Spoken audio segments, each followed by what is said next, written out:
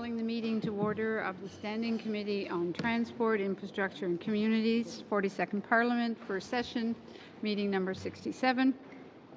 Pursuant to the order of reference on Monday, June 19th, 2017, Bill C-49, an act to amend the Canada Transportation Act and other acts respecting transportation and to make related and consequential amendments to other acts. We will start this process now. Welcome to all of our members, and thank you very much for coming back a week earlier than everyone else on the Hill. Just shows everyone's commitment to seeing that we continue and get our work done. So to all of the staff that are here as well, welcome. I hope you all had a good summer, and I will now ask the department officials if they would introduce themselves and proceed. Okay. Thank you, Madam Chair. It's a pleasure to be here today, and I have with me, I am Helena Borges, the Associate Deputy Minister of Transport, and I have been before this committee before, so maybe you'll remember me. I have with me several colleagues from the department as well as the Bureau of Competition. Alain Langlois is our Chief Counsel on this file. Brigitte Diogo is our Director General of Rail Safety.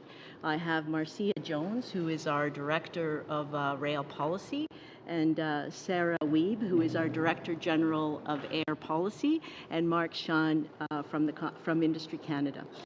Or I said, I should say. So I can launch in then?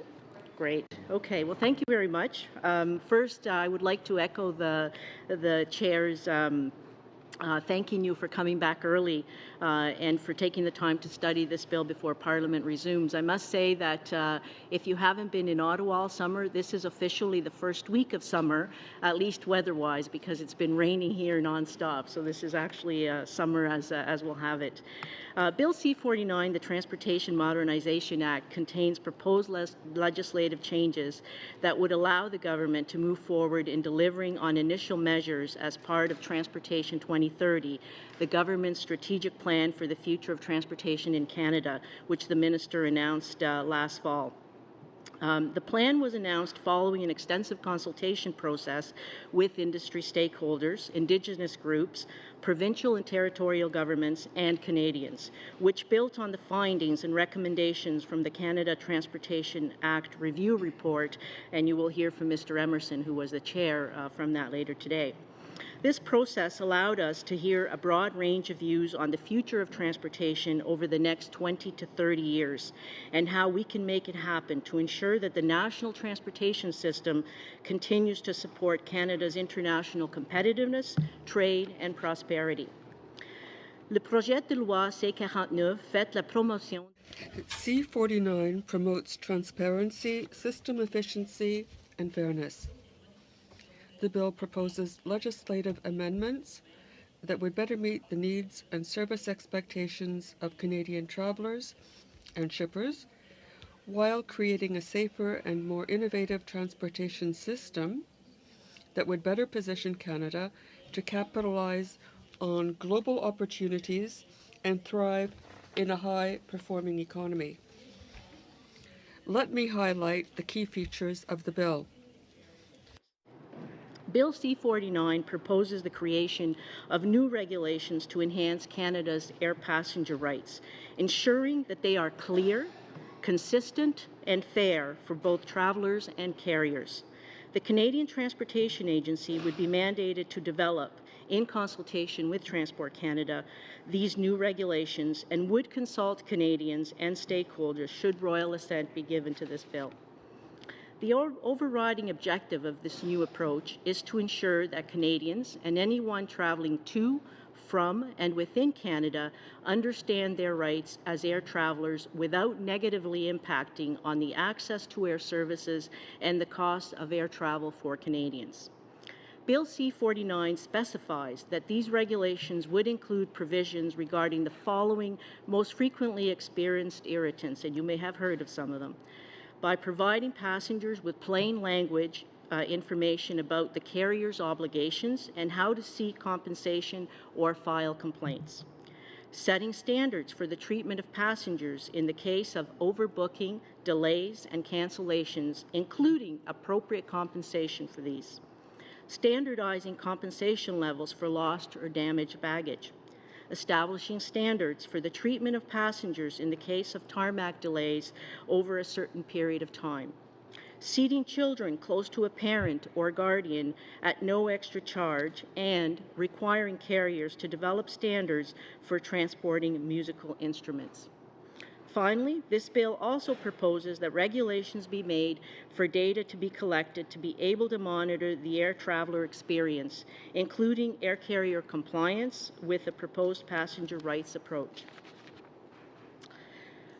Aussi, le projet de loi propose par ailleurs The legislation also proposes to liberalize international ownership restrictions from 25 to 49% for Canadian air carriers. To protect the competitiveness of our air sector and support connectivity, this provision is accompanied by associated safeguards. These safeguards include restrictions that a single international investor would not be able to hold more than 25% of the voting interests of a Canadian air carrier, and that no combination of foreign air carriers could own more than 25% of a Canadian carrier. The policy change would not apply to Canadian specialty air services such as heli logging, aerial photography, or firefighting. These would retain international ownership levels at 25%. Liberalizing international ownership restrictions means Canadian air carriers, and this includes passenger and cargo transportation service providers, would have access to more investment capital that they can use for innovation and potentially further expansion. This would bring more competition into the Canadian air sector, provide more choice for Canadians, and generate benefits for airports and suppliers, including new jobs. More competition in the market could in turn reduce the cost of air transportation and open other markets to consumers and shippers in Canada. This could include the creation of new ultra-low cost carriers serving new areas of the Canadian market. New, transparent, and predictable process for the authorization of joint ventures between air carriers, taking into account competition and wider public interest considerations, establishing clear timelines for the rendering of a decision. Joint ventures are a common practice in the global air transport sector. They enable two or more carriers to coordinate functions on specific routes, including scheduling, pricing, revenue management, marketing, and sales.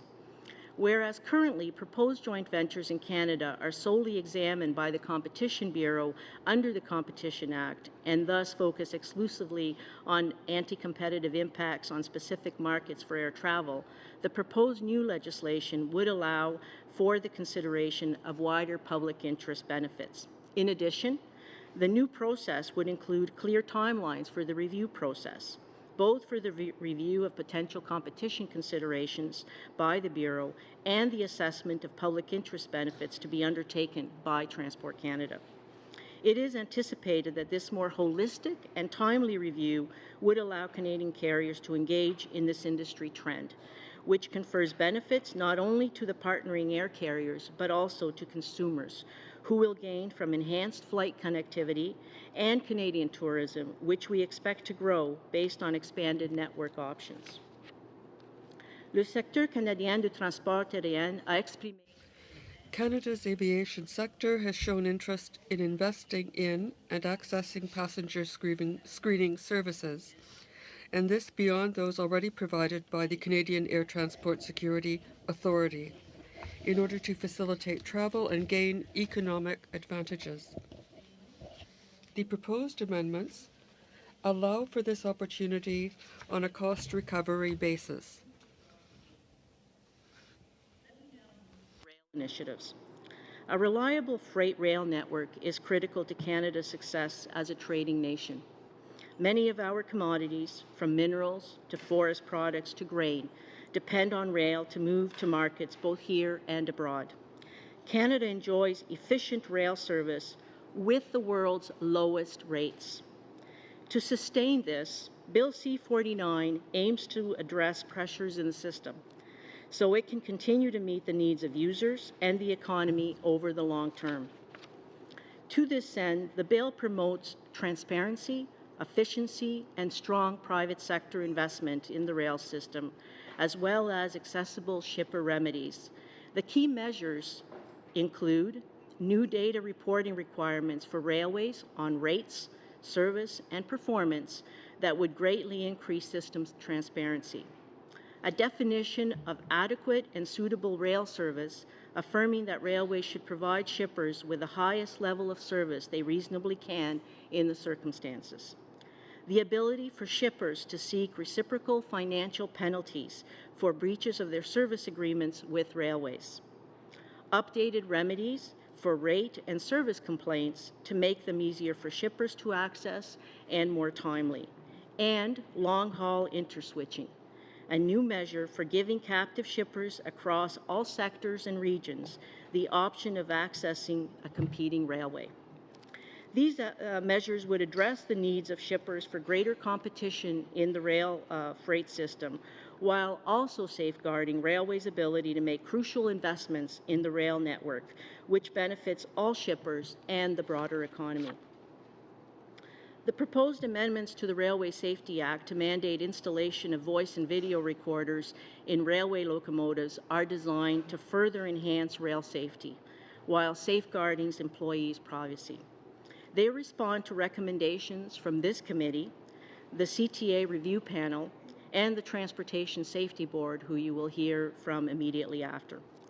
These recorders would further strengthen rail safety by providing objective data about crew actions leading up to and during a rail accident. This technology would also provide companies with additional safety tool for analyzing trends identified through their safety management systems with the objective of preventing accidents before they happen.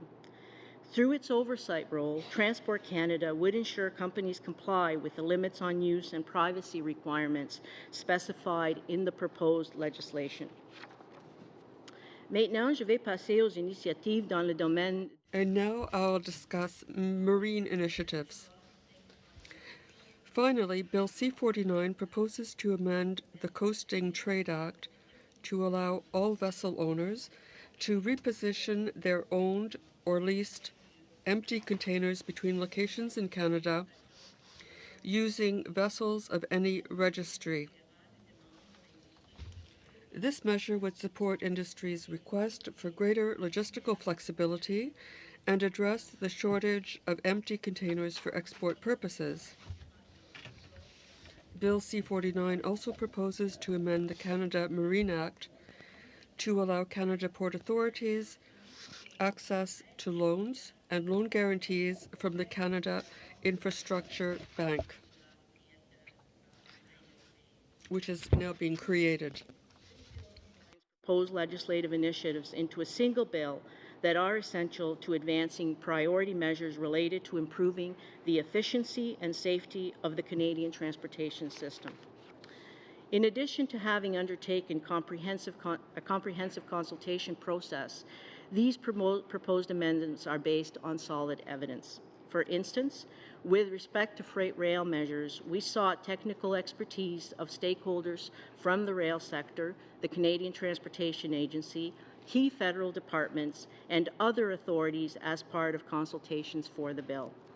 We analyzed freight rates, investments across jurisdictions, as well as commodity movements across Canada using internal grain monitoring program and railway waybill data, as well as other data.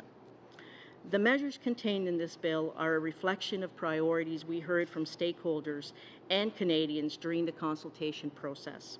It brings forward proposed legislative changes that promote a safer, more efficient transportation system that would enable growth while strengthening the rights of Canadian travelers to better meet their needs and expectations. And I would say that this bill responds to many of the recommendations that this committee put forward in a study last year on the Fair Rail for Grain Farmers Act.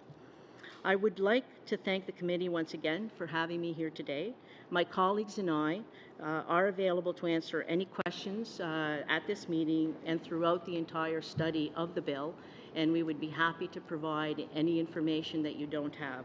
And on that point, I will mention that we have made available to the committee a series of issue papers, fact sheets that may help you in terms of understanding the provisions, in turn understanding some of the history behind some of the issues that we're dealing with here, the frequently asked questions on some of the items, because we know that there may be, I'll say, confusion among stakeholders with what they mean and how they would apply, as well as, of course, the clause by clause. And if there is anything more we can provide, we'd be happy to do so. Thank you, Madam Chair. Thank you very much, Ms. Borges. We appreciate very much all of the information you have provided us today. So we will start with our questioning. Ms. Block, for 7 minutes, please. Thank you very much, Madam Chair. And I would echo the comments welcoming all of us here today. Certainly welcome you here today. Appreciate the opportunity to ask you questions about C49, and you welcomed us here and thanked us for taking the time to be here, but it was at a motion by this committee that we're actually here a week early, and so I want to thank you for being here and taking the time. I also want to extend a welcome to my colleagues. I hope everyone had a good summer, and I am looking forward to working with all of you, I think. Going into this session, of course, there could be some changes. And I want to welcome my two colleagues on this side of the table who aren't normally members of this committee, but who have graciously accepted the duty and the opportunity to be here as we work through C49. I do appreciate the work that has gone into a bill like C49, and I think just even from your own opening remarks, they demonstrate how broad this bill casts its net. And in fact, we would have suggested that it was an omnibus bill covering 3 modes of transportation and addressing a number of issues. And one would probably also readily admit that it may not be perfect. And so I think what we're here to do is have the opportunity to ask questions and hear from witnesses to find out for ourselves what are the measures where you got it right. You know, are there other amendments or recommendations that our stakeholders might offer? And so, given those initial observations, and I guess what I would like to ask is, when and why was the decision made to create this very large bill that addressed so many different modes of transportation? Okay, thank you very much for the question. The proposed legislative amendments are put together in one bill since they collectively support the commitment made under the government's strategic plan for transportation 2030. All of these elements are included in the 5 themes that the minister announced last November when he put forward the plan to modernize Canada's transportation system. The majority of the proposed legislative amendments also have input from the CTA review panel report that was made public last February 25th, 2016. And so they take the genesis from those recommendations. Further, the amendments, almost 90% of them, are actually amendments to one act, which in and of itself is an omnibus act. So we have the Canada Transportation Act, which is the main piece of legislation for the economic regulation of the air sector, the rail sector, the powers of the agency, dealing with disputes, all of those kind of things. So the majority of them are amendments. There's a small portion that are consequential amendments to those amendments in the Canada Transportation Act, such as the change in the foreign ownership for airlines then has consequential amendments to the Air Canada Act or the CN Privatization Act and others. And so to us, this makes sense to package all of these together based the rooting in those three pieces. As well, I must say that this committee has given us a wealth of information in some of the reports that you've done over the past year on rail safety, on the rail freight legislation, and we thought putting them together actually provides a holistic and wholesome approach to the amendments that we're proposing in this bill. Thank you. I'll follow up, I guess, with another question that just drills a little bit further down into one of the reasons why I asked that. And it is, given that I believe a review of the Railway Safety Act has just been initiated, why would we include perhaps the provisions for the LVVR's measures in C49 rather than looking to include them in the Railway Safety Act? Thank you very much for that question. As you may be aware, the provisions on LVVR have been, or recommendations on LVVR have been around for some time. We've actually been looking at this issue since the early 2000s, and more recently, the Transportation Safety Board has put it on their watch list, and we take the Safety Board's watch list very seriously. And in fact, one of the recommendations from this committee when they reviewed our rail safety measures was to implement LVVRs as soon as possible, and I'll say it, a supplementary one was to get on with responding to the Safety Board's recommendations more quickly than we have in the past.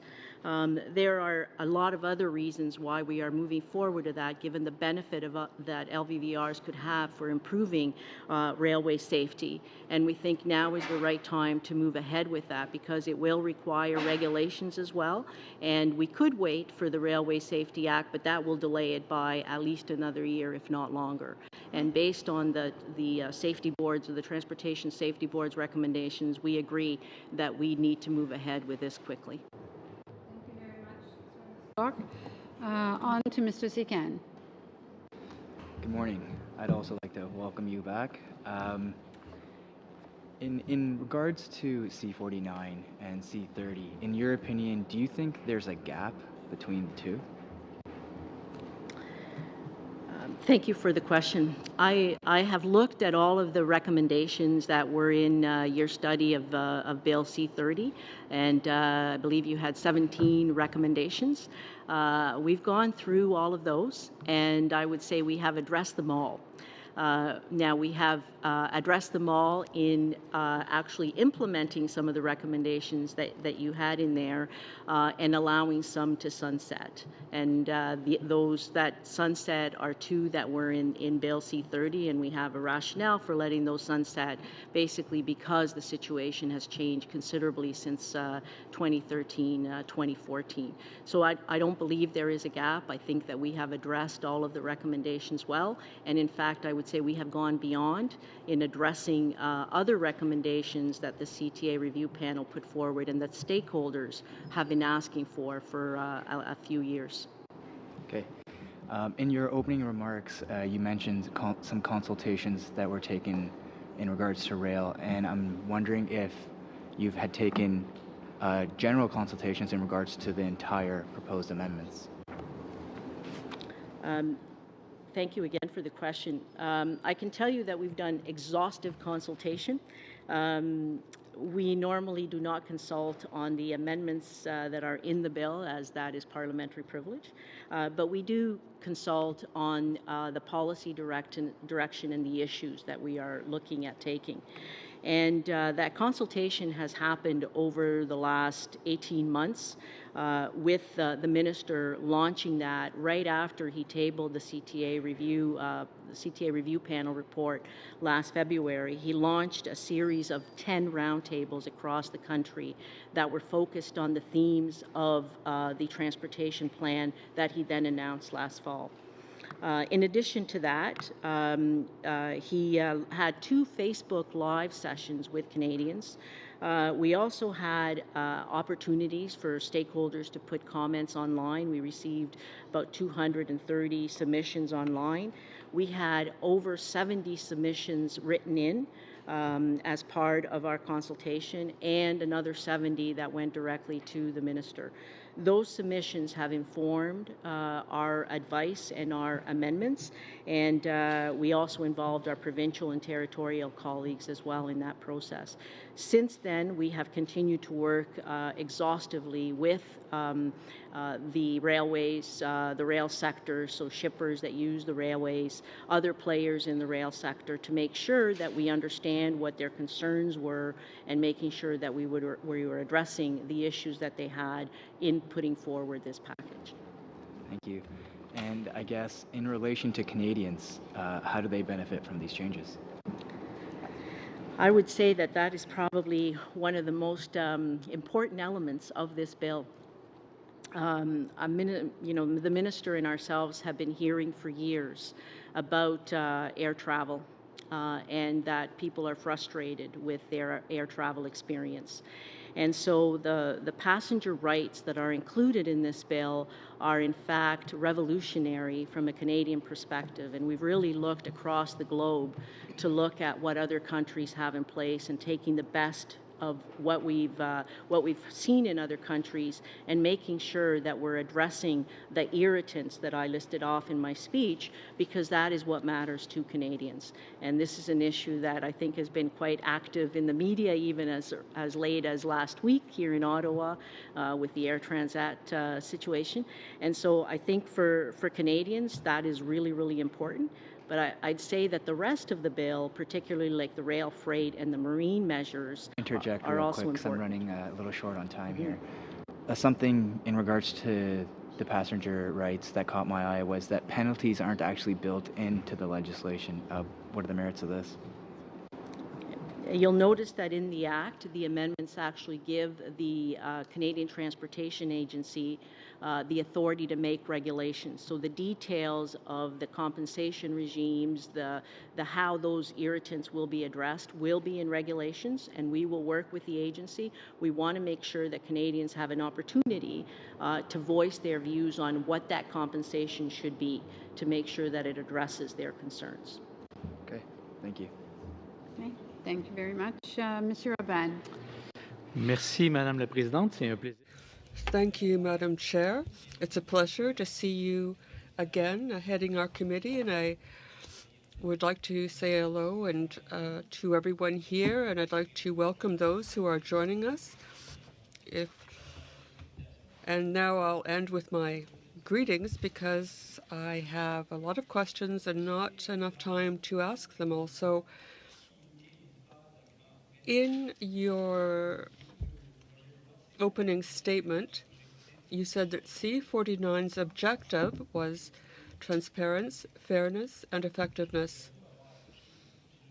And the word that caught my attention was effectiveness. And I'll give you some examples in various modes of transportation where I see very little effectiveness. Now, there are the LVRs. If I'm to rely on the working groups or the roundtables report, it seems that less than 1% of the Transport Safety Board's investigations have mentioned that it would have been useful to have these LVRs to arrive at a certain certainty in their investigations. So when we talk about these LVRs, when we talk about it, we're talking about an accident that's happened. So if we have a concern for effectiveness, I think we need a solution to the train conductors' fatigue before we deal with LVRs. Last year, when we dealt with air safety, it was pilot fatigue that was one of the main things we had to deal with. So can C49 be as specific in its requests for It's very specific in the demand for LVRs, but says very little about conductor fatigue. Thank you very much for your question. I'm going to ask my colleague Brigitte to deal with this question, and she'll talk to you about the measures that are underway to address fatigue. Yes, hello, and thank you for your question. In order to improve rail safety, we're examining a whole train of measures, including measures to deal with fatigue. We've initiated discussions and preliminary consultations with the industry and the unions in order to review all regulations dealing with fatigue. At the last meeting of the committee with the rail companies, we talked about the fact that an opinion was issued, or an advisory was issued on the necessity of regulatory changes to deal with fatigue. Well, what you're talking about now has to do with the consultation stage of getting advice from other people. So in this bill, which is almost an omnibus bill, and I think I would say the same thing about the Passengers' Charter of Rights, and my colleague Mr. Sikand mentioned this, we don't have what we need. After royal assent, we're supposed to go forward and look what should be in this Passengers' Charter. Don't you think we're missing the train or missing the plane? Because I think at minimum we would need another year in order that passengers know what their rights are. Whereas in the former Parliament, we'd already tabled a charter for which the minister at the time seemed very much in favor. I would like to know how we can use this process to help citizens. Well, I just wanted to mention one point. With respect to fatigue, we already have the legislative authority, and there are existing pieces of legislation. We already have power. With LVRs, we don't yet have the legislative authority, and that's why we want this in the bill, because we need this in order to create regulations. The same thing holds for passengers' rights. At the present time, we don't have in the Transportation Act the power so that the agency can create regulations having to do with these specific things for passengers. Another thing is that when we receive, and we hope to receive, approval for this bill, we will be ready with the agency to expedite the claims process in order to deal with the technical issues as soon as possible. Same thing for LVRs. There will be consultations, but we're ready to move as quickly as possible to make sure that these things will be in place for 2018. Time is up. Mr. Badaway. Thank you, Madam Chair. A quick question with respect to the comments that were made earlier. Amending the Canada Marine Act to allow Canada Port Authorities, the CPAs, and their wholly owned subsidiaries to access the anticipated Canada Infrastructure Bank loans and loan guarantees. Most of which, and we all recognize, those CPAs are former federally owned assets that were negotiated to private sector. My question, however, through you, Madam Chair, is one of the four pillars contained within the government's transportation strategic plan places an emphasis on trade corridors. This being, of course, we all know, a catalyst to better positioning Canada to capitalize on global opportunities, as you stated, better positioning our nation to highly perform globally. And to ensure disciplined asset management, in turn developing a stronger trade-related asset that will contribute to support Canada's international performance, international competitiveness, as you mentioned earlier, and prosperity. Will the Canada Marine Act allow the St. Lawrence Seaway, a federally owned asset, to access Canada infrastructure bank loans and loan guarantees? That's my first question. My second question is with respect to other programs that we're currently offering. This government has taken it upon itself to offer, for example, programs attached to superclusters, attached to trade corridors, attached to smart cities, and finally, in Q1 of 2018, the actual infrastructure program that we're going to be embarking on. So will the St. Lawrence Seaway itself have access to those programs as well as CPAs? Thank you very much for the question. I'll clarify right off the bat that you're right. The St. Lawrence Seaway is a federal asset, and because of that, it receives a statutory appropriation from Transport Canada on an annual basis for any capital improvements that are required on the Seaway. The company that operates the Seaway on our behalf is the company that tells us basically what the requirements are, and it receives the funding to make those improvements. Given that it receives a statutory appropriation, that's how it will be appropriated in the future, and it doesn't need to have access to these programs because it has access to the fiscal framework directly. Great, thank you. And through you, Madam Chair, there are areas that are located along the St. Lawrence Seaway that actually have their trade corridor,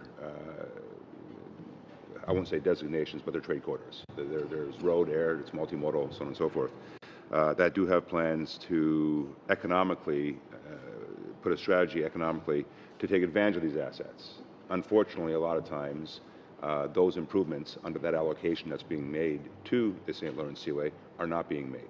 So the asset's deteriorated. It's in need of some work, and I think when we read today's article from Mr. Runciman, he recognizes that, and moving forward, we expect that work to be done. So if the work isn't, in fact, part of that program, that in terms of what you're speaking of, in terms of the appropriations, what then happens to those areas that make this as part of their strategy? Can they actually make an application for one of those programs that I mentioned earlier to get some of the work done to further their economic desires on a federally owned asset? Thank you for the question. If there are improvements that are needed on the Seaway that the corporation hasn't identified and that we're not funding, we would actually ask that those be made that we be made aware of what those are, so that we can approach the corporation and find out why those aren't included. So that would be part of the answer. But to answer the rest of your question, the minister announced in early July the National Trade Corridor Fund. It's a national fund, and its sole purpose is actually to fund trade-related transportation infrastructure. This is very exciting. There's $2 billion that are available over the next 11 years. And in fact, we've already gone out and just last week received some expressions of interest for projects that people would like funded. And the eligible recipients are basically anybody that owns and operates transportation infrastructure that supports trade, and so they are more than welcome to apply through that program. And this will be a first round. We will have subsequent rounds in future years, but that is a way for other people like port authorities, road authorities, airport authorities, and anybody else, railways, anybody who operates transportation infrastructure that supports trade, to seek funding support for their projects. Thank you, Ms. Borges. And on that, and I appreciate that, both those answers. One is to get into contact with Transport Canada to ensure the assets that should be managed appropriately are, and I'll follow up on that at a later date. But the second part is the other. Those are those partners that may, in tandem with a federally owned asset, such as the Seaway, can also apply to the trade corridors or the other three programs that are being made available to actually, again, enhance those assets, as well as having the federally owned asset there too. So my last question is just that. do you see it appropriate that these private sector partners, as well as municipalities that run alongside, in this case, the Welland Canal, the St. Lawrence Seaway, would actually be or should actually make those applications to work in tandem with a federally owned asset? Thank you, Mr. Battery. If we could get a short answer to that question, otherwise I'll have to. The answer is yes. Thank you. That's great. Thank you very much. Mr. Hardy. Thank you, Madam Chair. It's good to see everybody back and some new faces here as well. Wanted to reach into the Air Passenger Bill of Rights issue a little bit. Would there be consideration? A lot of focus, of course, has been on the airlines and what the airlines do or don't do. And we've had some pretty alarming examples of some difficulties in recent weeks. But I've also been in situations waiting on a tarmac because, for instance, the terminal doesn't have the crew there to operate the gantry and the ramps, etc. So would we not necessarily focus specifically on airlines, but would this be, if you like, a whole of experience approach where, you know, if there's a deficit in service to the public, that it isn't just focused on one part of the sector that could easily just do the old finger pointing to someplace else? Thank you very much for that question. That's a very good question, and yes, there are multiple parties involved in the air experience, right? So, as I mentioned in my remarks, one of the elements that is in this bill is giving us authority to collect information from all of those that are involved in the air traveler experience. So, the airline, the airport, everybody else who works at the airport, the Canadian Air Security Agency, all of that chain, to look at where are things working, where are they not working, what kind of issues are coming up, so that we can report to Canadians on how well those are working. There was also, I think, historically some resistance from the Department of Transport to the Government of Canada on joint ventures. And I gather that there will be some players, particularly in the airlines, that are resistant to joint ventures.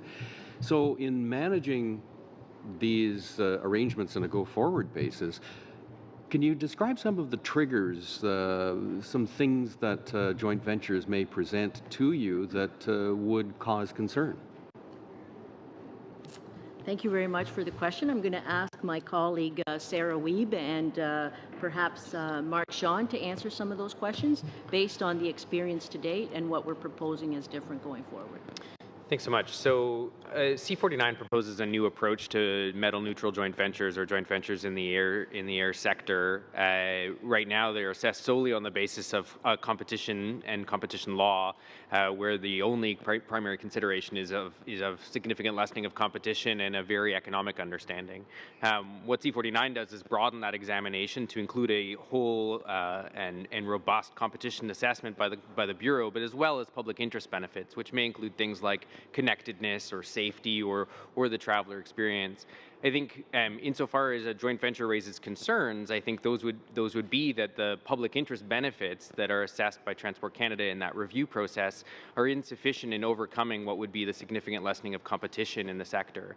And so I think what the C49 does is attempt to balance what might be potential negatives of any given proposed transaction with any public surplus benefits that potentially Canadians would experience. And I think the necessity is that the one has to overwhelm the other in order to go forward, and the other is that it's a voluntary system by which the proponent has to have a reasonable assumption of likelihood of passage to be able to pursue the voluntary process to get the minister's authority.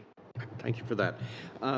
On the issue of video and voice recorders, I had gone through this issue in a former role at Metro Vancouver's Transportation Authority for onboard video and voice recording on buses.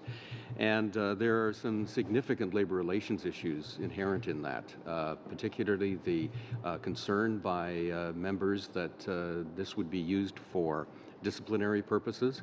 And the whole privacy issue, of course, centers around who actually owns the data, how is it stored, how is it accessed, and then of course, you know, how is it how long is it going to be kept? Are all of these issues going to be addressed in regulation as we go forward? Yes.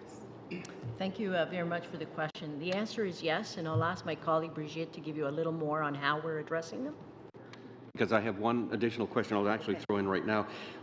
We're focusing only on Class 1 railroads for this technology. Just coincidentally, some of the legal action around Lac-Mégantic is starting just now. And even if these provisions had been in place, the railroad in question wouldn't have had them. So given what we know about the status, the health of short-line railroads, why not have this extended to them? You can include that. Thank you. Thank you.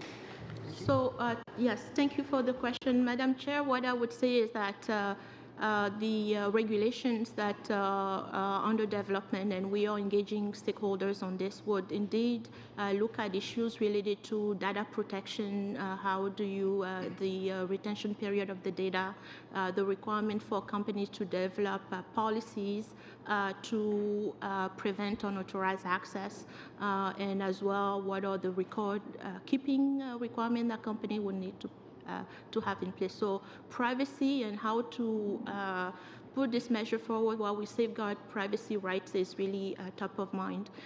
With regard to the application, there is no decision yet in terms of the scope of application. In fact, we are planning to define the scope in regulations, and it would not just be on Class 1. It's not a de facto conclusion that it should be Fact 1. We are doing the risk assessment to determine who is going to apply to. So, and that could include short lines. Thank you very much. I'm sorry, Mr. Hardy, your time is up. Mr. O'Toole. Thank you very much, Madam Chair. It's good to join my colleagues today, and thank you, ladies and gentlemen, for being part of this. I think this bill is very critical to Canada's future, because modernizing our transportation network is essentially the way we get our goods to market around Canada, across North America, and indeed the world. And if you look at marine, air, rail, and by extension, transporter trucking, that is the infrastructure of our economy. And this bill's goal is to build that out to 2030 and beyond. But one thing I see missing is cabotage. And I'm wondering which industries saw cabotage, meaning allowing a domestic carrier to pick up and remove cargo en route within the United States, either on a marine or an air, both in the commercial good transit, but in the passenger transit as well, because I certainly think 2030 and beyond, if we're looking at efficiency, which, Ms. Borges, you said the goal of this is, cabotage should certainly be about that. So has the government examined this in any of these areas? Thank you very much for your question.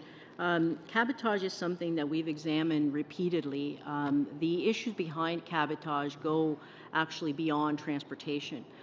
They deal with the I'll call it ability of workers from one country to work in another country, and so it would implicate the immigration departments of those countries in terms of allowing that to happen. We are allowing, I'll call it, some cabotage through this bill related to marine, and it relates to empty container movements, which right now an international vessel that brings in containers full and then empties them here cannot move them between one point in Canada and another point in Canada, so they have to either be moved by truck or by rail. And this is actually allowing them to move empty containers from one port to another port by marine vessel, which in fact is the most efficient way to do it, not to mention that it's probably the most environmentally efficient way to do it as well. And then they can fill the containers, they can take the containers back to get them refilled. So we are allowing that, but in the other modes there are other hurdles that would have to be overcome, including other countries allowing Canada to do the same in their countries, which now has not been allowed. Well, the interesting timing we have, Ms. Borges, is we're modernizing transportation while we're modernizing NAFTA. So if you look at efficiency within transporter trucking, for instance, a lot of the trucks we have going south come back empty. And if we could actually fill that, we're burning greenhouse gas emissions, which I know is another interest area of this government, and all of us indeed. That would actually minimize wasted GHGs with empty trucks coming back. So if we're modernizing transportation, we're modernizing NAFTA, Why would cabotage not be part of it? And I noticed the Commissioner of Competition asked for this examination in 2015 in many of these same industries. So to you, Ms. Borges, or to our representative from the Competition Bureau, why weren't these elements part of this act? As I mentioned, the elements to include that in this act, we need to have a whole bunch of other issues resolved, such as the labor issue in terms of people being able to work here, and actually, for example, under NAFTA, the U.S. authority to do that.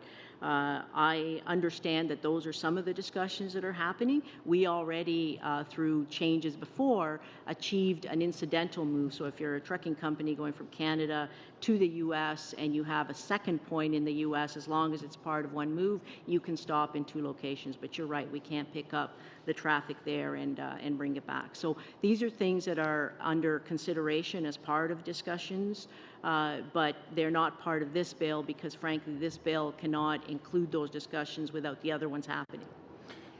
And certainly I don't want to pry into the negotiated confidential positions of Canada, but I'm wondering whether for the context of C-49 and NAFTA negotiations, whether studies were done on efficiencies on cabotage, namely in marine, rail, and trucking, and whether an assessment of greenhouse gas emissions was done by your or another department. And I'm wondering, without getting into the confidential negotiation positions, whether any studies in those 2 areas could be shared with this committee.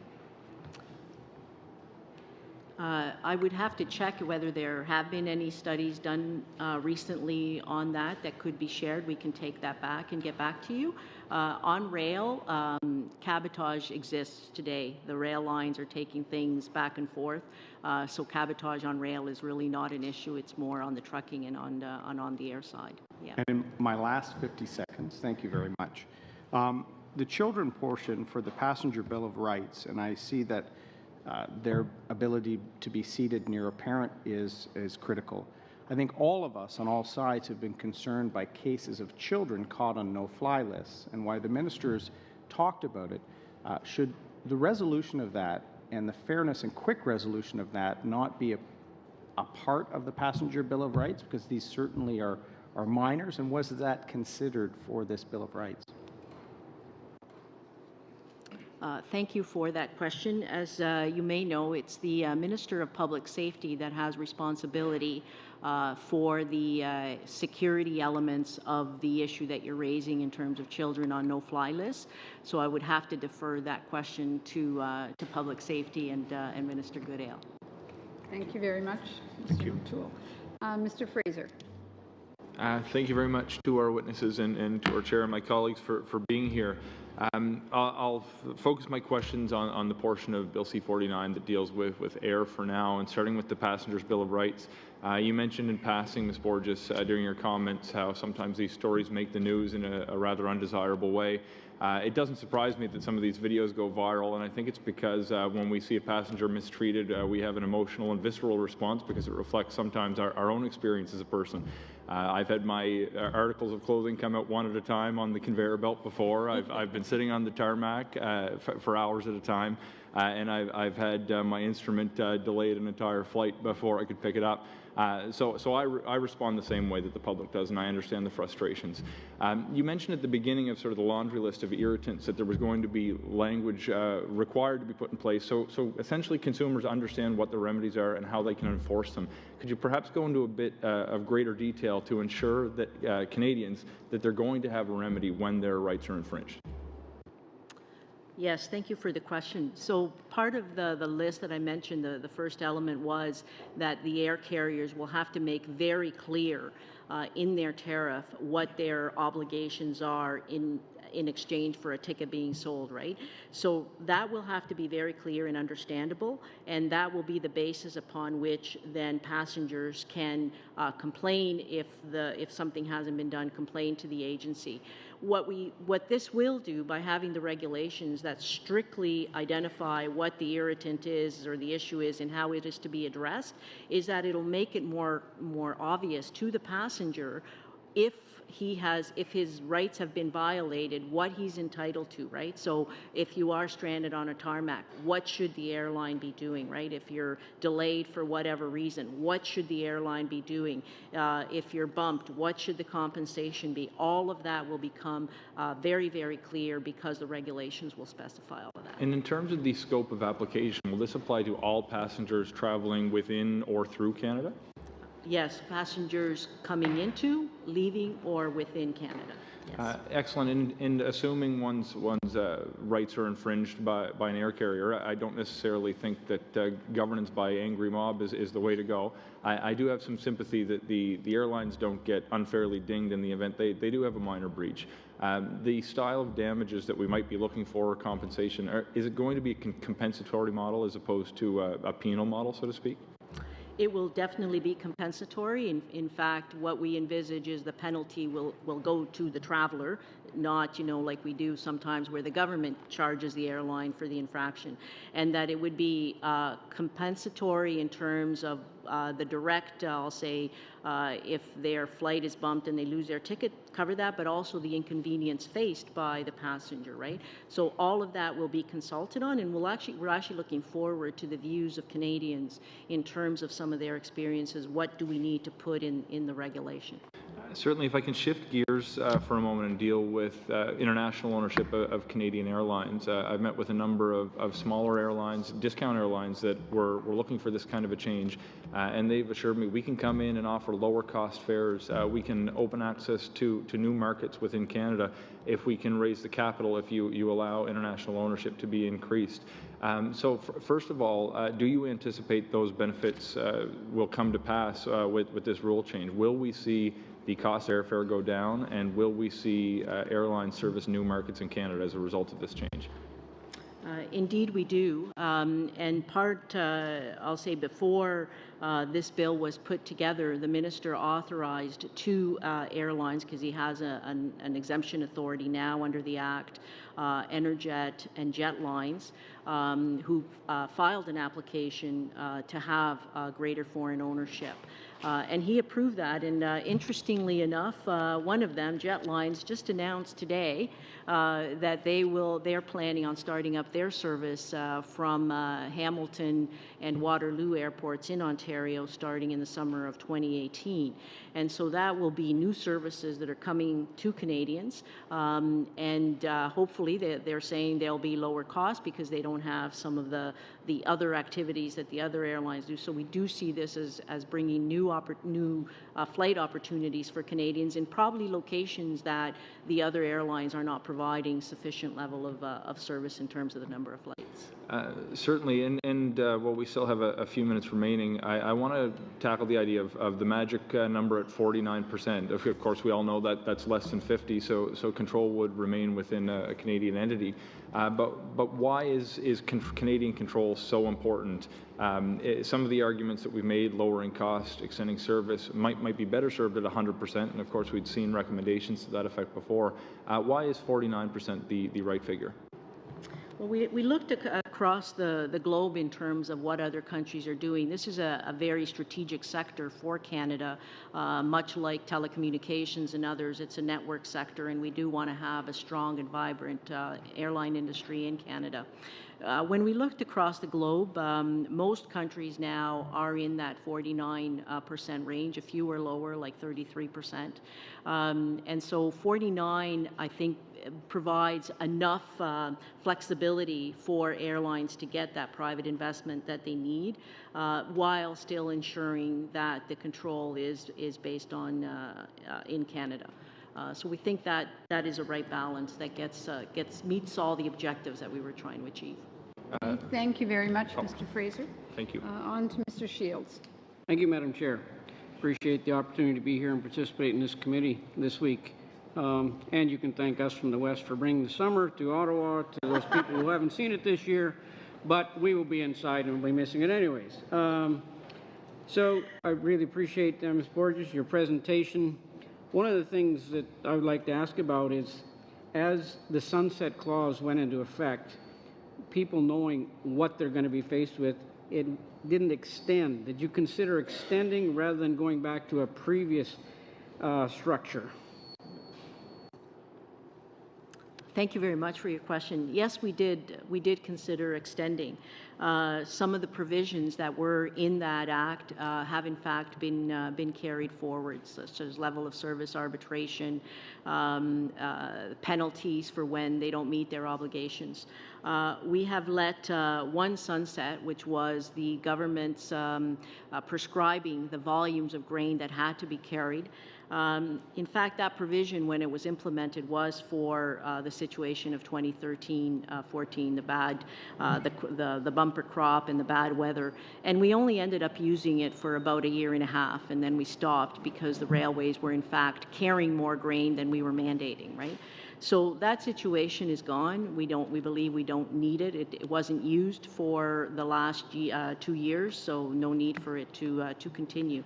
The other one we allowed to lapse was extended interswitching because after the assessment we did, we uncovered that it wasn't heavily used, but it was having unintended consequences in terms of the competitiveness of our railways vis-a-vis the U.S. Railways.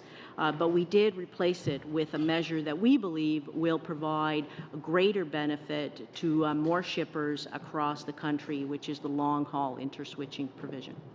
So when you move into the proposals next, in a sense of an ongoing negotiations, it's not that consistent formula be out there, you have to negotiate it.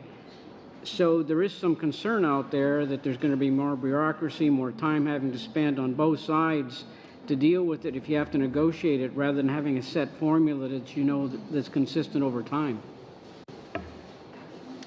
Thank you for the question. In fact, we encourage negotiation on everything in rail, but the provision, the long-haul interswitching, is that if they cannot, in fact, come to an agreement, then they go to the agency, and it's the agency that actually sets the rate for the portion of where the product has to be carried to the interchange. And we've made the process quite efficient so that they would get a decision within 30 days.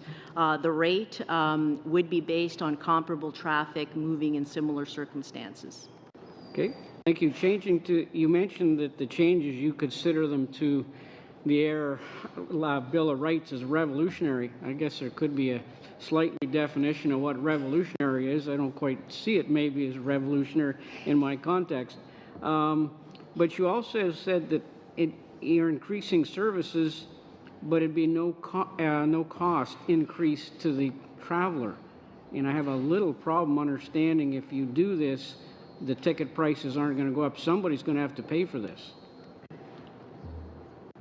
Thank you very much for the question. We have tried to balance what the expectation is of Canadians when they pay for a ticket to go from A to B and what the carrier is selling them, right? And the challenge we have right now is that in many cases, the consumer, the traveler, is not getting what they've paid for. And so we've made sure that in constructing this and looking at these issues, that the regulations that will come forward will balance that. We want to make sure that travelers are getting what they paid for, that's what they expect, and that's what they're entitled to, and that carriers comply with that. So if carriers step up their game and actually be able to deliver the service better, then it shouldn't cost them any more than it's costing them today because they're getting paid for it. If they made more money the other way, though, when you overbook and you make more money and you're going to make less because you can't overbook. Well, we're not prohibiting overbooking. We're in fact telling them if you overbook and if a passenger is unable to take that flight, then you have to compensate that passenger for the ticket that passenger has purchased because he's not being allowed to fly, and on top of that, you also have to compensate him for his out-of-pocket or other expenses. Those would be detailed in the regulations. Okay, I understand and agree, but somebody's going to pay somewhere because that's less money. Somebody's going to pay. Yeah, exactly. When you talked about consulting with everybody as you go forward on this, do you have a timeline? Shields, I'm sorry, I hate to interrupt. No problem. Thank you, Madam Chair. We're on a very interesting group of questions. Monsieur Aban, you have 3 minutes. Merci. Je reviens. Thank you. I'd like to get back to some comparisons because in a bill as important as this, in any bill, you have to be able to compare things. And earlier, and it was following a question from Mr. Fraser on the 49%, here's the question. I'm getting back to two things I mentioned earlier, the LVRs and the Bill of Rights. With respect to the LVRs, if we compare things with European countries, New Zealand, Australia, it seems that these recordings aren't really considered. And if we look at the Bill of Passengers' Rights, well, then European countries have a Bill of Rights that is far more involved than ours. So it seems that when we compare things, Canada is not really up to what's happening in other countries. Now, with respect to the consultations that are upcoming on passengers' rights, are you just looking at some sort of philosophical principle? I'm going to ask Ms. Diogo to answer your question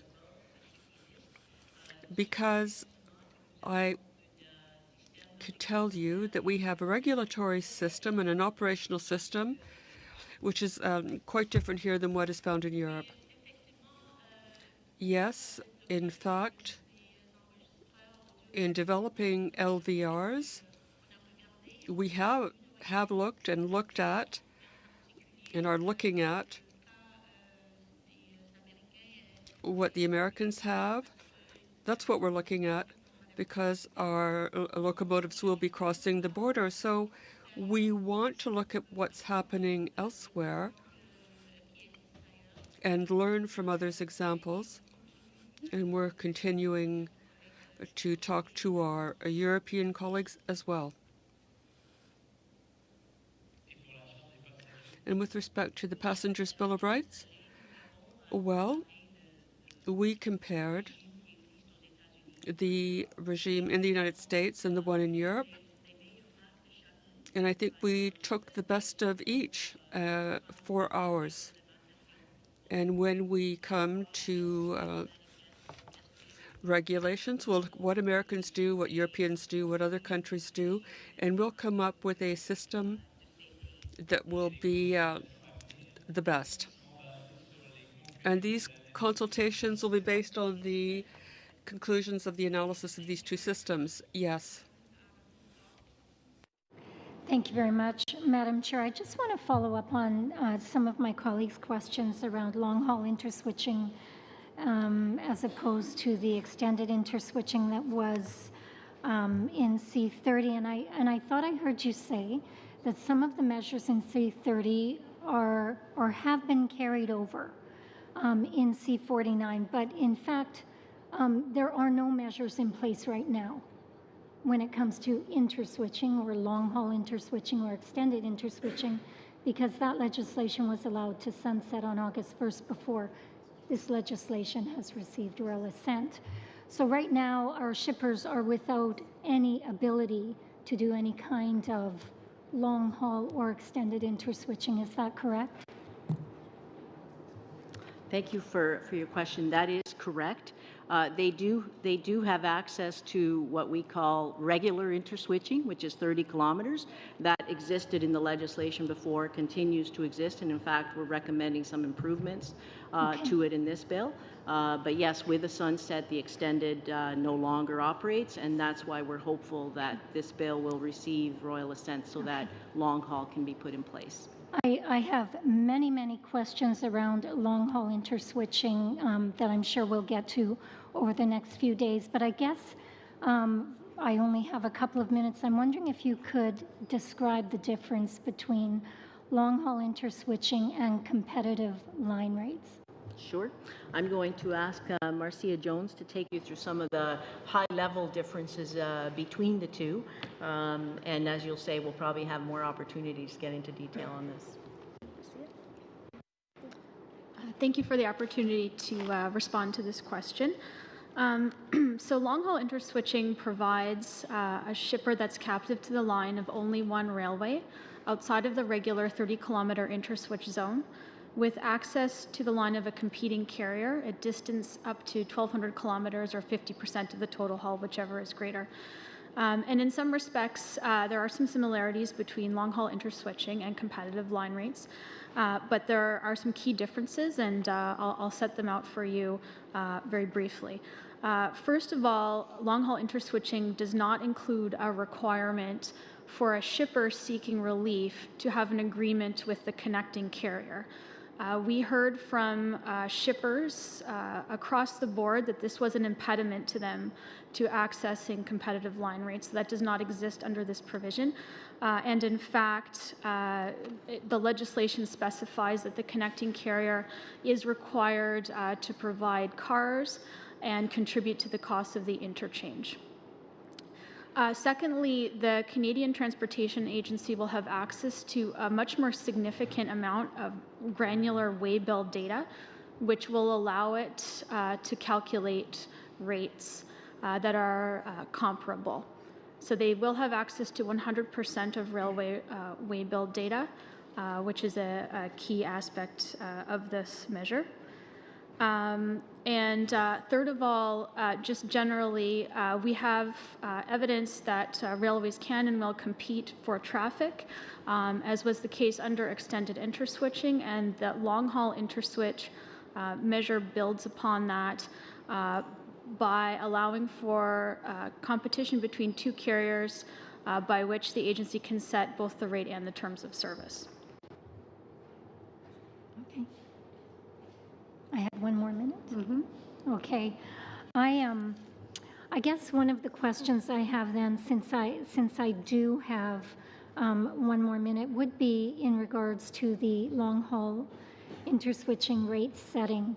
And I know that in C49, in paragraph 135(3)(b), that in setting an LHI rate, the CTA has to have regard to the rates for comparable traffic for the distance over which the traffic is moved. However, in the frequently asked questions document that was circulated last week, it is noted that this does not mean that an LHI rate would be a simple prorated amount for the LHI short haul based on the total distance from origin to destination of the long haul. And so I guess my question is, will the total distance from origin to its ultimate final destination and the rates for comparable traffic for these distances be taken into account when setting an LHI rate? And really it's based on what is perceived to be two different explanations by Transport Canada. Okay, thank you for the opportunity to answer this question. To be clear, under long-haul interswitching, the agency is provided with considerable discretion to set the rate. So you are correct that it is not a prescriptively prorated rate. The agency is given a number of factors to consider in setting the rate, which includes the distance, as well as other factors, for example, the operational requirements of the shipper. However, it's important to note as well that the rate set is a blended rate. So for the first 30 kilometers, it is a cost-based regulated interswitch rate with the balance set by the agency under the approach I just outlined. Thank you very much. Mr. Graham. Thank you. I have a few questions to follow up on earlier questions. We're talking about the compensatory versus penal punishments for passengers' Bill of Rights. Will there be any tracking of infractions? And if a company routinely overbooks their plane and has to pay off one passenger, will that be known? Will there be any punishment for constantly infringing on the rights of passengers as opposed to doing it once every now and again? Thank you for that question. As we said, the agency will be getting authority to collect data on the performance of the whole of the I'll say the parties involved in the air traveler experience, right? The agency will then get information if there are too many complaints, in effect, coming to the agency by travelers that certain airlines are not respecting what the commitments are and what's in their tariff, which would include the penalties and the compensation and all that kind of stuff, then the agency can look at what action needs to be taken in terms of a specific carrier, right? Because that's how the information will come. We're hoping that through these measures, because it will be clear and transparent, that the carriers will comply and that we won't be getting a lot of complaints. But yes, the agency will have that information. Understood. On a totally different topic, back to the voice recorders. We're talking about putting them in railways, possibly Class 1s, possibly all of them, we don't know yet. Has there been consideration to doing that in aircraft as well? Video recorders? We already have for the air sector and the marine sector, actually the regulatory environment there is done on an international scale, right, through the International Civil Aviation Organization. It's actually located in Montreal. And they have had voice recorders on the aircraft for decades. And then that's in addition to the black box that goes in the aircraft to know how the aircraft itself behaves. So they already have that. And those tapes you'll often hear when you see on TV, they're also in touch with air traffic control, and the air traffic control has the same kind of capability. So they in fact already exist. Okay. Another question. We were talking about, this is a question I've asked many people and never gotten a good answer for. We're talking about Class 1, Class 2, Class 3 railways. There's one company, I won't name it here, that has over 100 short lines, but it's not considered a Class 1 railway. Is there any way of addressing that, or is that always going to be the case? Class 1, the way that the definitions are done is by the amount of tonnage or revenue, it's revenue that they make. And so if you have, I'll call it a holding company that holds various railways that operate across the country, in some cases those railways may be under federal jurisdiction, in other cases they may be under provincial jurisdiction, right? So they're not operating as one company, they're operating as sort of separate, I'll use a word like franchise differently, right? So it's really based on those revenues and the activity that the companies generate, that how the classification is done. Okay. What elements of C30 are still in place or going to remain in place? So can you repeat that? What elements of C30 will remain in place? The elements of C30 that will remain in place are the arbitration for level of service and the operational terms. The agency was given authority to define those operational terms when the bill was first introduced. So that is one element that is there, and the penalties for the railways not complying with what's in their level of service agreement. On service, that continues also to be in operation. Okay, and I guess I have about time for one question left. On interswitch traffic, railways operate by paying for loads as opposed to empties. So if you force another company to take your loaded car, and then the company that originally would have had it has to bring back the empty, who's responsible for that? Like, is this going to cause problems where a company can force one company to take the traffic and another to provide the empty cars? We're not forcing anybody to carry anything here, okay? The railways amongst themselves determine what arrangements they have with one another, and so usually the railways carrying, full one way and empty another way, or sometimes they can bring back some stuff on the things that on the cars they unloaded. But the arrangements between the railways are commercially defined. They determine how those cars are moved, where those cars go. It's all between them on a commercial basis. Okay, you have half a minute left.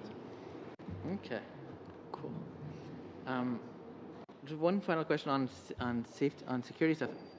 In the United States, there's a lot of positive train control, and I haven't seen much talk of that in Canada. Are we going in that direction? I will ask Brigitte to answer. It's a hot topic right now, but I'll ask her to give you some context on work that's underway. So thank you for the question. On positive train control, we are following very closely what's happening in the U.S., and we've been doing studies of train control in Canada. We last September or November, we share with this committee a copy of the report of the Railway Safety, the Advisory Council on Rail Safety that did an analysis about train control. And the conclusion is that PTC, positive train control in its current form, is not something that we should be pursuing in Canada. Train control technologies, advanced train control technologies is definitely something that we should do, and we are continuing to do that assessment. We are currently working with the University of Alberta, the rail research group at the university, to conduct further analysis, and we will be happy to share future reports with the committee. Thank you very much for that information. Monsieur Aubin. Merci. J'avais une petite question. Thank you. I have a question on the Federal Road Administration, whose position is against these LVRs because they feel, and I'll quote the report, this would have a corrosive influence on labor relations. And is this really a place where the solution would be LVRs? Or should it be the other things that should be put into place to avoid accidents? I'm thinking about the transport of hazardous materials, and C49 is silent on this issue.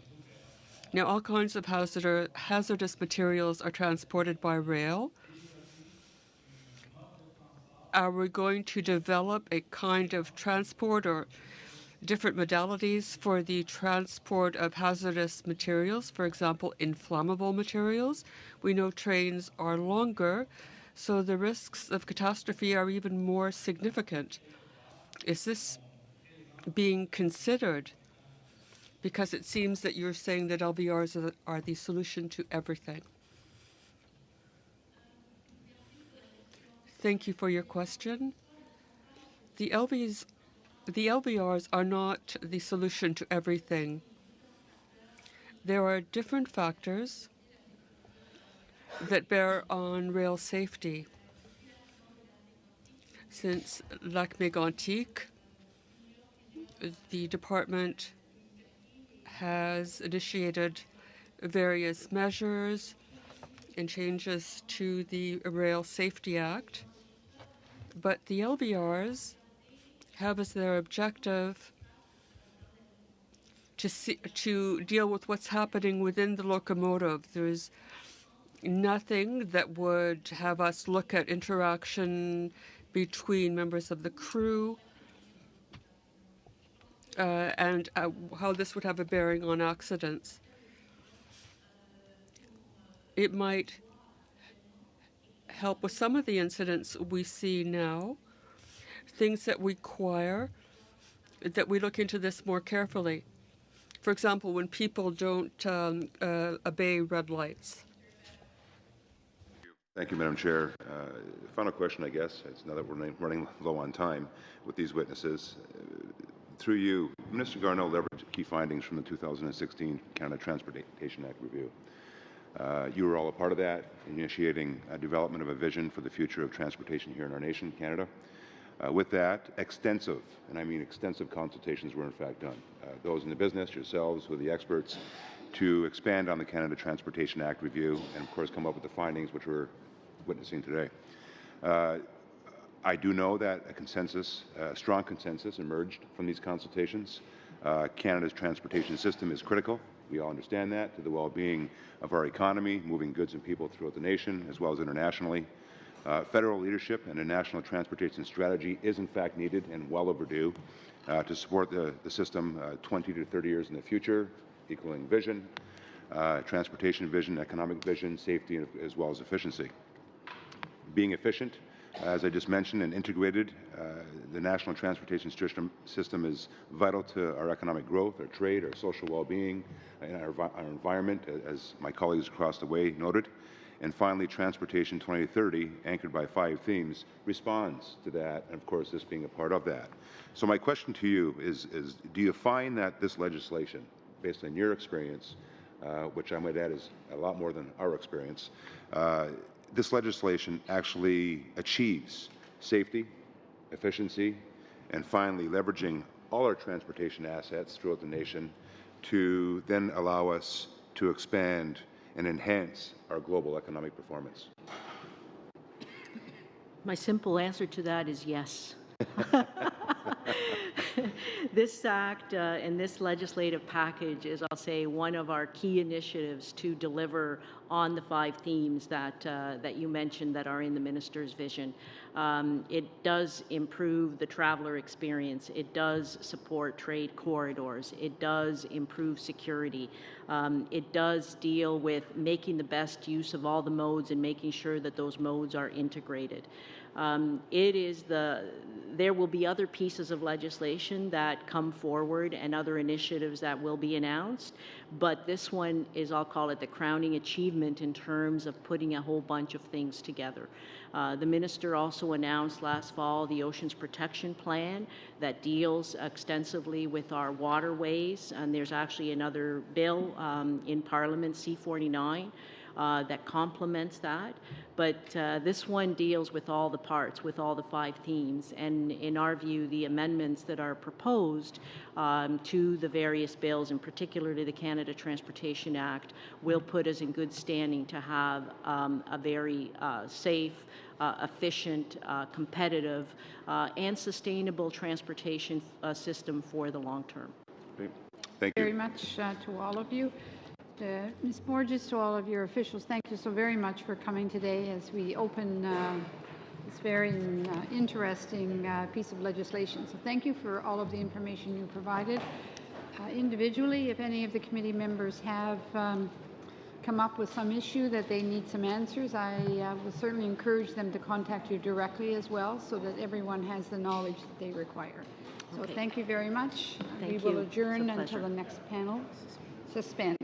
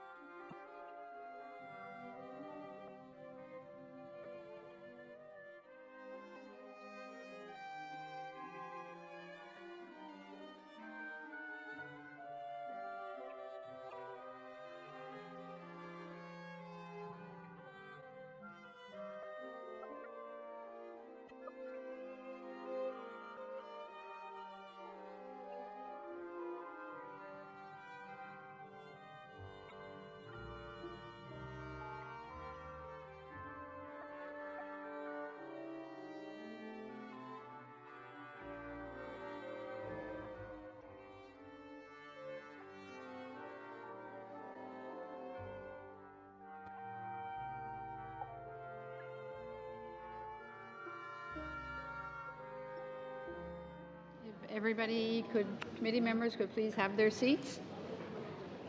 Also, before we turn to our witnesses, we have a request for budget approval for this study. You all have a copy of it before you. Is there any questions, or can I have a motion to adopt the budget proposal that's before you? I have a motion by Mr. Fraser. Okay, seconded. Requires seconded? No? Okay. All those in support of the budget that's put before you? All those in support? Thank you all very much. All right, on to our witnesses. Thank you very much to all of you for being here. Okay, we now have the Canadian Transportation Accident Investigation and Safety Board, a group that we would hope would never have anything to do, but unfortunately, in this last few years especially, you've had a lot on your plate as well. So thank you very much for being here. Ms. Fox, would you like to introduce your colleagues? And you have the floor. Thank you, Madam Chair. Good afternoon. And thank you very much, Madam Chair, honourable members, for inviting the Transportation Safety Board of Canada to appear today so that we can answer your questions regarding Bill C-49. As you know, this bill introduces changes to the Railway Safety Act and to the Canadian Transportation Accident Investigation and Safety Board Act, and these changes would require mandatory installation of voice and video recorders in locomotive cabs operating on main track, and would expand access to those recordings to Transport Canada and the railway companies under specified conditions. You may also know that these kinds of recordings have been in widespread use on board ships and aircraft for many years. I bring with me today three colleagues who offer a wealth of experience. Monsieur Jean Laporte est notre administrateur en chef des opérations. Mr. Jean Laporte is our Chief Operating Officer. He has been with us since our inception in 1990 and possesses a deep understanding of our mandate and processes. Of Investigations for the Air Branch and has been working closely with Transport Canada on the proposed legislative changes as well as those changes proposed to our own Act. And on my far right, Mr. Kirby Jang is our Director for Rail and Pipeline Investigations and was heavily involved in the study on locomotive voice and video recorders that was released last year. I'll keep my opening remarks brief today so that we can get to your questions quickly. In fact, there are just 4 key points that I would like to make. Number 1, at the TSB, we need voice and video recorders in locomotive cabs to better conduct our investigations. C'est essentiel, à tel point que nous avons fait. This is critical, so critical that we have made 2 recommendations to that effect and put it on our watch list of key safety issues.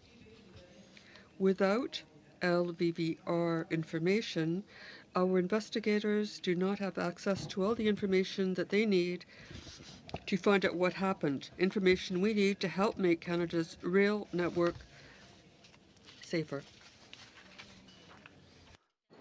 On 26 February 2012, a Via Rail passenger train derailed near Burlington, Ontario, killing the 3 crew in the cab and leaving dozens of passengers injured. The event recorder on board gave us some data, which is how we know that train was traveling 67 miles per hour on a crossover with a maximum speed of 15 miles per hour. But what we were never able to determine with certainty was why. Did the crew not see the signals telling them to slow down? Or did they see them but somehow misinterpret them? We just don't know, and we never will.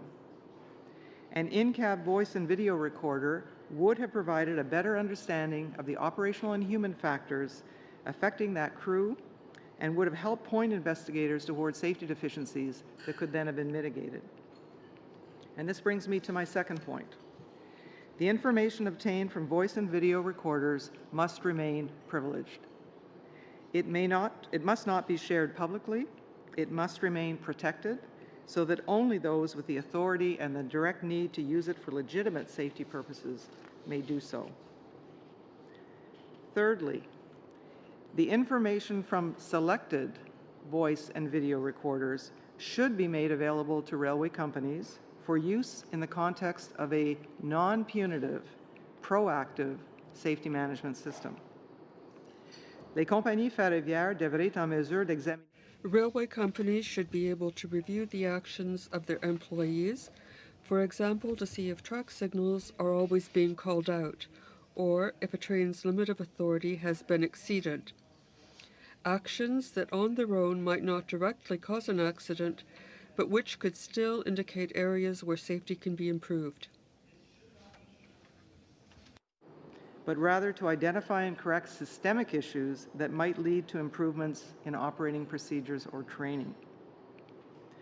I stress, though, that this must happen in a non-punitive environment, which is why I make my last point, that notwithstanding the fact that we want railways to be given some access to these recordings, appropriate safeguards must be built into the legislation and the regulations to ensure that this information is not used for disciplinary purposes except in the most egregious circumstances. This final requirement may ultimately prove to be among the most challenging, in part because it relies on the existence of something called a just culture. This can be defined as an environment that draws a clear distinction between simple human mistakes and unacceptable behavior, one that does not immediately blame the worker, but seeks first to find systemic contributing factors. Canadian railways, however, have often demonstrated a very rules-based punitive culture. And while progress is being made to improve that culture, the TSB nonetheless understands employee concerns about the use and possible misuse of this kind of data. Transport Canada devrait aussi avoir accès. Transport Canada should also have access to these recordings for safety oversight and should be able to use these recordings when taking action against an operator, but not against individual employees. Departure from the way that things have always been done, but as transportation evolves, so too must the way we do our work. There's little doubt that the information contained in voice and video recordings can be a valuable tool when used for legitimate safety purposes. The legislation and its implementation need to achieve the right balance between the rights of employees and the responsibility of operators to ensure the safety of their operations. Thank you, and we are prepared to answer any questions you may have. Thank you very much. Ms. Block. Thank you very much, Madam Chair, and thank you for joining us today. I appreciate the opportunity to hear from you and to also ask questions in regards to the legislation that's before us. Ms. Fox, I thought I heard you say that there will also be information gathered from selected, I guess, different routes. And I guess what I'm looking for is, does this mean that there will be auditing happening? So there hasn't been an incident, but during the course of a trip of a train from one point to another, that perhaps you would take a look and just audit different things through the LVVR to see what may be happening, and will this be done randomly? That's correct. Under the draft legislation, Madam Chair, there are a number of permitted uses beyond the uses by the Transportation Safety Board in the conduct of an investigation. And in fact, we've provided you with a one-page fact sheet for ease of reference that it describes the permitted uses. But to answer your question specifically, in those cases, the railway companies will, if this legislation is approved, would be allowed to randomly sample voice and video recordings as part of their overall analysis of safety data as part of their safety management system. Now, the specifics of that would be likely covered under the regulations, but one of the permitted uses would be random sampling under the SMS regulations to help them analyze and identify any concerns to safety. So can you tell me what laws are currently in place to ensure that locomotive engineers say don't spend time on their phones or are following the rules of the company that they are working for while operating a locomotive? there are certainly, of course, there's the Railway Safety Act, there's the regulations that apply to railway companies, and then there's a number of rules that have been developed within the industry approved by Transport Canada, and as well each railway company has its own standard operating procedures. So at this time, the only way to monitor for things like that people might be doing things they shouldn't be doing, would be either through efficiency testing that the railways currently conduct, where they would have a supervisor or trainer ride with a crew. It's unlikely during that time that the crew would be doing that type of behavior. But other than that, unless there's some occurrence, there's really no other way to find out. So part of the idea of having recorders, video and audio, aside from helping us with our investigations, it's a way for railway companies and for Transport Canada to sample for different reasons, to see if, for example, if the rules and procedures are being followed, but in a non-punitive sense. In other words, it wouldn't be for discipline, except if there was if this sampling demonstrated an immediate threat to safety, which would be defined under the regulations as to what that is. Thank you very much. We heard from the departmental officials from Transport Canada that they had undertaken extensive consultations on everything that we see before us in C49. And so I guess I have two questions for you. Was the Canadian Transportation Safety Board involved in those consultations on this specific issue? And I guess an observation, the main union representing train engineers has historically been opposed to LLVRs. Can you tell us what perhaps has been done to ease their concerns with this measure that's included in C49? I'll give you a general answer, and then I'm going to ask Mr. Kirby Jang to respond. The fact is that the Transportation Safety Board of Canada conducted a Class 4 safety study into the implementation of voice and video recorders. That study was involved a number of stakeholders, including Transport Canada, including a number of railway companies, and including the Teamsters Canada Rail Conference representatives. So that we were very much involved in looking at the implementation issues, the legislative issues, and so on. With respect to the Teamsters position, Mr. Jang, would you like to add? Well, certainly we recognize that there's a diverse range of opinions in terms of what is appropriate use. I think it really comes down to that question, what is appropriate use for LVVR recordings. As part of the safety study, we had a number of opportunities for very open discussion in terms of what those positions were. They were documented, they were noted specifically within the safety study. And as well, we explore the question, how could these diverging views be overcome? And there's some strategies identified in the safety study that speak to that question. Okay, I'm looking at the... Okay. Don't mind. Mr. Graham. Thank you for being here. Anybody who's ever watched an episode of Mayday has a deep appreciation for your work. But I have a number of questions about the LVVRs. What studies has TSB done on the LVVRs, and how does it compare to just the CVR, FDR models of the chips and planes? You mentioned chips and planes have these already. They don't do video, so how does that compare? And why would we not go video the other way as well? Within aviation and the maritime world, in aviation we have the International Civil Aviation Organization, which is the overarching organization to which Canada is a member through having signed the convention. On the maritime side, it's the International Maritime Organization. Both of those set overarching standards for standards in aviation and marine, and both have required, in the case of air for over 50 years, in the case of marine since 2002, in Canada, have required voice recordings.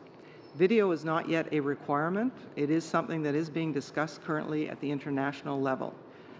However, there have been, and in fact the TSB has made a recommendation with respect to the implementation of video recorders in air as a result of the Swissair accident back in 1998, and in rail as a result of the Burlington accident in 2013. In the case of rail, there is no overarching international organization, and that is why each country is left to its own to determine how to proceed in these cases.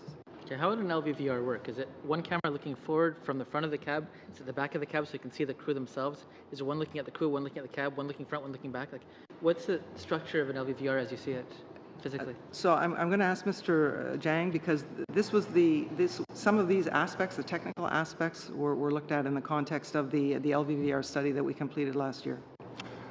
Yes, in terms of LVVR, there is no standard in terms of configuration or setup, but as you mentioned, there are various views and fields of views that are obviously of interest. Within our study, we looked at 4 different configurations. It wasn't exhaustive, but they were experienced through Canadian Railways. And even within those 4 installations, the configurations were different. But some of the things we look for include, is there a view that provides a view of the locomotive controls? Is there a view, perhaps a frontal view, showing some of the interactions between the crew members? The study itself doesn't identify what is appropriate or what should be the case, but we try to document some of the best practices. I understand. And how much does it cost to put in, just out of curiosity, how much would it cost to put into a unit, into a locomotive? From what I understand, it's about $20,000 a unit per locomotive. Okay, and who uses LVVRs now around the world, and what kind of effect are we seeing from them? Do you have a sense of that? In terms of the study, we did look at applications throughout the world. Really, it was only the installations in the U.S. that we were able to determine had been put in place. There were no other installations that had advanced to the stage of actual use. Okay, and you mentioned in your opening remarks, Ms. Fox, that that this would be for equipment operating on main tracks.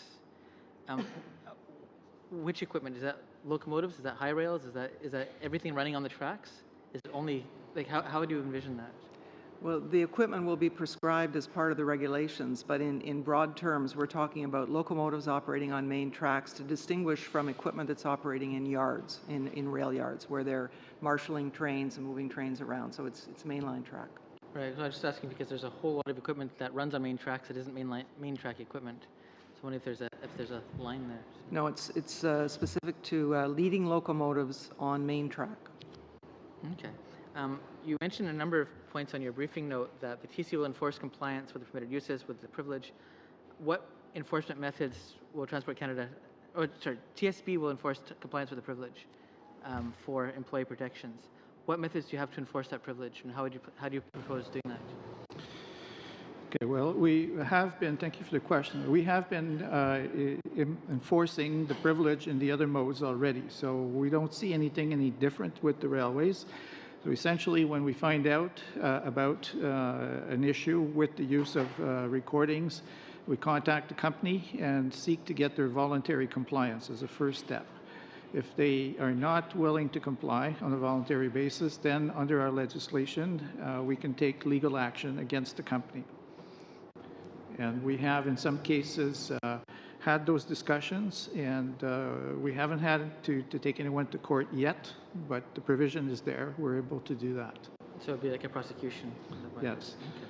Now, under the new legislation, under Bill C-49, we would be able, in the case of LVVR, to work with Transport Canada, and also Transport Canada would have enforcement powers under the Railway Safety Act. Okay. Okay, that's your time is Thank up. You have 30 seconds left, but it's not I have a enough very time. short one if that's the case. Okay. The other side of what we're discussing is the Passenger Bill of Rights. Is there anything positive or negative that would impact safety in the Passenger Bill of Rights in your view? No. Okay, thank you. Mr. Aubin. Madame la Présidente, merci. Thank you, Madam Chair, and thank you, colleagues, for being here. When we talk about the TSB, we know an incident has already happened, and we hope that an investigation will ensure greater safety for others. I'd like to know if it's possible to have a percentage of the impact this can have. There can either be a mechanical breakdown or a problem with the railway or human error. Am I correct when I say that these are the three main categories of incidents? If I've forgotten something, please tell me. And in the accidents and incidents we've seen, what is the percentage for each? Well, overall, these are the main causes. But in terms of human factors, if I were to give you statistics, in January 1994 to 2006, there were 223 train accidents of freight trains, and 94 of them involved human factors. The other 52%, it was something else, but 42% had to do with human factors. Well, out of these 42%, can you tell me how would LVVRs been able to contribute to dealing with the main problem in accidents which are linked to human error, and that is conductor fatigue? Would an LVVR do anything, or is C49 just not clear enough because there seem to be no measures to deal with conductor fatigue? So we would be dealing with something after the fact. Well, in accidents involving human error, the board identified areas where it was conductor fatigue or crew fatigue for freight trains, and this as of 2013. Well, whether or not when there is an accident, what an LVVR would tell us is what the crew was doing beforehand. Were there signals? Were they talking? Were they aware of the various signals? Now, I think that the TSB can communicate safety deficiencies, and there can be measures taken in terms of training and better processes, which wouldn't, of course, have avoided the past accident, but could prevent accidents in the future. Well, the TBS specifically asked the government for certain measures that would allow to decrease this factor of fatigue. Well, fatigue is part of the problem, and it's on our list to be monitored. It's not on our list of recommendations, but we do think it could be a problem with freight trains. There are regulations that require a rail company to deal with fatigue, but a lot has to do with what is negotiated between the union and the employer. And there are a lot of other things that can cause an accident. For example, a signal which is misinterpreted, as in the case of the accident in Burlington, where there were recommendations on an automatic system that would help to stop the train if there was a problem with signals. Now, is this in C49? Are there measures? Because we know that trains are more and more intelligent, computerized, could recognize a possible accident. Is it a priority that an LVVR would allow to intervene, to have the means to intervene technologically and not just to discern where the error was? Well, in order to solve a problem, we have to know that there is one.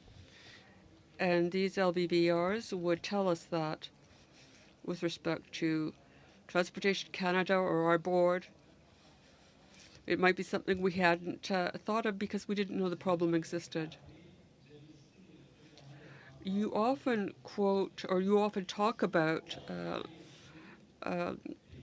freight in freight trains? Is there something that would ensure greater security, greater safety when ordinary things are being transported as opposed to hazardous things? For example, there's a big difference between transporting canola oil and transporting inflammable materials. There will be measures taken to deal with hazardous materials, but we know that the consequences of an accident would be worse if there are hazardous materials, but it wouldn't necessarily prevent the accident. As with respects lac mégantic, this would have diminished the risks if there hadn't been hazardous materials. And we've looked into this in determining our recommendations. Thank you very much to our witnesses for being here. One of the things that I struggle with when I'm dealing with safety generally, it's very hard in my mind to balance anything against safety. If you're talking about rights, I feel like the public is always going to side on what's more safe, so I feel this is a very difficult discussion. And when we talk about tragic anecdotes like the Burlington incident, it's very, very difficult for me to say we should do anything except do what's most safe. But to satisfy my own position on issues like this, I'd really love to see if there's objective data that we can look up to back up the assertion that these measures are going to enhance safety. Do we have study or qualitative or quantitative data rather that actually demonstrates the use of these recorders is going to improve safety in the Canadian rail industry? I don't know if, unless one of my colleagues can say, point to a specific study. We have had recorders, voice recorders, for years in aviation, and for over 10, 12 years in the maritime. Without those recorders, and I can think of a number of accidents, we would not have known what had happened on those, particularly when the crew did not survive the accident, or sometimes they may have survived, but there may be discrepancies in their testimony, or they simply don't remember everything that happened. And as a result of that, steps have been taken, procedures have been changed, training has been increased, technology has been introduced that have improved the safety of the system. The fact of being recorded also has a way of influencing and shaping people's behavior. So if there is an issue, for example, with inappropriate use of electronic devices while operating, people may be less inclined to do that if they know that they're being recorded. But it's very important, as I mentioned in French, we can't solve the problems, we can't identify the safety deficiencies if we don't know what they are, and we don't always know what they are unless we can get a holistic view of the accident based on voice recordings, video if it's available, digital recordings, as well as any witness testimony that we have access to. Certainly, you mentioned in response to an earlier question that when it comes to voice recording in rail, there's no international standard here. It's being driven at the domestic level. Are there other countries in the global community that have adopted voice and video recorders that have seen a decrease in the number of incidents? I mean, overall, if we look at the statistics, even in Canada, in aviation, in marine, I mean, overall, there's been a decrease in the accident rate.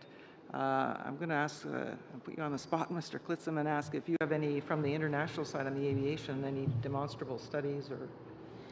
No, not as far as I'm aware of. There's no studies, but obviously the accident rate is trending down, and a lot of that has to do with technology and the use of onboard recorders. It makes sense to me if it's trending downwards and towards safer transport that this may have played a role in it. We're just not quite sure how much.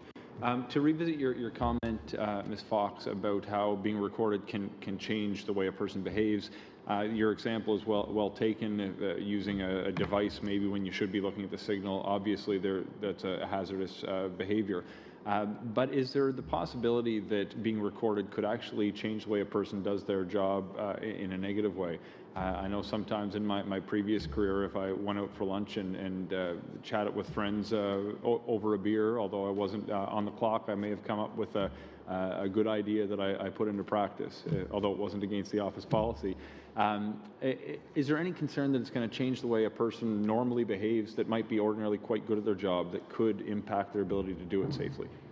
I'm not aware of any negative consequences, and we certainly haven't seen it in the aviation world where voice recordings have been around for many, many years, or in the bridge. I think after a while, the fact that they're being recorded may just blend in with the scenery, so to speak. It may be not obvious to them over time. I'm just curious as well, you mentioned that in some instances TSB might use the data and the recordings to take action against an operator if there's some sort of a pattern of unsafe behavior. Is there a mechanism in place that's going to prevent the operator from identifying the individuals to eliminate this fear of reprisals? So first of all, the Transportation Safety Board's only mandate is to advance transportation safety. We conduct investigations following occurrences, accidents and incidents. We don't have regulatory or enforcement powers. That is up to the specific regulator, in this case Transport Canada. The provisions under the Act would be that unless there was a threat to safety, that the recordings cannot be used against an individual employee because of any action, unless it involved tampering with the recording equipment. But it could be used by the regulator to take action, enforcement action against the operator, but not against the individual employee. So can you just walk me through, I'm by no means a rail safety expert, notwithstanding that we've gone through a study on this committee. I like the idea that we're trying to be preventative and not just reactive here. Is the real prevention mechanism just the random audit by operators to say, look, are we doing things right? Or is there, can you walk me through the process to say how this is going to prevent more accidents from taking place? So if we look at the use by the railway companies, they can use it in two specific circumstances under the Bill C-49, one being to investigate an incident or an accident which is not being investigated by the TSB, or secondly, on a random sampling basis as part of their safety management system to do samples to look at how crews are operating the trains. During that period, they may identify procedural deficiencies, training deficiencies, which then they could take action on a systemic basis to reduce risk. Thank you very much for that quick response there. Mr. Hardy. Thank you, Madam Chair. And first, I'd like to say that I think Canadians, if they knew a little bit more about your board and the work that it does and the way it approaches it, would have a great deal of confidence in the safety of the system. I've certainly, in our past sessions, appreciated how candid you've been and the clarity that you offer. And in that regard, I guess, looking at the airline industry, what would findings of individual fault, what kind of impact, if that was part of your investigations, what kind of impact would that have on the way you do your job, but particularly on the remedies that you're looking for, if fault, in fact, was included in your assessment of a situation? Our mandate is to investigate, to find out what happened, why it happened, not to attribute blame, not to assign criminal or civil responsibility. And in doing that, that leaves people, our interaction with people, very free in terms of them being forthright in telling us what happened, because they know it can't be used against them for either enforcement purposes or civil or criminal liability. So I think that we get a lot more benefit from the fact that it can't be used against them in terms of identifying what went wrong and what needs to be done to prevent it from happening again. Now, that being said, if we identify something such as inappropriate use of electronic devices or some other issue, we do not refrain from reporting on it because somebody else might infer blame. Is that what you're referring to, at least the first part of your answer, when you talked about privilege? So if somebody basically tells you chapter and verse everything that happened, they can do so without fear of retribution because it's all privileged? Is that? So under our Act, what's privileged are onboard recordings. So voice and video recordings are privileged and cannot be released except under certain very defined situations which are specified in our Act and usually have to be ordered by a court. And even then, they're subject to a confidentiality agreement. And the other information that is privileged are witness statements. Given the flags that have already been raised about reasonable access to the data captured by LVVRs, and the privacy, the potential for misuse. Would it not be simply better if your board owned that data right from the moment it was created? The only time, I mean, there are hundreds of thousands of movements if you talk about all modes of transport, millions in terms of air, rail, marine. We only investigate in a very small number of cases. We get roughly 3,500 occurrence reports a year. We do about 60 full investigations with a public report, although all the other occurrences are also documented. The operators are ultimately responsible for the safety of their operation, and of course the regulator is there to make sure that that happens. But they really would benefit from some of this data in order to identify deficiencies in training, in unclear procedures, a need for greater supervision than we would get by having that data in all those cases where we don't have reason to investigate. With respect to what happens after a crash or after an accident, that is one thing, and obviously access to the data there is critical. But before something happens, is there value in the system, for instance, in investigating a rash of breaches? Looking at rail operations, what rules are most often breached, and what would you love to find out was going on when those rules are being breached? Well, first of all, we don't only investigate accidents. We also investigate incidents where there was a risk of an accident that if left unattended could. So we do investigate incidents, even if there was no injury or damage per se. In terms of, especially in the railway industry, they've developed a lot of surveillance technology from the point of view of the conditions of the rail, the condition of the train. And that has caused a significant reduction in those types of accidents. What we're missing is on the human factor side, is why is it that a crew wouldn't see or respond to a stop signal that's coming up? Why did they not call the signals to each other? Those kind of, why were they going too fast through a particular area where they were supposed to be operating slower? Those are the things that we need to see in our investigations to point out deficiencies, and we believe the railway companies, subject to the safeguards that we've mentioned about with the benefit of that information, they will be able to take action before an accident occurs to reduce the risk of an accident. But do you know, for instance, if a signal's been missed or if a train has exceeded a speed limit going through a certain area, would that be somehow captured and recorded that would then give you the opportunity to go back to the data captured and find out what was going on? Those type of events where a signal is missed, where the movement exceeds what's called the limits of authority, are reportable occurrences under our Act. We don't always investigate completely with a full report. It depends on the situation, but we have investigated many of those, and that is what led us to recommend video recorders, in addition to the audio recorders that we'd recommended several years previously, as well as some form of automated control to stop or slow a train if a signal isn't properly responded to. Thank you very much. Time is up. Mr. Shields. Madam Chair, thank you. Appreciate the witnesses being here today. Just following a little bit up on that, obviously there is pushback in the sense of moving from the engineers to this. And I know you talked about 4 different ways that you've modeled that you might use it and what direction you might. Were the engineers involved in that process? I guess specifically within the safety study, no, they weren't.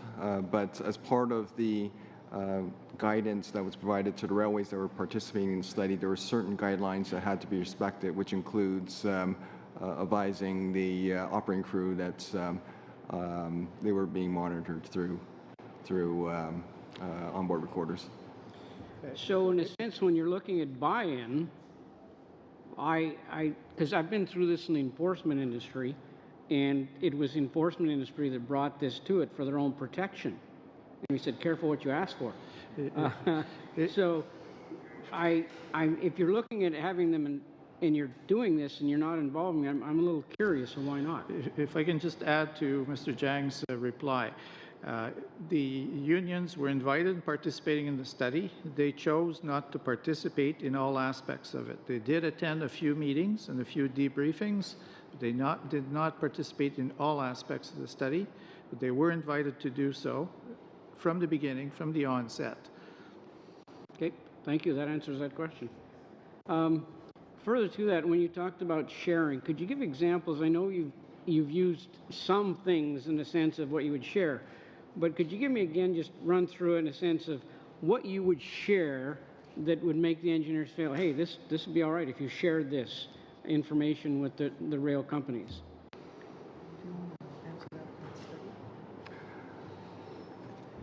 Oh, sorry, could you repeat the question? It's sharing of information that's... Yeah. So we're talking about safety things we're all interested in. So how does it make, what examples would you give to the railway that the engineers would say, hey, this makes sense to us? Well, I guess as part of the safety study, we did look at the safety benefits, and as part of that, we tried to document some of the things that were immediately available and usable. So certainly, as Kathy had mentioned, in terms of identifying any unclear instructions, any areas where improvements can be done, and it could actually be ergonomic type improvements, that would help improve crew resource management. Those are some of the items that were identified during the safety study and identified as lessons learned or best practices. Just to perhaps add a little more context in terms of how some of these safety benefits were identified, we included some very specific reviews of what we'll call scenarios of interest. And these scenarios of interest include normal operation, non-normal operations, different scenarios like time of day, length of shift. And the intent was to try to examine certain types of human performance that could be identified and captured as part of the onboard recording. So it's things like stress, workload, fatigue, actually, inattention, distractions. So much of that was captured and proven as part of the safety study in terms of the benefits that were available through recorders. Thank you. Through the airline and marine, is there a sampling that's done from those industries? No, because under the CATASB Act as it exists today, there's a legislative barrier that prohibits sharing or use of, or access or use of that information by anybody but the Transportation Safety Board in the course of an accident, unless, as we said, there are certain principles under the where a court can order a release of a recording. But the changes to the Railway Safety Act require the consequential changes to the CATASB Act in order to enable the sharing of information with Transport Canada, of recorded information with Transport Canada and with the railway companies. In order for air or marine to be able to do that, there would be changes required to the Aeronautics Act as well as to the Canada Shipping Act. And until those changes take effect, if ever they go in, it would only be possible in the railway industry. 1 minute. And I think probably in the sense of what you're attempting to do is safety, and we're all considering safety. I think the challenge in the sense car companies and independents do lots of crash tests and what's safety. Well, hard to do that with big trains. So the challenge is you're often looking at the after effect of. So you have to deal with it the opposite way. This is trying to do it the reverse way to try to facilitate that? Well, from the perspective of our mandate, we will look at recordings, listen to recordings after a reportable occurrence takes place in the conduct of a TSB investigation. That's a reactive approach to use of that data. What we would like to see, what we're supportive of, is the railway companies being able to access that information proactively in the context of a non-punitive SMS, or to investigate those incidents that we don't investigate, as long as the safeguards are there to ensure that that data remains privileged, not public, and isn't used for discipline against individual employees unless they've identified a threat to safety. Right. Thank you. Thank you very much. Mr. Badaway. Chair, just to roll along on that same theme, essentially, this is not only going to be giving you an ability to be reactive to the different incidents that happen, but obviously companies, they'll have information for analysis, for identification of safety, as you outline in your fact sheet, samplings by Transport Canada for policy development. That will, in fact, now be part of your mandate moving forward. No, our mandate does not change. Our mandate will continue to be to investigate occurrences in the air, rail, marine, and pipeline modes of transportation under federal jurisdiction to identify causal and contributing factors. It will not change our mandate. What it will change, and part of this going forward and with the implementation of regulations, we will have to look at our processes internally in terms of how we do business and how we share information with the parties in accordance with the amendments to the Railway Safety Act. But this will allow Transport Canada to do random sampling of recordings for policy purposes or to ensure compliance with the Act. And it will allow the railway companies to do random sampling as well as investigate incidents and accidents that we're not investigating for the purposes of improving their system in a non-disciplinary fashion. And on the same theme with respect to being proactive, do you find yourselves as well not only looking at processes like this and utilizing the resources that may become a mechanism within your day-to-day, do you find yourself as well, again, trying to be proactive with respect to rail lines, waterways, roadways, and airports? Do you find yourself, again, trying to look at different situations before they happen with respect to the deficiencies in infrastructure?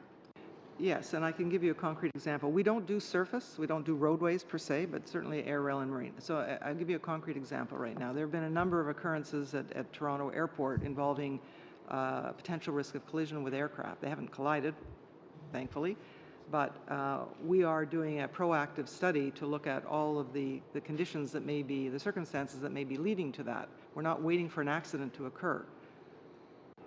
So on that, what is the I guess the process when identified infrastructure is deficient and may pose a safety concern? What then is the process? As part of our investigations, we look at everything. So if we're looking at a rail occurrence, a rail derailment, we're going to look at the condition of the track. We're going to look at the maintenance activities and procedures. We're going to look at the condition of the train. We're going to look at the activities of the crew. We're going to look at training of the crew. We're going to look at the procedures and the rules they were following. We're going to look at fatigue. We look at everything. And then we narrow it down to those circumstances, conditions that may have led or contributed to that accident or created a risk of it. And if we identify a safety deficiency that isn't being addressed through current regulations or rules or whatever actions taken by the railway, then we will make a recommendation and for further action to be taken. So in fact, the stewards of that asset would in fact be liable for the lack of management, performance, investment, etc., if a deficiency is found and/or an incident happens. Well, I would prefer not to use the word liable in the sense of that is not our mandate to determine liability, but certainly accountable. We will point out any deficiencies that we identify, whether it's infrastructure, procedures, training, personnel, through the conduct of our investigation. Thank you, Madam Chair. I'll pass the rest of my time on to Mr. Hardy. Last Thursday, I spent over an hour on the tarmac in Kelowna waiting to take off. The airline had discovered some problems with the landing gear. And on the plane, there were with me people who had connections to other flights that they were now going to miss because of that delay. Looking ahead at a compensation system for, an air passenger's Bill of Rights that would be included there, it occurs that you could end up with some conflicts, between somebody trying to get people to the place where they wouldn't be looking for compensation versus the time it would take to try and find out and remedy the issue that they've got there on the ground, which may just simply be a wonky trouble light. So are you concerned about the inherent conflict that an air passenger's Bill of Rights could create? Not really, no. No, airlines want to stay in business, but they also want to get their passengers safely to where they need to go. And they make decisions every day about maintenance issues, they do so in accordance with Transport Canada regulations and their own internal procedures. So we expect that will carry on. Thank you. Thank you very much. Mr. O'Toole. Thank you very much, Madam Chair, and I'd like to thank all of you for appearing here. When I was in the Canadian Armed Forces in Shearwater, I dealt with folks from your department in the aftermath of Swiss Air, which will be 20 years ago next September, and the degree of professionalism of your men and women in your departments. Appreciate it. It's an important job. A few questions with respect to LVVR and the rollout. And in the permitted uses and non-permitted uses, it seems like random sampling will be permitted and will be part of the deployment of LVVRs. But then at the same time, continuous monitoring has been an assurance to employees will not be the case. So is there a procedure that's been developed for the randomized sampling, and how will that be deployed? First of all, most of these technology is on board the aircraft vessel, or in this case, train. It's not something that lends itself to automatic download necessarily. But the specifics of that is part of what will be determined as part of the regulations in terms of who will have access. So that those details will be worked out as the department works through the regulations, consults with industry and other stakeholders, as well as ourselves, in terms of how those processes are going to work. And in your experience, when LVVRs were being looked at by your department, by industry in general, by the department, were other jurisdictions studied that use it? And over a period of time when they rolled it out, have they seen a net change or net decrease in incidents? I'll ask Mr. Jang to respond in terms of the LVVR study. The LVVR study was actually a review of several pilot studies. So in each case, each of those four were at a very early pilot stage. And in terms of capturing trends of accident decreases, that wasn't available, nor initially a scope of the activity. Okay, so they're useful as a tool for reconstructing accident recreation, causation, all those sorts of things, which is your key mandate, but it's uncertain on their ability in and of themselves to reduce accidents. Is that a fair statement, or it hasn't been studied? Well, perhaps what I can say is that there were clear indications that having the recordings available allowed you to get better insight in terms of the actions, the decisions, the interactions that occurred, obviously prior to any particular scenario of interest. Again, in our analysis, we looked at 37 different situations.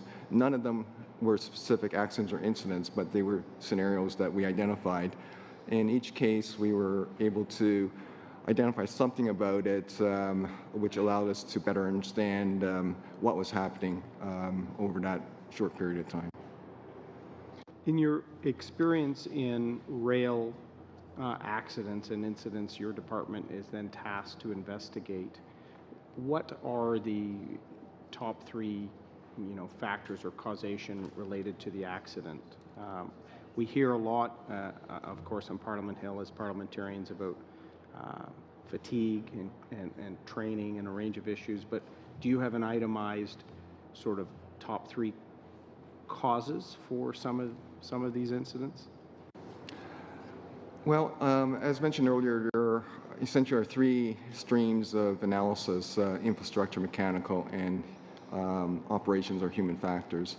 And in each case, we've identified decreases in the infrastructure and mechanical part of it, but the proportion of human factors has been increasing. Much of the follow-up that we've conducted on these various investigations have led to recommendations, and some of those recommendations have been highlighted as part of watch list issues. So in terms of the general safety issues that are of highest priority in the rail industry, perhaps we can draw you to our watch list. So a few that come to mind immediately are following signal indications. Fatigue certainly has been added, and onboard voice and video recorders allowing us to better understand some of the interactions and causations of accidents. If I may just add one thing, I know we've been focusing a lot on identifying the things that go wrong or mistakes that may be made in the locomotive cab, but it's also a way of capturing best practices and sharing best practices across the locomotive engineer and conductor workforce in terms of why is it that some people do certain things that keep them from maybe missing a signal or that improve communications within the crew. And if those best practices can be shared as part of initial training, et cetera, well, that's just going to help the system overall. Thank you very much. Moving on to Monsieur Aubin.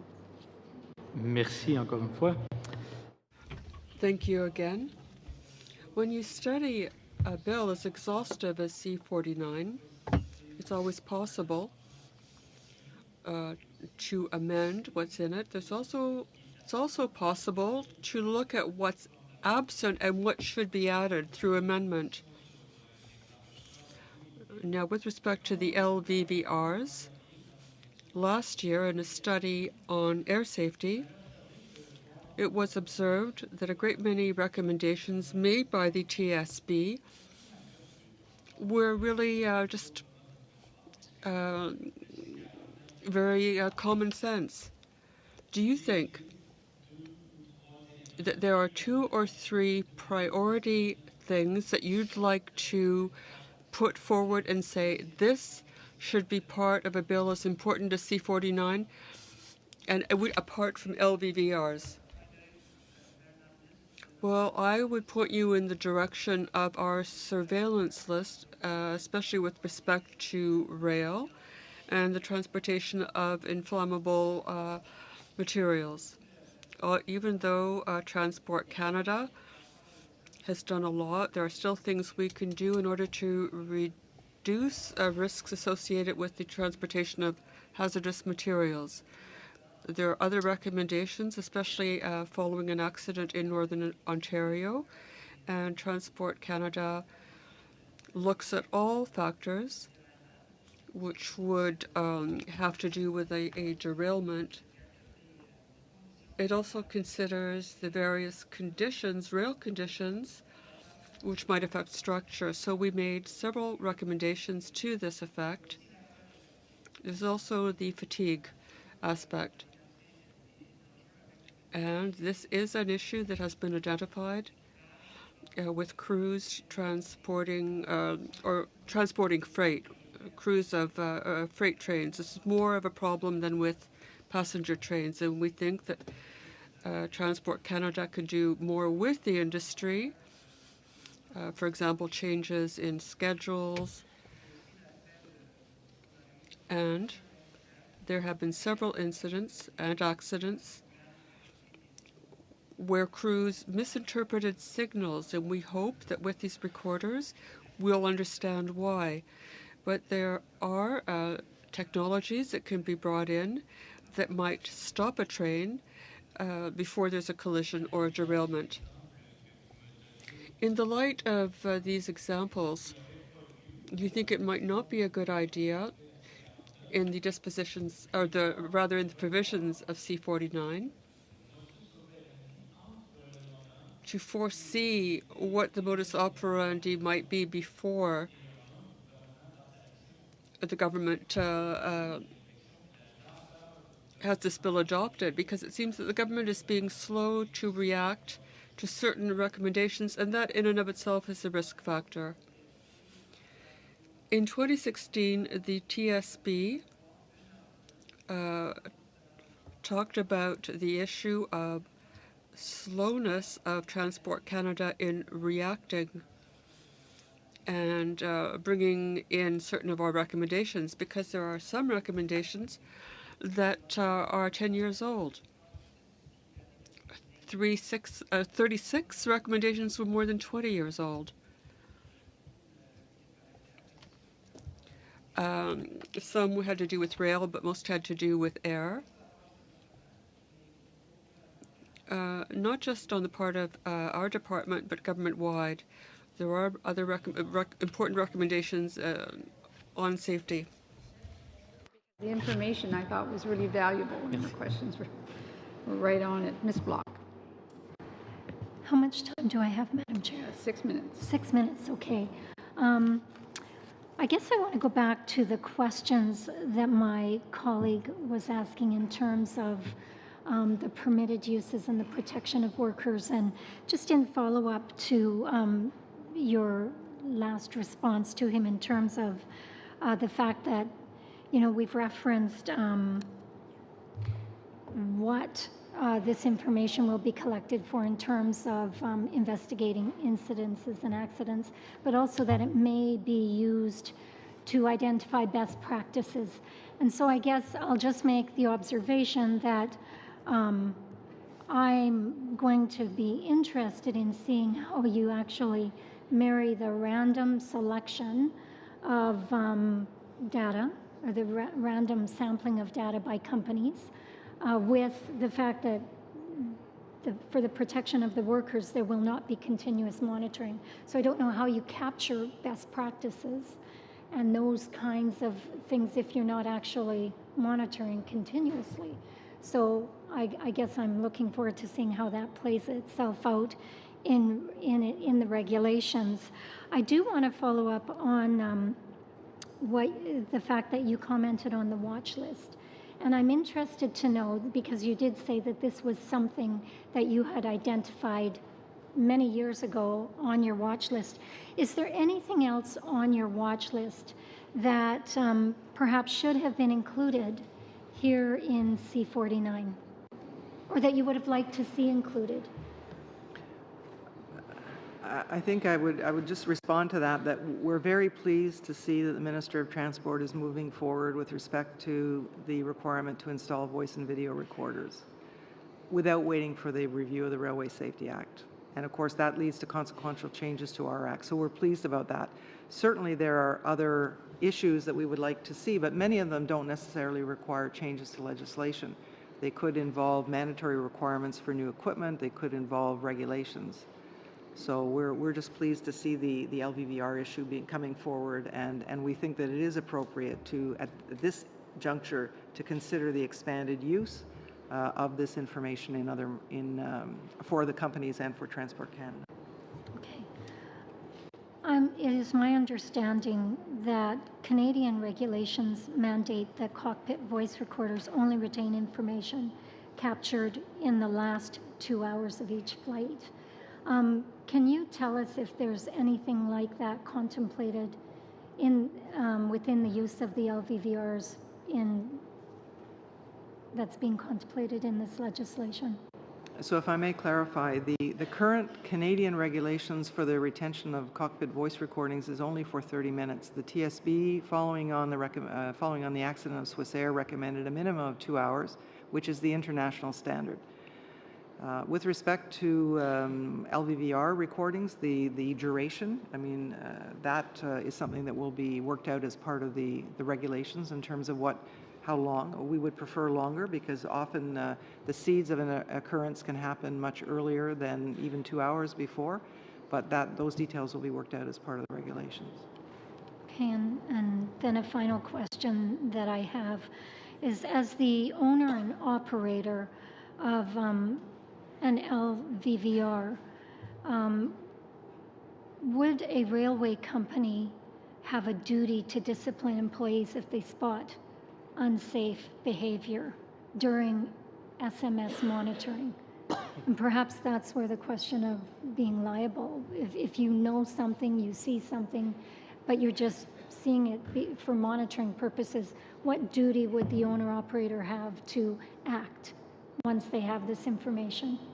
So again, some of these details will be worked out as part of the regulations, but right now, under the provisions of Bill C-49, the information gathered as part of random sampling or resulting from an incident or accident investigation conducted by the railway company may not be used for disciplinary purposes, for competence, or for judicial proceedings unless it involved tampering with the equipment, or there was a threat to safety that was determined as a part of that sampling. What constitutes a threat to safety remains to be determined under the regulations, and this is why we are emphasizing that those regulations have to be strong, and the powers of enforcement have to be strong to make sure that there's not inappropriate use or misuse of that data by those who have access to it. You have a half a minute. Just really quickly, once those regulations are set, what's the process then for any comment on the regulations? I think I know, but I'm just wanting for you to clarify that. So I want to be clear that the regulations would be enacted pursuant to the Railway Safety Act, which means they are Transport Canada's regulations. They're not TSB regulations. So Transport Canada has a well-established policy and practice in terms of it has to go through consultation, Treasury Board, economic impact analysis, Canada Gazette 1, et cetera. That's a process that's well-established, but it's under Transport Canada's authority, not under ours. Thank you. Okay, thank you very much. Mr. Fraser. Thanks again, Madam Chair. Where we left off last time, you explained that there was a few instances where a railway might be able to use the data from a recorder, for example, the random audit, or to investigate an accident or incident that wasn't being otherwise investigated. Perhaps call me a bit of a skeptic. I could see a vindictive manager seeing the data, recognizing who the employee is, and taking action. Is there a mechanism that's there, or perhaps should be there, that would punish someone for acting outside of the rules in this manner? Well, first of all, let me say that, and this was one of the concerns I raised during the opening remarks, we know that the Railway Association of Canada, the industry, and the railways are taking steps to try and improve the safety culture within the railways. And so we hope that the regulations will have very strict prescribed criteria in terms of what types of situations could lead to any kind of action. In other words, what constitutes a threat to safety. We believe that just because somebody doesn't follow a procedure shouldn't necessarily lead to discipline. We think it's more important to look at why didn't they follow the procedure? Does the procedure work? Were they trained on the procedure? Where's the supervision? Those are the systemic issues that we hope the railway industry will look at in terms of identifying ways to improve and reduce the risk. And so we believe that the regulations have to clearly identify what those criteria are and have to have very strong enforcement powers for Transport Canada to impose penalties on companies that do not access or use this information in accordance with the Railway Safety Act and with the regulations. Sure. On a similar vein, you use two sort of turns of phrase. One, the most egregious circumstances, and another, immediate threat to safety, to describe when an individual could be disciplined or potentially removed from work. I'm just wondering, is that sort of threshold going to be left up to regulation and the interpretation of what that means? Yes, and I shouldn't use the word immediate because that has a very specific meaning, but if there is a threat to safety that's identified, but that would be left up to the regulations to determine what constitutes a threat to safety and how that would be dealt with. We've had a few helpful comparisons to recorders used in the air and marine sectors as well during the course of your testimony today. I'm curious as to whether there have been any sort of privacy complaints in an ongoing basis based on the use of recorders in those other sectors.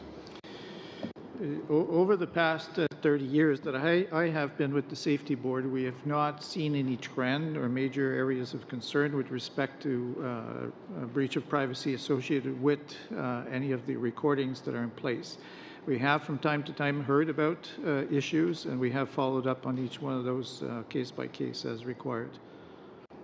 Now, an additional question back to the watch list, which came up during one of my colleagues' lines of questioning. I believe this specific item has been on the watch list since 2012 or roughly thereabouts. I'm curious if there are things on this watch list item that could be better done through C49, or does the text of the proposed legislation satisfy this watch list item completely in your view?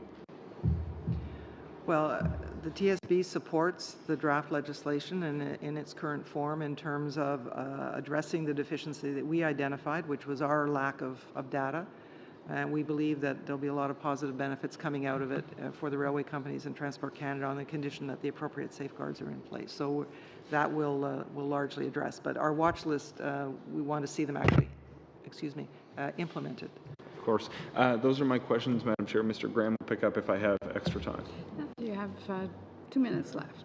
Okay, I'll carry on where I left off earlier. But do you have any studies, or have you studied so far, in your study so far, have you found any companies or operators that are already in routine breach of their safety management systems? Sorry, in breach of safety management system? So they have their SMS to manage their safety systems. Do you find companies that are in breach of the systems they already have in place? Well, again, our role is not one of compliance monitoring. That's Transport Canada's role as the regulator. They conduct inspections and audits of railway companies and other modes that are required to have safety management systems, and where they identify non-conformances, then they take the appropriate action. However, when we do an investigation, we look at, did the company have a safety management system? Was it required to have it? Was it effective in identifying the hazards that posed a factor in the particular occurrence? If not, why not? Was Transport Canada aware? What action did they take? And a good example of that is our investigation into the orange helicopter accident in Northern Ontario that goes back to 2013 that we released a little over a year ago. So we look at it as part of an occurrence, but in terms of looking for compliance, that's Transport Canada's role. Understood. LVVR is specific to locomotives. I assume that's intended only as a lead locomotive. Would all locomotives always have it operational when the engine's running? Would you have it in DPU engines? Would you have it outside of that on wayside detectors and so forth?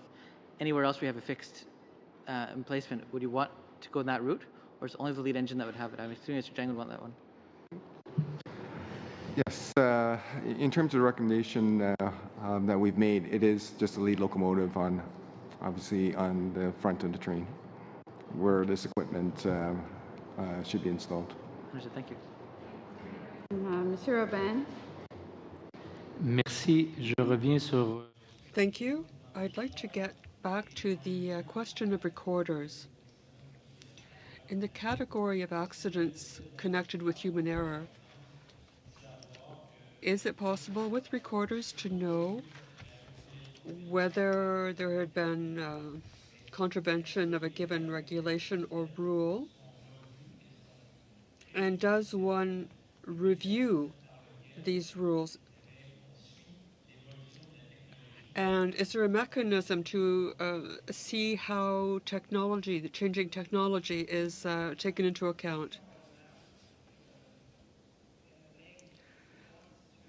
Well, if we notice that there's a situation where there are no regulations or rules following an investigation of an accident, we can recommend that a rule be added or revised. And this will happen during the investigation. Well, for further enlightenment, following Lac Mégantic, we saw that there were deficiencies in terms of the very structure. What we're also seeing is that there are rail convoys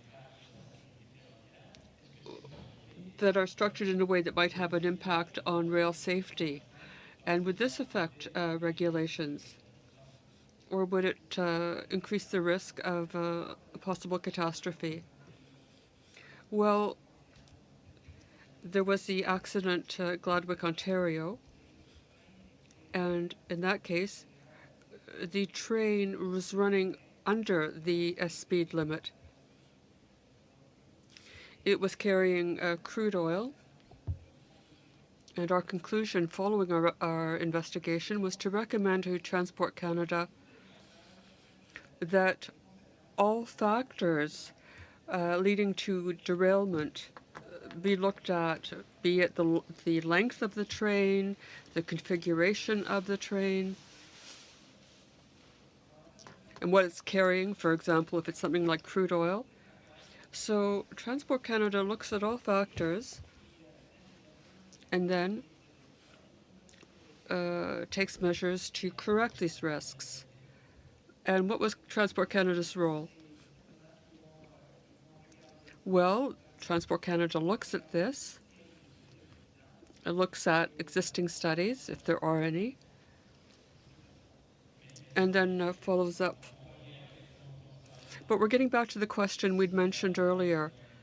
If the government's slowness is such that we don't make the right decisions, we want a good beginning, but we want to make sure that there are accidents that don't recur. Well, I hope there will, in the next responses from Transport Canada, there'll be greater detail on all this. Thank you. I'm back. To continue on what we were talking about before on the lead locomotives, and back to Mr. Jang, sometimes an engine is running Longhorn forward or another configuration where the lead engine is not looking forward the way you would expect it to. So to build on what I asked in the first round, would you personally expect the locomotives to be pointing both ways with the cameras, front and back? And would the camera always be operating, or would it be manually set, or as soon as you put the reverser in, it's running?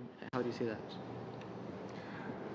In terms of the actual configuration and technology, that will be partly answered as part of regulations.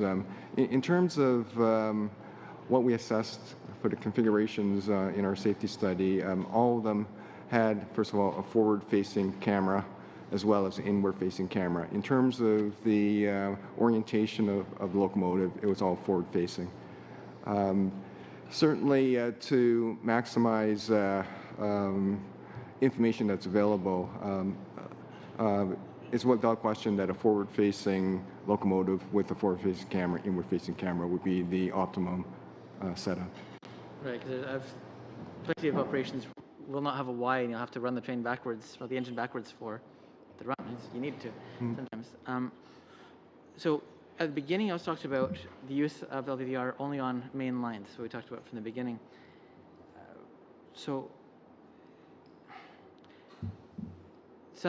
What is your main definition of a main line for this purpose? And if you have an operation like there's a railway in the northeastern U.S. that runs the whole track on basically Rule 105, it's all very, very slow, basic yard limit rules. Would that company be required, if it were in Canada, to have this in your view? Is that a main line for your purposes? Okay, first of all, mainline is defined through regulations. In terms of applications within the U.S., certainly the intent is to have similar rules harmonized, but I guess I can't really speak specifically about the U.S. applications. Any company that operates without dispatching, which you can do if you're never going over yard limit speeds, is still technically a main line, but do you really need the LVVR? That's what I'm sort of wondering. But I think we've killed that one. To another point, do you have specific examples of where LVVR has actually helped an investigation? I think one of the best known ones is the Kismet investigation in 2006, when two BNSF trains collided. It's really spectacular video, but was it important to the investigation, or is it just spectacular video? Now, in terms of investigations where we've had access to LVVR, they're actually very, very few. But certainly as part of our investigations, and certainly recent ones, we've identified investigations in the past where it certainly would have helped. In a recently released investigation, we documented 14 occurrences where the operating crew perhaps misunderstood or misapplied some rules, leading to inappropriate response to a signal.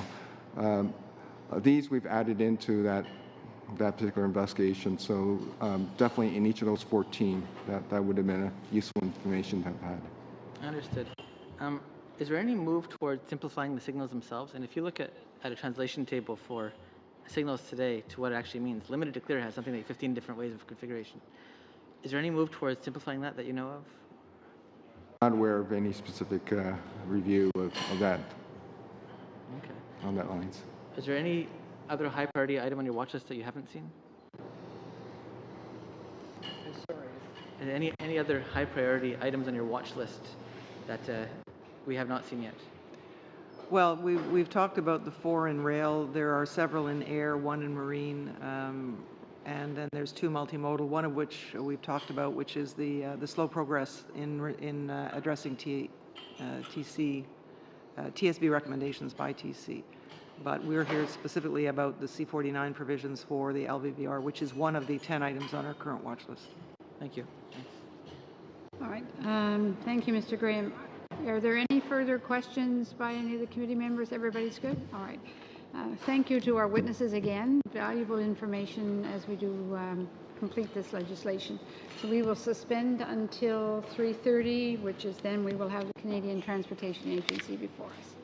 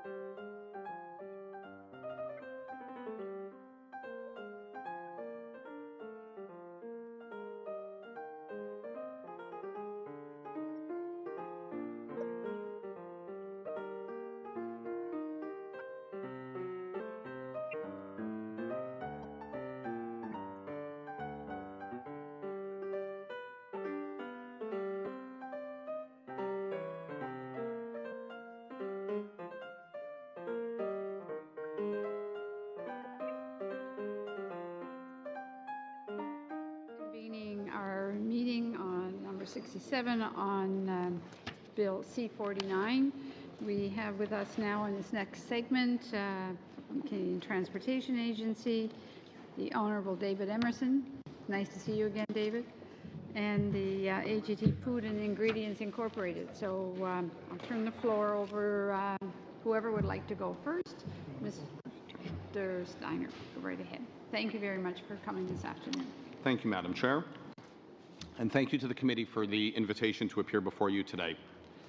The Canadian Transportation Agency is Canada's longest-standing independent and expert regulator and tribunal.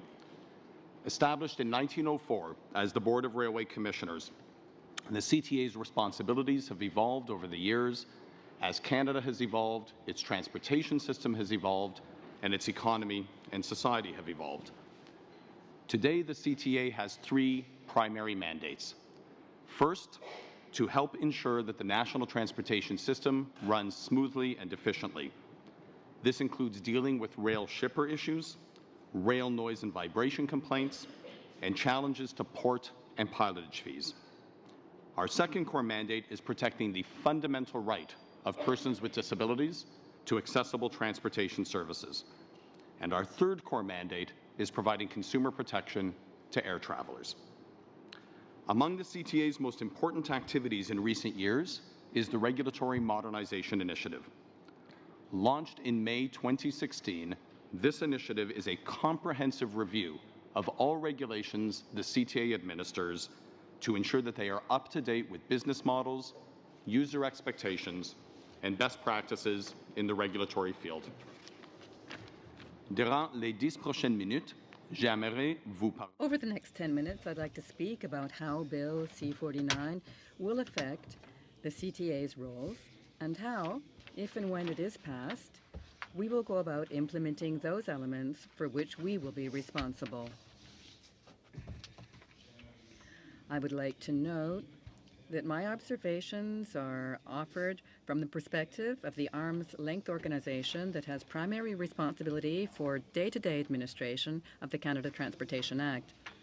The Minister of Transport's principal source of public service policy advice is Transport Canada, and I would defer to the Minister and his department with respect to questions regarding the policy intent of the bill's various sections.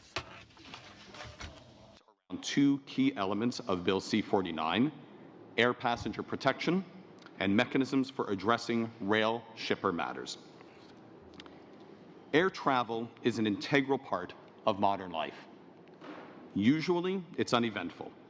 But when something goes wrong, the experience can be frustrating and disruptive, in no small part because as individual passengers, we have little control over events. Bill C-49 mandates the CTA to make regulations establishing passengers' rights if their flights are delayed or cancelled, if they are denied boarding, if their bags are lost or damaged, if they're traveling with children or musical instruments, and if they experience tarmac delays of more than 3 hours. This is a significant change. The current regime simply requires that each airline develop and apply a tariff, written terms and conditions of carriage. The CTA's role, as it stands right now, is to assess whether an airline has properly applied its tariff and whether the tariff's terms are reasonable. We've said it's important that air passengers' rights be transparent, meaning that they can be found easily by travelers, clear, meaning that they're written in straightforward, non-legalistic language, fair, meaning that they provide for reasonable compensation and other measures if something goes wrong with a flight, and consistent, meaning that travelers facing similar circumstances are entitled to the same compensation and measures. Last fall, we launched public information efforts to help make travelers aware of the recourse available to them through the CTA if they have a flight issue that they're not able to resolve with an airline. We did so because we believe that for remedies created by Parliament to be meaningful, the intended beneficiaries have to know that those remedies exist. The results of these efforts, combined with the Minister of Transport's and Media's focus on air travel issues, have been dramatic. Between 2013-14 and 2015-16, the CTA typically received about 70 air travel complaints per month. Over the last year, since we started our public information efforts, that number has risen to 400 complaints per month. And over the last week alone, we have received 230 air travel complaints. That is to say, in 1 week, we've received 1/3 as many complaints as we used to receive in an entire year. This jump suggests that the need for assistance has always existed. And once Canadians knew that the CTA is here to help, they began turning to us in far greater numbers. If and when Bill C-49 is passed, the CTA will move quickly to develop air passenger rights regulations. Our goal will be to balance, on the one hand, the public's high level of interest in air travel issues and desire to shape the rules, with, on the other hand, the expectation that those rules will be put into place quickly. To strike this balance, we will hold focused, intensive consultations over a 2 to 3 month period with industry, consumer rights associations, and the traveling public, using both a dedicated website and in-person hearings across the country. Once in force, the new air passenger rights regulations will give Canadians traveling by air greater and long overdue clarity on their rights and what recourse is available to them. Permettez-moi maintenant d'aborder un autre principal élément. Please allow me now to move on to another important part of the bill, the changes between freight rail companies and shippers. Facilitating these relations has always been a key part of the CTA's mandate from the beginning, and that reflected both the fundamental importance of the national freight rail system to Canada's prosperity and the enduring concern among shippers about what they see as unequal bargaining power between them and the small number of railway companies on whom they depend to move their goods. The CTA has observed that, notwithstanding these concerns, shippers make relatively limited use of the remedies available to them under the law. If this is because good faith commercial negotiations are producing mutual satisfactory agreements across the board, mutually satisfactory rather, then that is excellent news. But if it's because the cost and effort involved in accessing the remedies are perceived to outweigh the likely benefits, or because of challenges with how these remedies are structured, the provisions in question may not be fully realizing their objectives. Little information available about the performance of the freight rail system. This paucity of information affects the effective functioning of the market and the evidence available for decision-making, and stands in contrast to the situation south of the border. The freight rail elements of Bill C-49 have the potential to address some of these issues. Amendments related to rate arbitrations, service level arbitrations, and level of service adjudications may help recalibrate the cost-benefit analysis that shippers make when considering whether to access recourse mechanisms. And the requirement that railway companies submit more data and that the CTA publish performance statistics online may help fill information gaps. Perhaps the most significant change, rail-related change, in Bill C-49 is replacement of both the CTA's authority to set general interswitching limits beyond 30 kilometers and replacement of the competitive line rate provisions with a new mechanism called long-haul interswitching. The CTA's role with respect to long-haul interswitching will be to order that the requested service be provided if an application is made and certain conditions are met, and to establish the rate for that service. The bill gives the CTA 30 business days to receive pleadings from parties and to make these determinations. We've already begun to develop a process to ensure that we can meet that extremely tight timeline. We know that parties will be watching our decisions on long-haul interswitching closely. Those decisions will be based on the criteria that Parliament ultimately adopts and on the CTA's analysis of the facts before us. because as a quasi-judicial tribunal and regulator, what guides us is nothing more and nothing less than the law and the evidence. Before concluding, I would like to speak of something that's not actually in the bill, our motion authority to initiate inquiries on our own motion for the CTA. The CTA already has this authority for international flights and most recently used it to undertake an inquiry into the July 31 air traffic tarmac delays, which was taken up with some delay. That case shows how relevant the authority can be. Madam Chair? Yes, you're at 10 minutes and 20 seconds. 10 minutes and 20 seconds. I will conclude in the next minute. The next minute. Absolutely. One of our colleagues, just so we make sure that everybody gets sufficient time. Absolutely, Okay, Madam Mr. Chair. Emerson, would you like to go next? Thank you.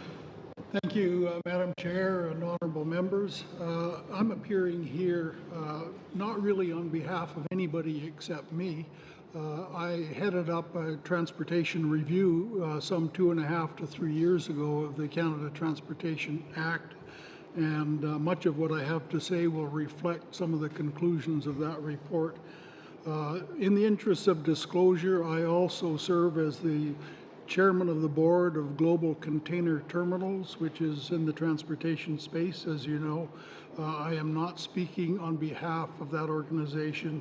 I'm speaking on my own behalf here today. And I'll just read a statement into the record. Never before has the triangulation of trade, transportation, and technology been so central to Canada's economic success. We are a small trading nation spread out over a massive and diverse geography, and Canada really has to get transportation right in the interest of our competitiveness and the interests of future generations of Canadians. Getting it right requires that we recognize the massively complex, tightly integrated, multimodal, and international nature of the transportation system. It's increasingly a system in constant motion 24 hours a day, 7 days a week. In 2014, as I alluded to, I chaired a committee charged with conducting a wide-ranging review of the Canada Transportation Act and related matters. Some 56 recommendations came out of the report, plus over 100 sub-recommendations. An overarching theme in the report was the need for better, more timely decision-making adapted to the evolving nature of today's trade, transportation, and logistics networks. Many recommendations have been or are being acted upon, at least in spirit, by the government of the day. For example, elevated priority to infrastructure investment, including development of financing mechanisms and a more systematic database on the state of Canada's infrastructure. An increase in the foreign ownership limit for Canada's airlines. Recapitalization plans for the Canadian Coast Guard. Greater and more comprehensive focus on the transportation needs of Canada's north. A serious move to separate passenger rail lines and operations from freight in the high-density corridors of Ontario and Quebec. A major funding initiative to continue developing Canada's transportation and trade corridors. Enhanced rights for air travelers, and Mr. Striner was alluding to that in his remarks, and strengthened standards for travelers with disabilities.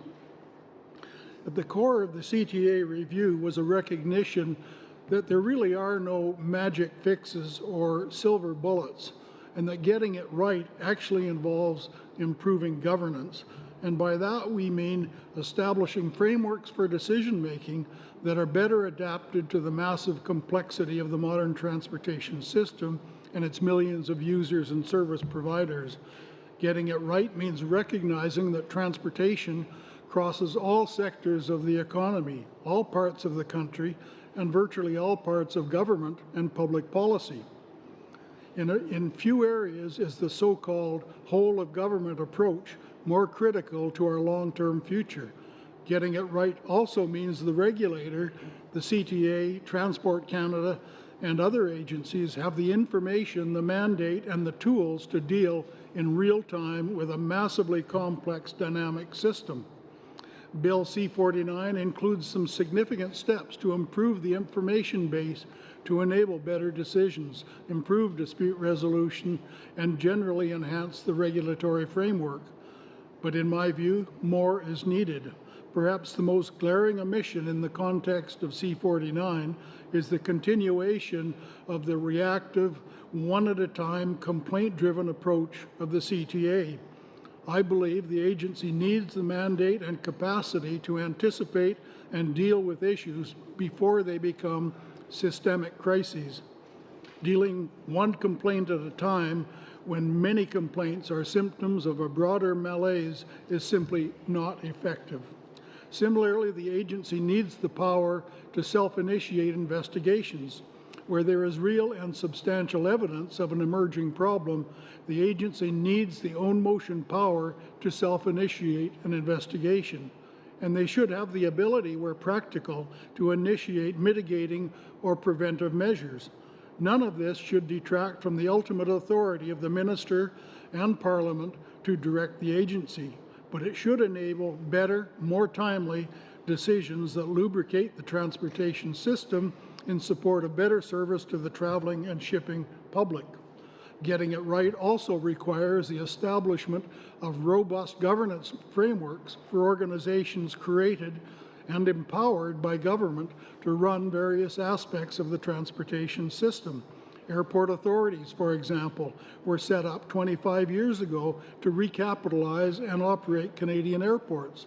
In general, this has worked very well, but the governance arrangements need to be refreshed. Airports are, for the most part, local monopolies with de facto powers of taxation. I note airport improvement fees, for example, buried on airline tickets, tepid accountability to the public, and no real shareholder to hold boards and management to account for the way in which capital is deployed. Similar arguments could be made about port authorities. For the most part, there are no legislated guiding principles spelling out public interest considerations. Authority relationships with tenants and customers are important aspects of the public interest, yet there is no clear guidance against abusive pricing power or limiting preferential arrangements with tenants that may undermine common user principles that are so critical to well-run public facilities. Or should authorities be permitted to go into business in competition with their own tenants, for example? At the moment, there is no practical mechanism of appeal for possible abuse of power over tenants and/or customers. An aggrieved party can't even appeal to the CTA because the agency is not empowered to deal with it, and appealing to the minister is generally not practical. There are many mandated entities outside of government. They operate across different modes of the transportation system and with arrangements that are generally spelled out in ground leases, bylaws of the entities, or some other form of contractual arrangement. Many of these governance issues were highlighted in the CTA review. Again, decision-making in the world of transportation, where thousands of service providers interact to serve millions of customers and shippers, it's all about governance. A healthy, vibrant, global, competitive transportation system requires clear accountabilities in combination with strong checks and balances. The Canada Transportation Act should spell out the principles of good governance to be applied to regulatory bodies as well as non-governmental facility operators and service providers. The Act should also include the formal requirement for ongoing renewal of a national transportation strategy. The concept of a decennial review is archaic, and it should be done away with in favor of an evergreen process. Thank you, Madam Chair and honourable members. I look forward to our discussion. Thank you very much, Mr. Emerson. Mr. Al-Khatib, please. Thank you. I'm Murad Al-Khatib. I'm CEO of AGT Food and Ingredients. I had the honour of serving with Mr. Emerson on the Emerson report as well, and I was his lead advisor on the grain sector, the Western Canadian Rail chapter, as well as natural resources, including oil and gas and the mining sector. So I'm going to bring to you some perspectives, not only in that role, but also as one of Canada's largest container intermodal shippers. So AGT Foods is among the maybe top 5 or 7 container shippers in the country. And we're also the largest Class 3 railway in the country now as well, with the purchase of a short line railway in Saskatchewan. So just to kind of pick up on a couple of points that were made by my colleagues, one is I think that the work that we did put forward and the work before you now with Bill C-49, as a trading nation, the transportation infrastructure and the interaction of policy, within that infrastructure is actually one of what I would consider to be Canada's most important, generational activities, to take a look at how we enable the economy to seize the opportunity as trade continues to grow, in particular getting our products to market, because of the large geographies that we have in our blessed country. And, with that, physical distance, the regulation within the system, needed to be addressed in a number of areas. So I'm going to kind of break them down into bite-sized pieces. Transparency of the transportation system was a resonating point of our report, and a point that continues within industry. And I think that, Bill C-49 addresses, greatly one of the major, criticisms of the system prior, where, at least now we have a system where if these measures are put forward, the railway systems will be actually not only encouraged, but they'll be mandated to provide data into a system. That data will come into the CTA, will be synthesized, will be published, and will allow policymakers to make more informed decisions instead of attempting to react, quote, on the fly. And I think that that's a very important part, is data transparency, was something that was demanded by industry within the recommendations that we made, and certainly something that we see within C-49. I think that when we looked at transparency, though, reiterating both of my colleagues' comments, there was quite a strong desire for ex parte powers of the agency to be able to investigate and to be able to, really look more like a Surface Transportation Board U.S. type system. And we seem to be falling a little bit short on that, within this, particular round. But we are encouraged as industry, I think, with the type of moves that are being made. Now, I think that, when we talk about transparency, I always made the point, too, to industry that, be careful what you ask for, because it comes with responsibility. And so just, one of the things you have to recognize always is that this is a transportation system. So think of it as a supply chain where each link in the chain is essential to the link directly in front of it and directly behind it. And one of the things that we have in the transportation system is a tendency where each link only blames the link ahead or behind it. And I think that, this is a very important element in that, the responsibility for the industry becomes also reliable reporting of our forecasting, reliable reporting of our performance within the system. And I think that that will be something that, data transparency is going to drive in the system, is efficiency. And I think that's a very important element. This isn't just about railways, it's about each link in the chain. Now, as that chain continues, fair access to the system was, part of what was looking to be achieved, and I think we've made some very good measures in C-49. What we were aiming for in our recommendations was a system whereby the playing field would be leveled to a point where we could encourage commercial agreements. I think that, we have to also be very careful. Over-regulation of the transportation industry is a very slippery slope. And so, over-regulation of our railway systems, is certainly one that can also have unintended consequences. So we do have a difficult environment with long distances, physical, attributes of our terrain and climate, whereby with over-regulation, I think we can actually drive a non-competitive system to actually be a drag on the economy.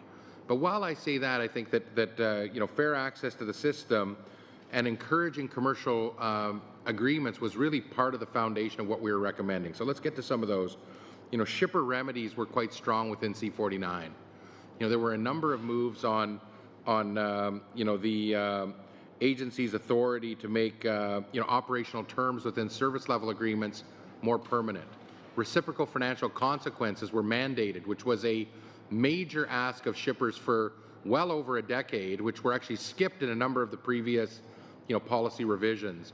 So it was a very popular move within the shipper community to encourage then that when you sit at the table with your railway on a service level agreement, those operational terms are defined, reciprocal financial consequences are mandated by each side, and the agency can then impose those on the parties if they can't come to a commercial agreement. Streamlined dispute resolution mechanisms were key. I think we've made some very good progress on those. And, definition of adequate and suitable accommodation, you're probably going to hear a lot about that over the next 3 or 4 days, but I do think that, we've certainly made some very good progress there. In terms of the overall efficiency piece, within the system, long-haul interswitching is one that I also think that, there's a lot of angst in the system, because within the grain industry, in particular with the Fair Grain Farmers Act, we had 160-kilometer interswitching actually available, hanging as a shipper remedy that was basically accessible, and it was there and it was extended. That's been sunset now, and it's been long-haul interswitching has been introduced as a potential new remedy. I think the angst among shippers is not understanding whether or not it truly can be implemented. And, hearing the comments of my colleague, Mr. Striner, I have a level of optimism that, in essence, what shippers will have a chance to do is apply for a 12-month, long-haul interswitching, which has distances that could be much longer than 160 kilometers.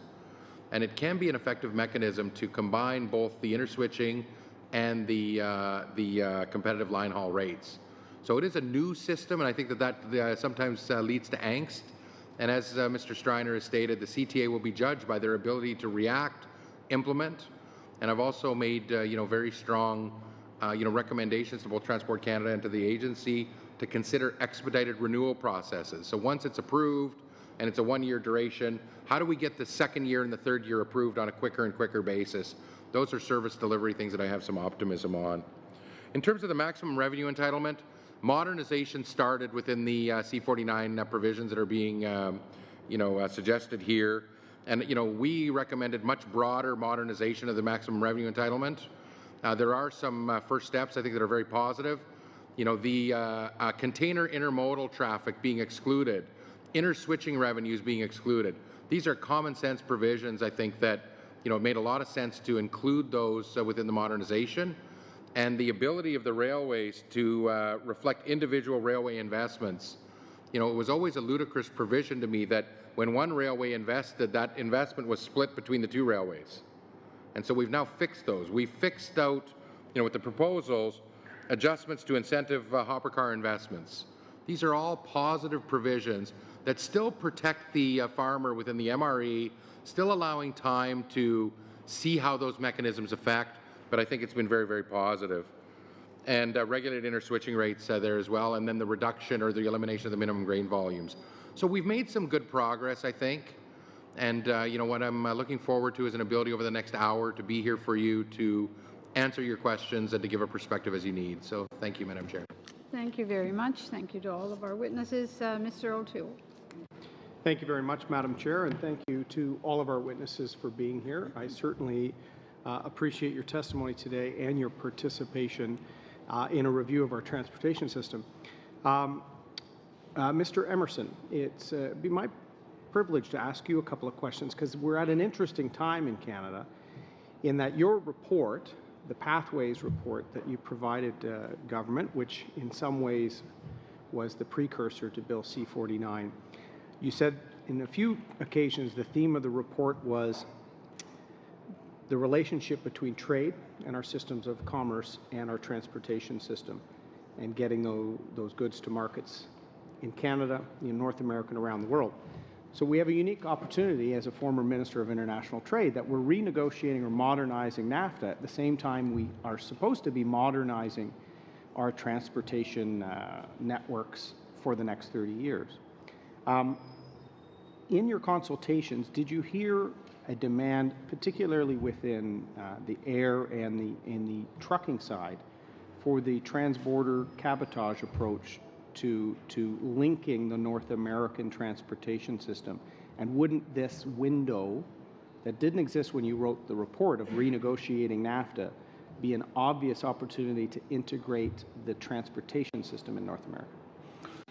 Thank you for the question. I guess the short answer is we heard, and I know from my own experience in business, that while we all obsess over international trade and tariffs and related agreements, when you actually look at how supply chain costs accumulate in the total supply chain of companies, transportation and logistics is a lot bigger factor in terms of competitiveness than tariffs and related trade barriers. Trade barriers are still important, but as you point out, the biggest risk is probably administrative and other kinds of delays or discrimination at the border that aren't really a tariff. It's some other form of impediment to a smoothly functioning liquid border. And so clearly North American integration of the transportation system is vitally important, because if you really look at where the potential to be competitive against Asia and some of the emerging power blocks in the world today, North America really has to integrate itself and not break itself into a fragmented three-country arrangement when it comes to trade, job, and value creation. It's interesting you say that when U.S. free trade was negotiated in the mid-1980s, both Canada and the U.S. were in a process of breaking down internal barriers. In the case, the Mulroney government at the same time was turning Air Canada from a Crown corporation into a private sector player, so integrating transportation into the NAFTA negotiations wasn't really possible then, but perhaps is now. From your industry experience, when we're talking about efficiency, do you see both a cost save to business and an environmental positive to integrating transport in North America for the private sector? You know, more efficient because we're using our systems more efficiently and therefore burning fewer GHGs with empty boats, empty trucks moving around the continent? I would make a categorical statement, and it would be this, that for any given entity, whether it's a province, a country, or North America, the more efficient the transportation system is in terms of its integration, its fluidity, and how it delivers products to the end user, that means the less greenhouse gases are produced per dollar of gross domestic product, whether it's North American GDP or Canadian GDP. And so to me, people never talk about it, but it is fundamentally true that a highly efficient transportation system is probably one of your best anti-greenhouse gas policy frameworks that you could adopt. If I could just add one thing as well to Mr. Emerson's comments. During our analysis, the gateway approach was very much, prevalent within our analysis, and the ability now to look at the Port of Prince Rupert and Vancouver as efficient gateways to Asia, linking into the Midwest U.S. corridor. In particular, when I look at the Rupert CN Rail connection at 96 hours from Rupert into Chicago, and the congestion at Long Beach and on the West Coast U.S.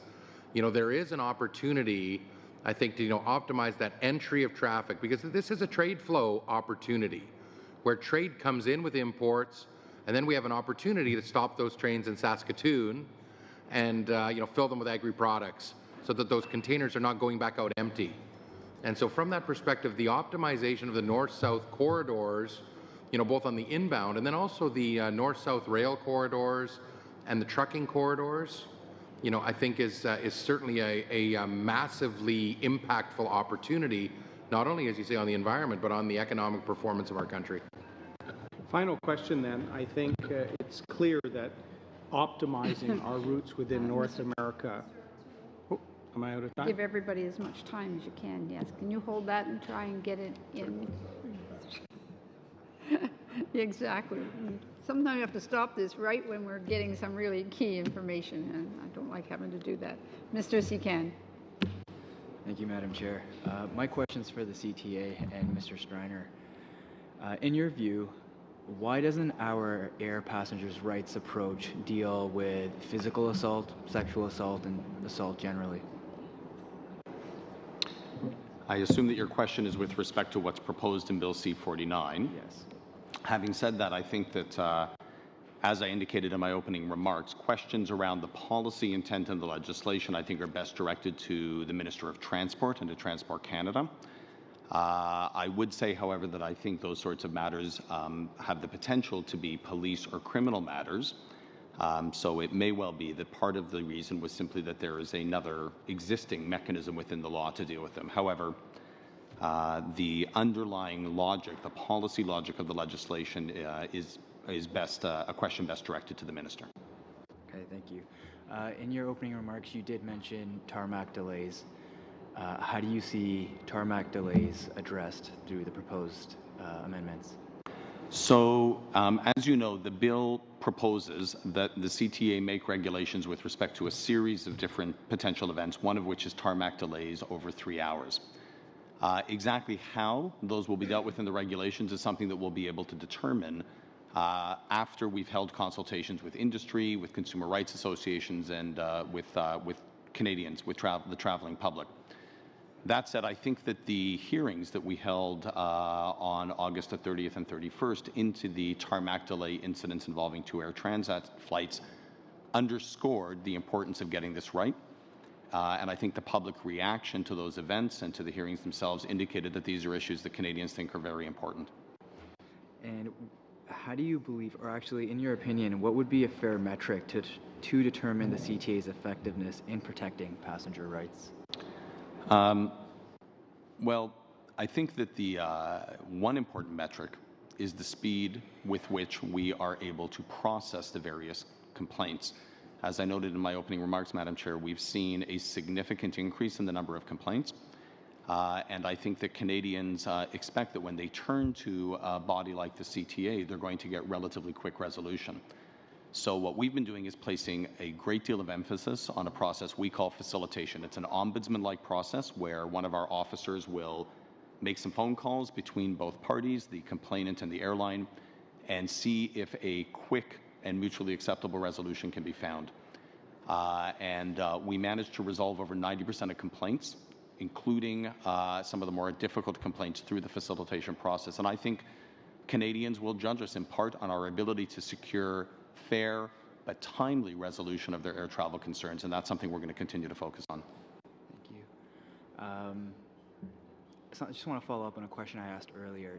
Do you think specific penalties should be placed in the rights?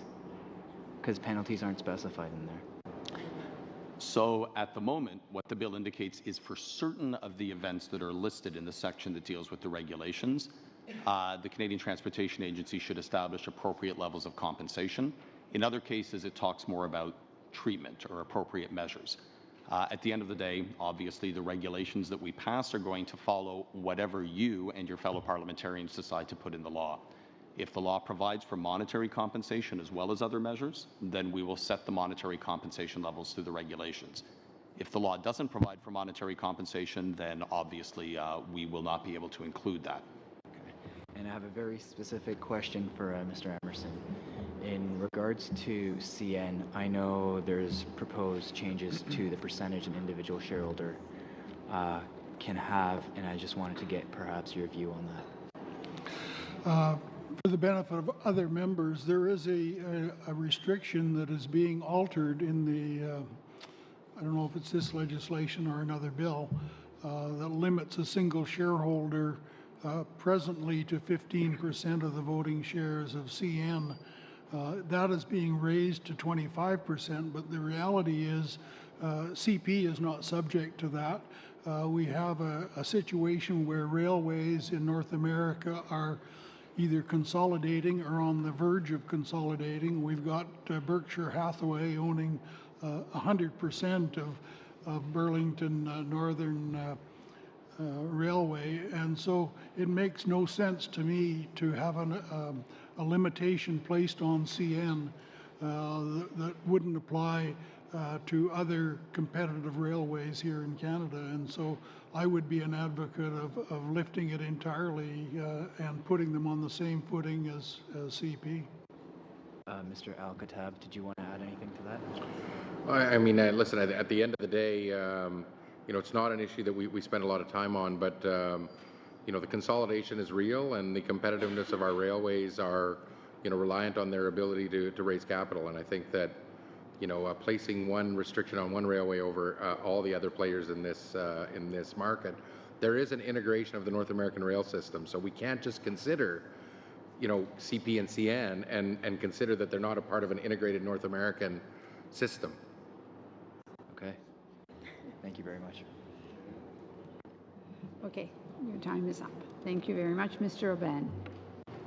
Merci, Madame la Présidente. Thank you, Madam Chair, and thank you to the witnesses for having joined us here this afternoon. My first question is quite simple, and it's for Mr. Emerson as well as to Mr. Steiner. A yes or a no, please.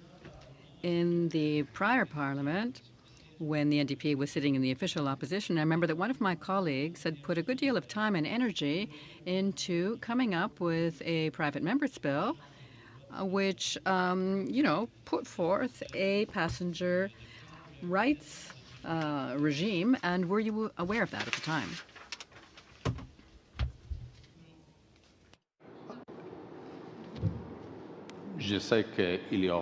I know that there was such a thing. Thank you. Well, all right. So I've put this question to you because in the bill that the Liberals have said they're backing, but that hasn't yet been passed in Parliament, we see descriptions, very specific descriptions, which really follow the lines set out by Mr. Emerson here, to the effect that this passengers' rights regime should be aligned with what's going on in the United States and in Europe. And most of the measures there were quite specific, like for a flight that was canceled, air carriers were asked to offer 2 or 3 choices, and if that didn't work, they had to pay a certain amount that was really specified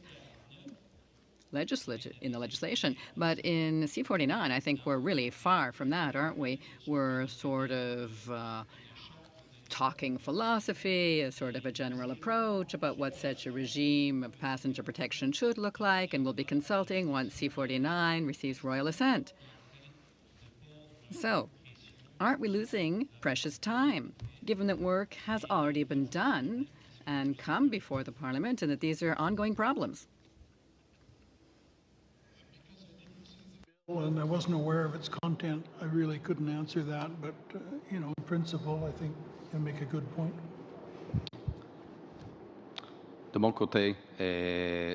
Well, to my mind, if the bill is passed, then the Canadian Transportation Agency will focus on the regulatory process, and our aim, our ultimate intention is to finish that work within 2 or 3 months. So it would be a matter of specifying what it would look like. Some of the details of passenger rights protection are found in regulations as well. We will look at practices in the United States and Europe, but our commitment and our objective is to get the job done and to get the job done quickly.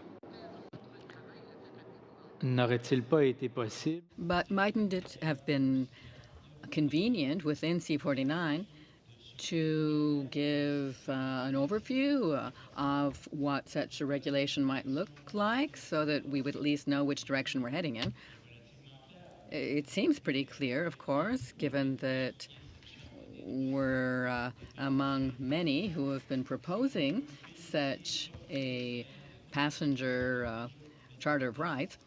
So if we're able to follow up with this idea, we might already have specified something of what it might look like. So are we going to be talking or dealing with general thrust that we could understand a little more clearly? Will something be added? Well, The agency's consultations will focus specifically on the details. Another question, this time for Mr. Emerson.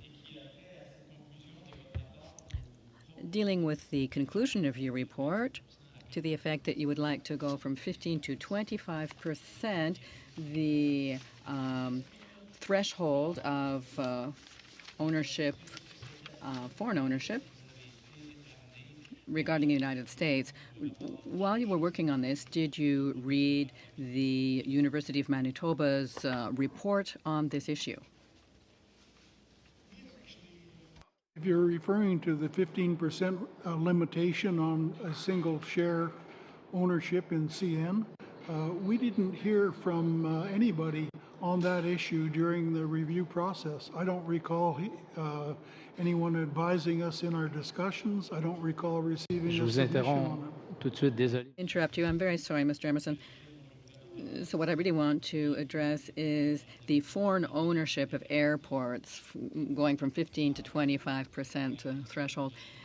Based on the University of Manitoba study, it would seem that there is no plus value, at least that hasn't been proved, that there's any added value for consumers going from 25 to 49%. And what sort of studies are you basing this decision to go from 25 to 45%? Ownership of airlines, air carriers, right? Okay. Oui, we received submissions verbally from various, particularly some of the incipient operators or creators of ultra low-cost carriers. We heard that they were having difficulty raising the kind of capital that they needed to raise to start low-cost carriers, and we basically recommended something that we thought would have traction because it had been recommended before by, I believe, the Wilson report on competitiveness some years ago. And we went to 49 as a threshold that would enable early startup carriers to get a single shareholder that might get them over the hump in terms of setting up an air carrier. Some of the staff may have in fact read the Manitoba study. I did not personally read it. Thank you, Mr. Emerson. Sorry, Mr. Oban, your time is up. Mr. Fraser. Excellent. Thank you very much. I could probably spend an entire day with this panel, so to the extent you can keep our answers short, and I'll try to do the same with my questions, it would be helpful. First, Mr. Striner, you mentioned a relative explosion in the number of complaints that you're dealing with when the public learned that CTA was there to help. I'm picturing that through a well-publicized process, including these committee hearings and debate in the House of Commons, if C-49 passes, Canadians are going to be very well aware that they have some sort of recourse for ordinary frustrations that come with travel. Do you have the capacity to deal with a further explosion of complaints? And if not, what mechanism can be put in place to give you that capacity? So I will try to keep my answer to this brief as you requested, as the members requested, Madam Chair. But I will say that the CTA is no doubt somewhat stretched today. I mean, this dramatic increase in the number of complaints has stretched us, and, you know, we're a relatively small organization with a significant number of mandates, including but not limited to processing and dealing with air travel complaints. So I would be not entirely truthful if I didn't say that we are stretched. That said, we are, for the most part, managing to keep up. We've done some temporary redirection of resources to deal with these complaints. I was very happy to hear the Minister of Transport indicate that the government is committed to ensuring that the CTA has sufficient resources to do its job. But at the end of the day, those decisions on resources, as well as the responsibilities assigned to us, lie with Parliament and lie with the government. And we will do absolutely the best we can to provide service to Canadians with whatever resources Parliament chooses to assign to us. In addition, at the outset of your remarks, you commented that part of your core mandate is to ensure individuals living with disabilities have access to effective means of transportation, which I think is extraordinarily important. Do you see that the Passengers' Bill of Rights is going to enhance the ability of individuals living with disabilities to access air transportation in a fair and effective way? So accessible transportation services are, without a doubt, a fundamental human right and one that we are committed to advancing. As I understand the bill, which is currently before the committee, The consumer protection regulations that it proposes do not deal specifically with accessibility issues. The former Minister of Sport and Persons with Disabilities indicated on the part of the government that national accessibility legislation would be coming forward in 2018. I understand that that's still the government's plan, and that legislation may deal in part with questions of accessible transportation. Certainly, if we can shift gears to Mr. Emerson, we haven't touched much on the measures impacting marine transport. One of the measures, of course, is granting access for port authorities to use the Canada Infrastructure Bank. Is there any reason that we shouldn't be allowing ports to tap into this new source of capital to grow and expand in an era of international trade?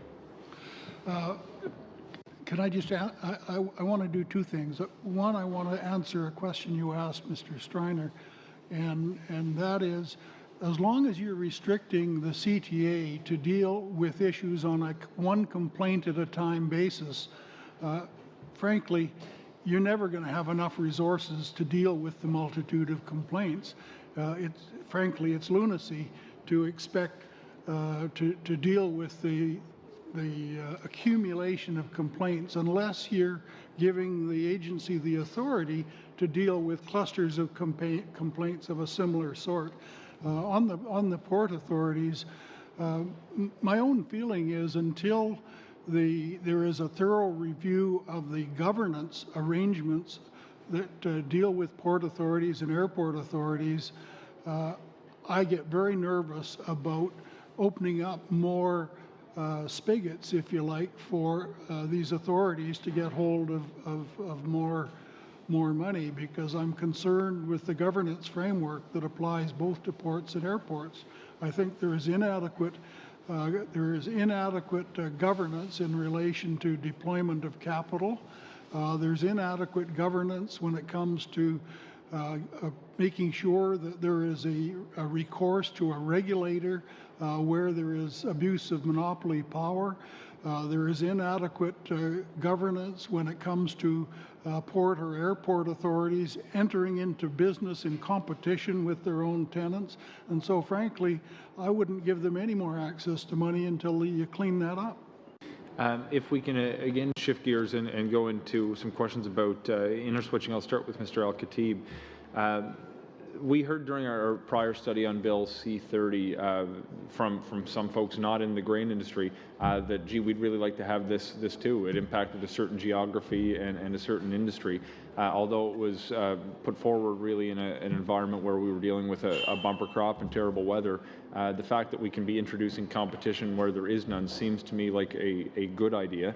Is there any reason that we shouldn't be extending this to different industries across the entire country?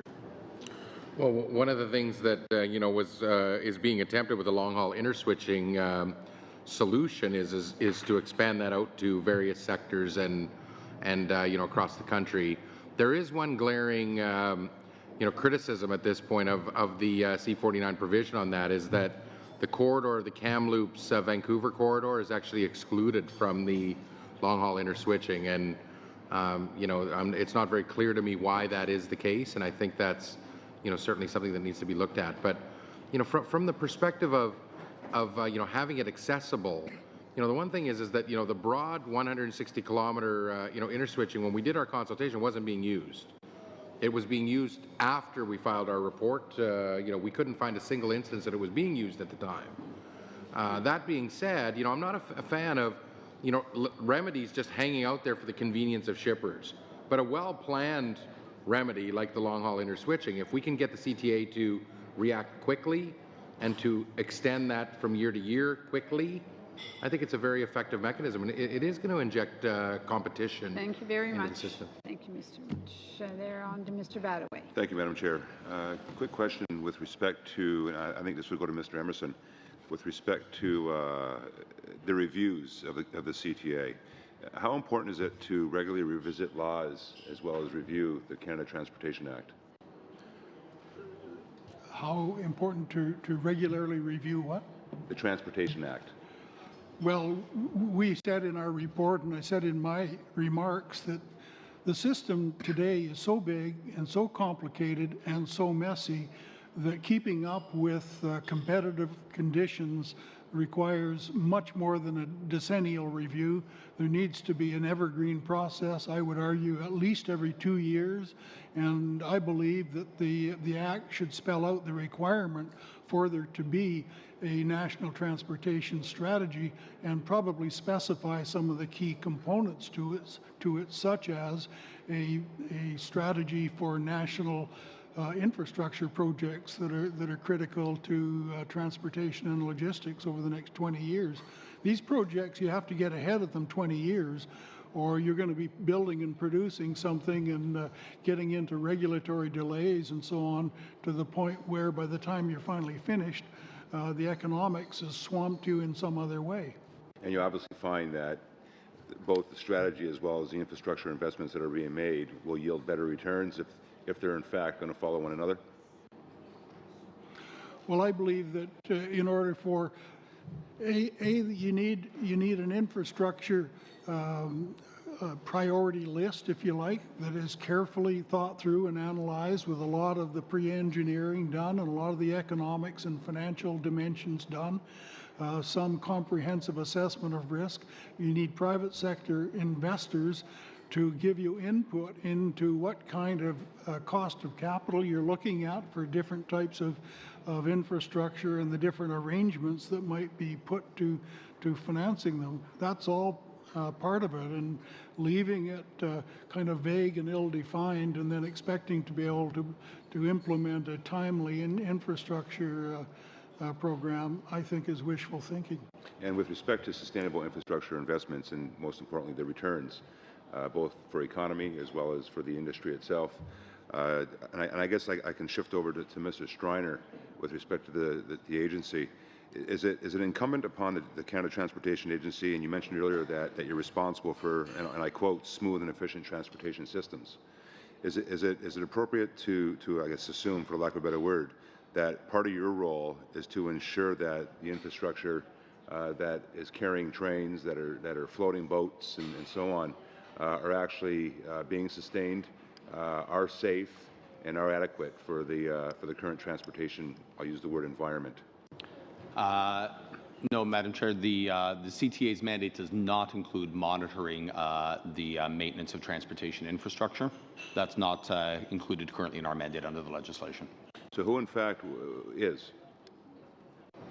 I would refer the question with respect back to Transport Canada. Transport Canada regulates for safety and security purposes. The Canadian Transportation Agency, the institution I lead, regulates for economic and accessibility purposes. With respect to governance, we spoke a lot on governance today. Mr. Emerson had a lot of comments with respect to governance and how much better we can be in governing, especially our airports and some of our assets, marine-related. And I can cite a few governance challenges that we have with some of those assets, but I'll leave that to another discussion. Is the CTA charged with ensuring that those who oversee these pieces of infrastructure are doing so in an appropriate manner, whether it be through a code of conduct, whether it be reporting of conflicts of interest and things of that nature? Does the CTA have any opinion and/or any jurisdiction over that area? We have very limited jurisdiction with respect to, say, airports or port authorities. I assume that's what the honourable member refers to. We do have authority with respect to accessibility issues, which I talked about earlier, so the accessibility of airports and of port terminals that serve passengers, but we do not have oversight with respect to some of the other issues that you've identified, not under the law as it currently stands. How about currently owned federal assets that may be managed by private corporations? Do you have any authority there with respect to the question I just asked? If the question pertains to governance issues such as the use of funds, etc., again, we don't have authority to oversee that. We can hear, we can receive complaints regarding the fees charged by port authorities or by pilotage authorities, but with that exception and the earlier exception I talked about on accessibility, we have very limited jurisdiction with respect to the entities you described. Great, thank you. Last question, and I'm going to switch gears and I'm going to ask Mr. Al-Khatib a question with respect to the interswitching. In your opinion, does asking the CTA to set the long-haul interswitching rates based on comparable traffic, is this a feasible way of setting the fare rates while also ensuring the Class 1 railroads are not penalized? Yeah, I think that that's probably the biggest outstanding question, and to set it at a 50th percentile and to be able to effectively deal with that in the 30-day window, I think that's going to be the judgment of success or failure of this initiative. I think it can be done. I think that the costing data is there, the comparables can be identified, and I think it can be done. Thank you. Thank you very much. Ms. Block. Thank you very much, Madam Chair. And my colleague, Mr. O'Toole, was about to ask a question and wasn't able to, so he pleaded with me to get this question on the books. And so I said I'm willing to use. I believe I would have had to make an exception. That's okay. And it's to you, Mr. Emerson. He noted that you have served as a trade minister in the past and wanted to know that if you were the trade minister in the position of renegotiating NAFTA, would you have transportation as a key priority? Well, I think it's a very important priority, and I think it should be at least part of the strategic thinking when it comes to the negotiation. Canada might want transportation as a sector specifically discussed at NAFTA. Whether you would get take up from the Americans in particular, I don't know, but as I said earlier, I believe that transportation and logistics is probably the #1 driver of competitive success that we need to deal with going forward. And as I said, we've got a massive high volume, high speed system. We've got all kinds of issues around taxation of rail assets and so on. There's a large range of issues and border issues that create kinks and discontinuities in what should be a smoothly flowing liquid system. Thank you very much. I feel like my colleague, Mr. Fraser, there are many, many things that I would like to ask, but I am going to go to you, Mr. Striner, and just circle back to some of the comments you made in your opening remarks when you said perhaps the most significant rail-related change in Bill C-49 is replacement of both the CTA's authority to set interswitching distances beyond 30 kilometers and the competitive line rate provisions with long-haul interswitching.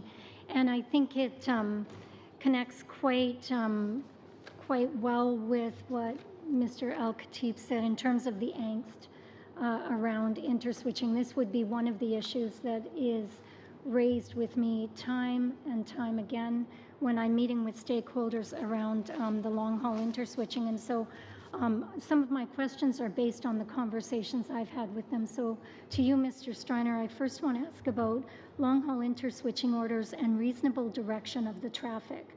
Now, in the Act, in Section 136.1, it states that an LHI order should be applicable to the nearest interchange in the reasonable direction of the traffic.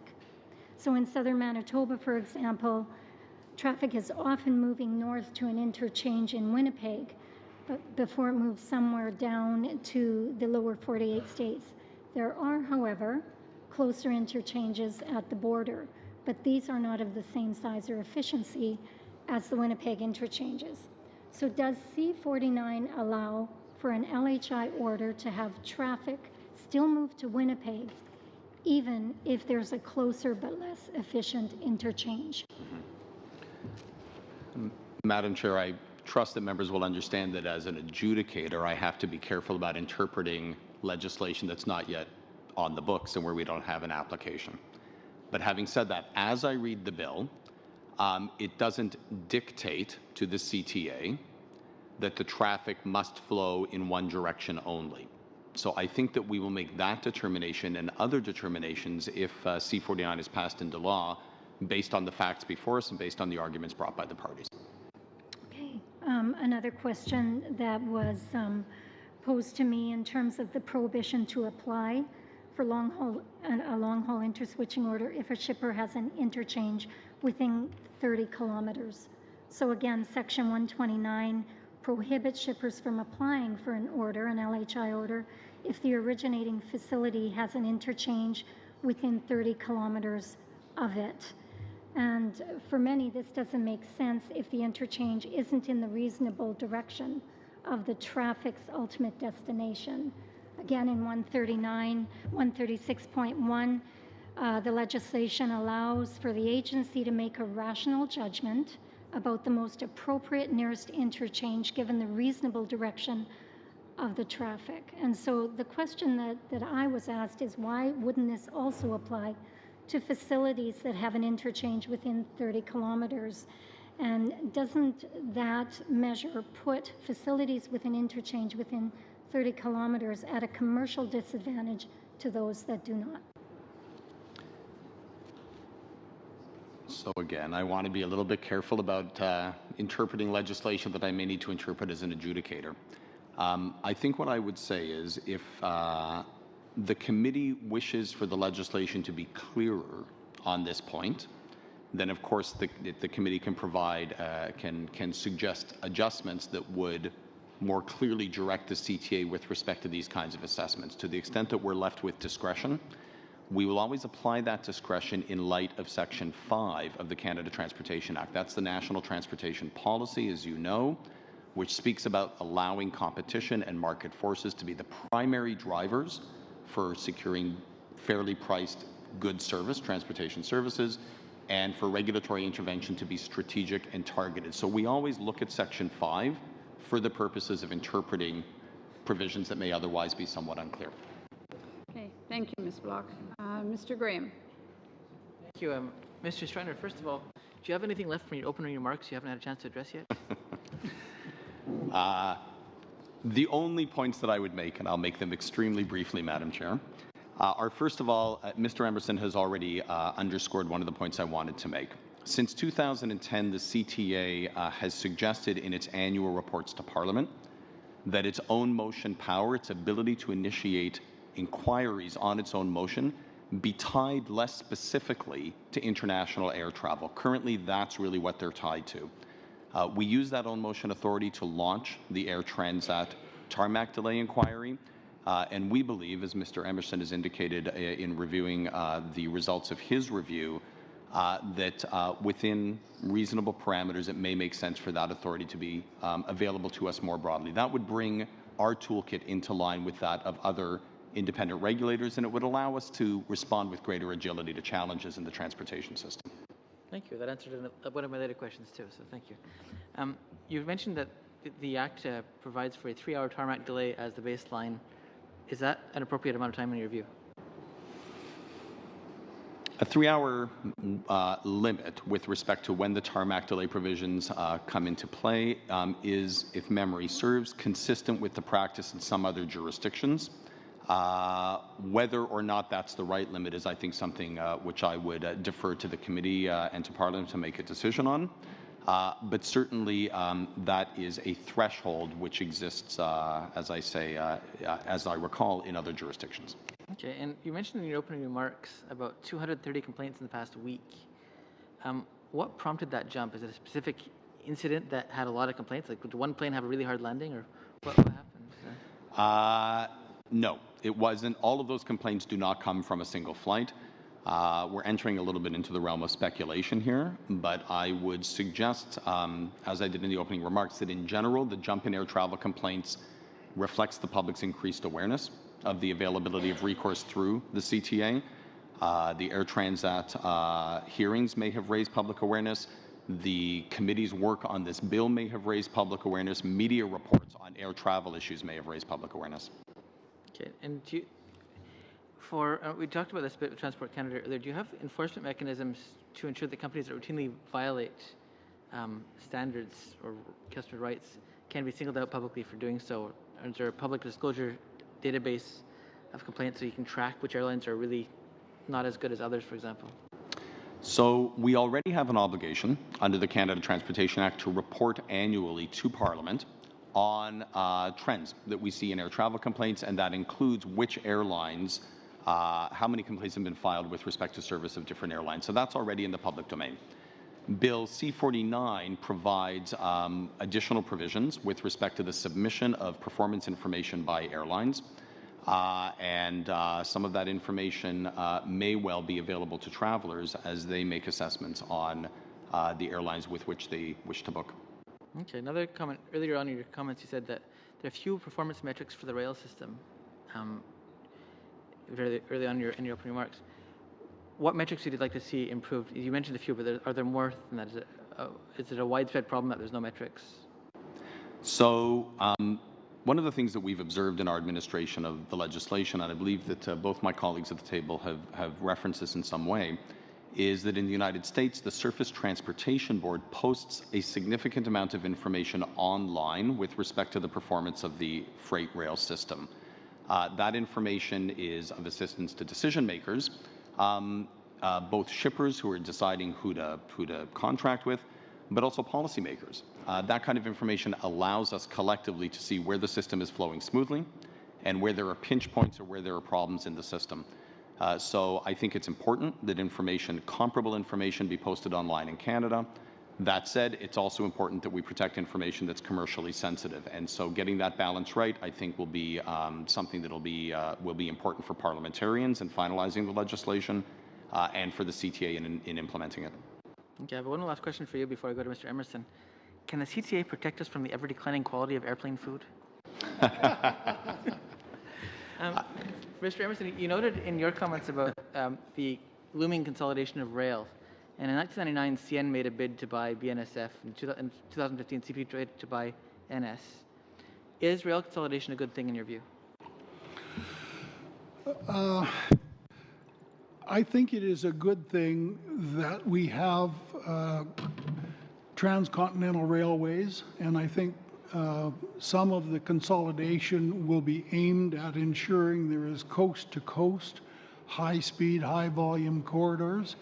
I think consolidation is probably in the interests of greater North American transportation efficiency.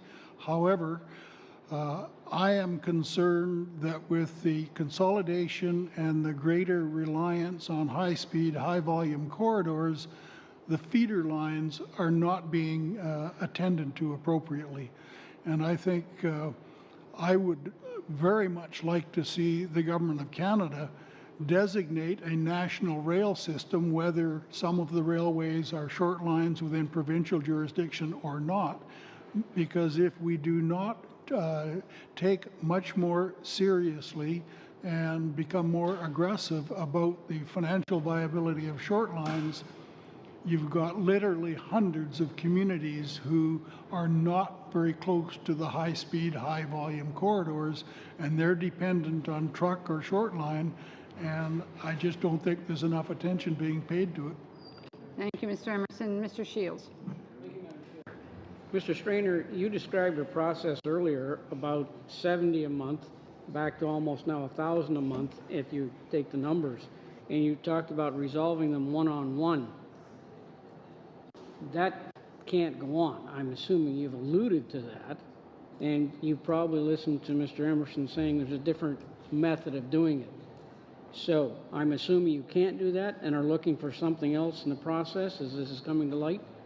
You want to respond to that?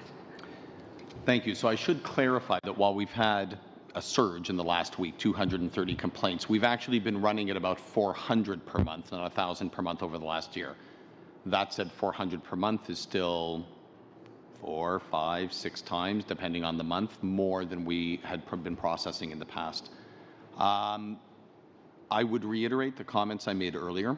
I think that if the CTA had own motion authority and was able, where it has reasonable grounds to believe that there may be some sort of an issue in the transportation system, to deal with that proactively and on a more systemic basis, that might help to resolve some of the complaints. It's also possible that when we pass the air passenger rights regulations and there's greater clarity in the system in terms of what people's rights are, what travelers' rights are, that over time we may see a stabilization at lower levels. I'm not certain that would happen at the outset. I think at the outset we might well see a surge. That's what happened in Europe after the new regulations were brought on stream, because again it raises people's awareness. But it may be that over several years, as people get used to their rights and as the system stabilizes, there might be a leveling off. Because that is a significant cost factor to deal with it in the way you have been dealing with it. There's no doubt dealing with complaints takes staff. We have introduced a number of efficiency measures. We've redirected resources to deal with this large number of complaints. We've also introduced a number of efficiency measures which have helped to improve our productivity, so that's good news. And the use of facilitation, which I referenced earlier, this ombudsman-like approach where complaints are resolved through a couple of phone calls in many cases, a day, 2 days of a staff member's work, that certainly helps to manage the demand. But there's no doubt that this many complaints, this dramatic an increase, creates resource pressures on the organization. Right, you'd be out of business if all that stuff kept coming back to you from dissatisfied customers, and that's all you were doing. You'd be out of business, spending all your time on that end.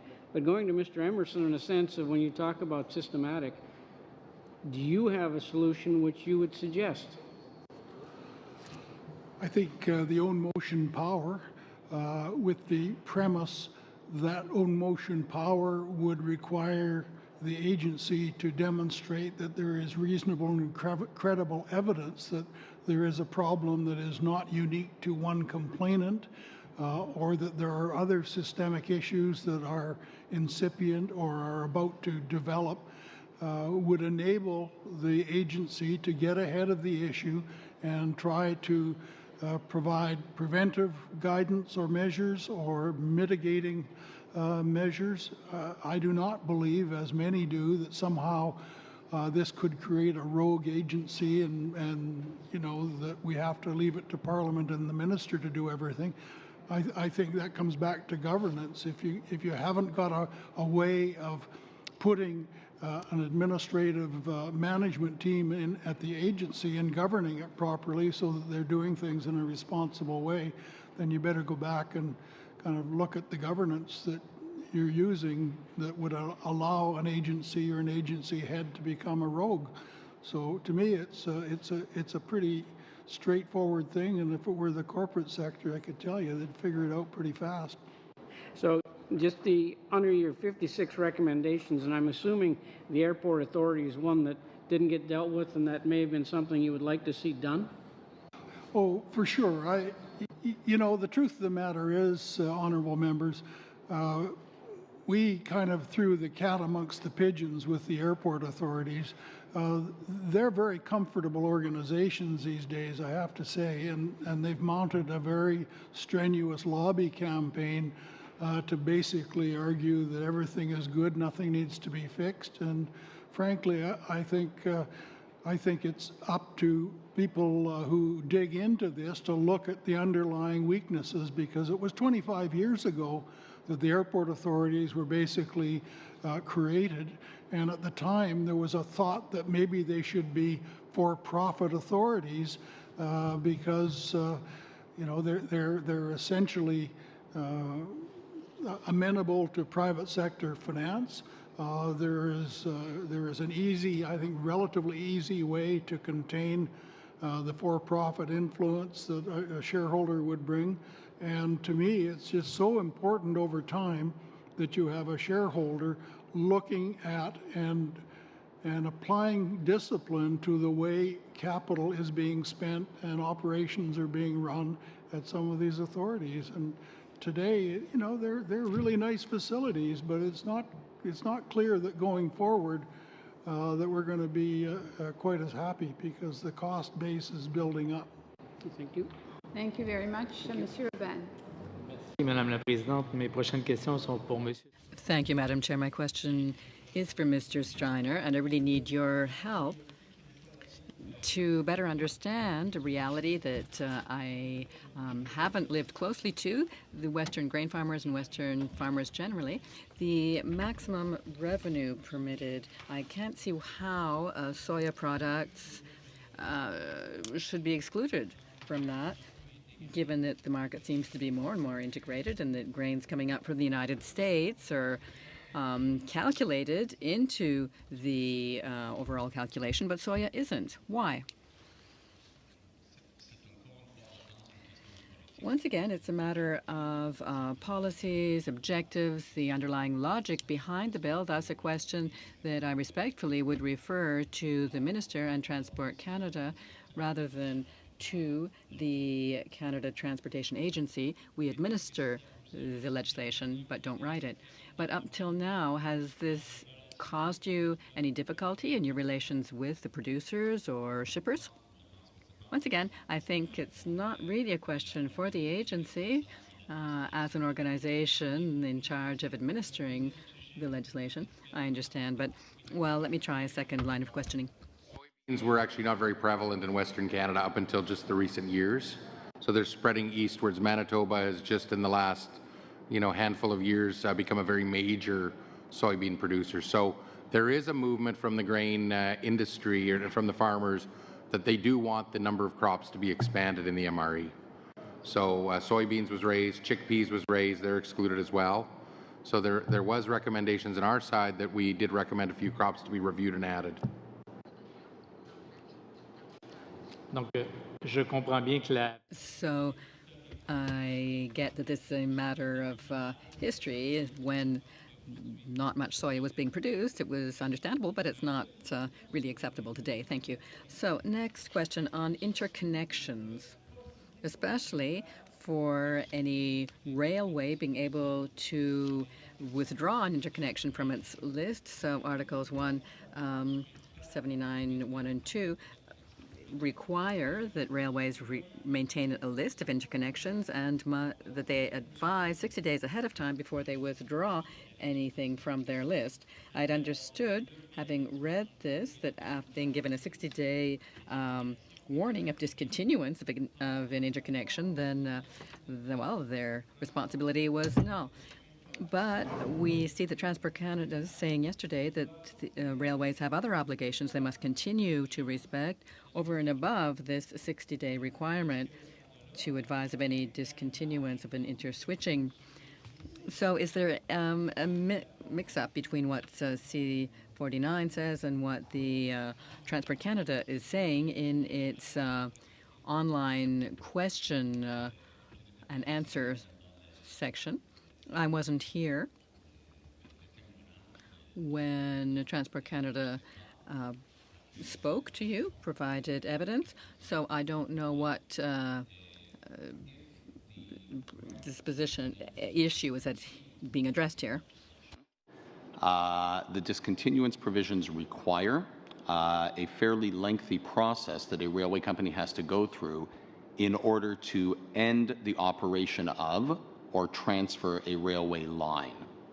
My understanding, with respect to the provision that you've spoken about, is that removing an interchange from a line is covered by a separate process, the provision to which you referred, but that's different than ending service on a line. Merci. Mr. Thank you. I do have one question. Mr. Emerson, you spoke about short lines and not enough attention being paid to them with respect to the role that they play. I know in my municipality, in Barrie, for example, the municipality owns a short line.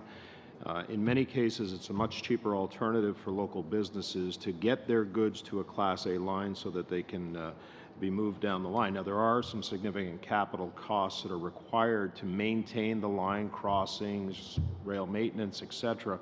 So I'm just wondering if you can expand on that. What attention needs to be paid in order to ensure that these short lines that many municipalities rely on are made viable or remain viable?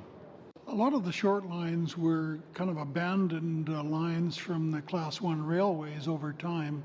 When you look at the financeability and the financial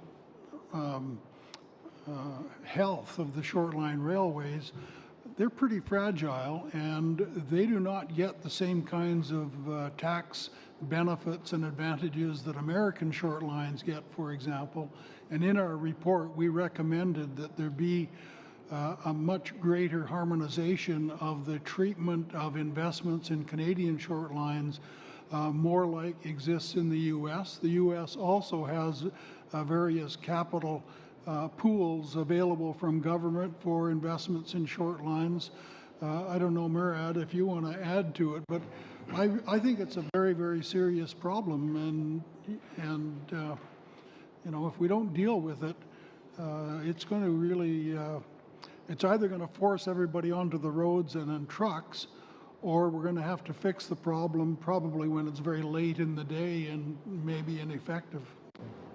Yeah, we did recommend first mile, last mile, short line related incentives, in particular the extension of the accelerated capital cost allowances for short line railways, the establishment of a short line railway infrastructure, allowing short lines to apply for the Build Canada Fund. These were all things that were there.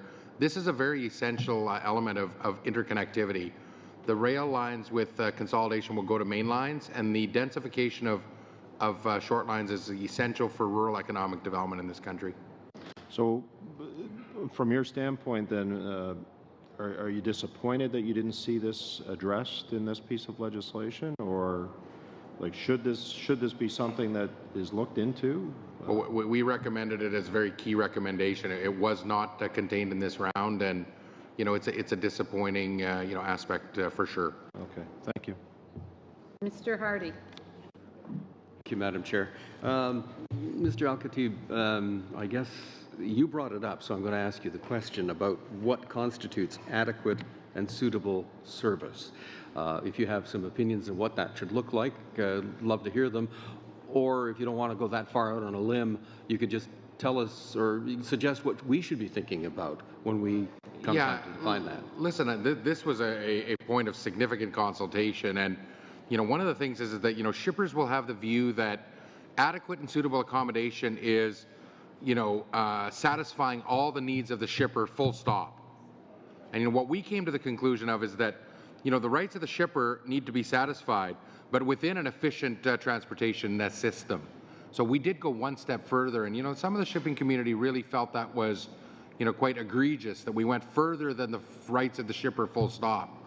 But for instance, the discussion came very simply. If you have to invest $10 to achieve $1 of efficiency to achieve the rights of the shipper, full stop, is that efficient? My answer would be no. So adequate and suitable accommodation has a number of factors to consider. The rights of the shipper are very paramount in that, but an efficiently functioning system that addresses the needs of all the players in the system are very, very key element. Mr. Striner, you mentioned that you'll be looking at the airlines' tariffs to determine their performance standards. Did I hear that correctly? No, we currently have the ability to look at tariffs. If we get a complaint, for example, about an incident, we can both look at whether the airline applied its tariff, but we can also look at whether or not the terms of the tariff are reasonable. Under Bill C-49, we'll be making regulations that establish minimum standards for things like flight delays and lost baggage, and those minimum standards will be deemed to be part of the tariff unless the tariff provides for better compensation than is in the regulations. So you would essentially audit the tariffs then to make sure that the right ingredients were in there? By definition, if the regulations set a level of compensation, for example, that's here, and the previous tariff was lower, the regulations prevail.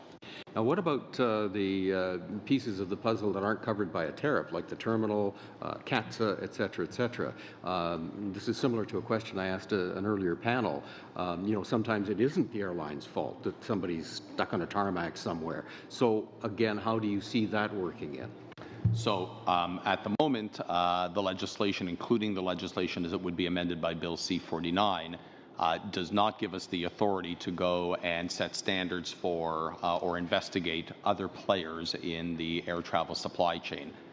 We are to focus under the legislation on the airlines and their tariffs. But that being said, we recognize, and we saw some of this in the testimony at the Air Transat hearing, that there are multiple players and sometimes events involve more than the airlines.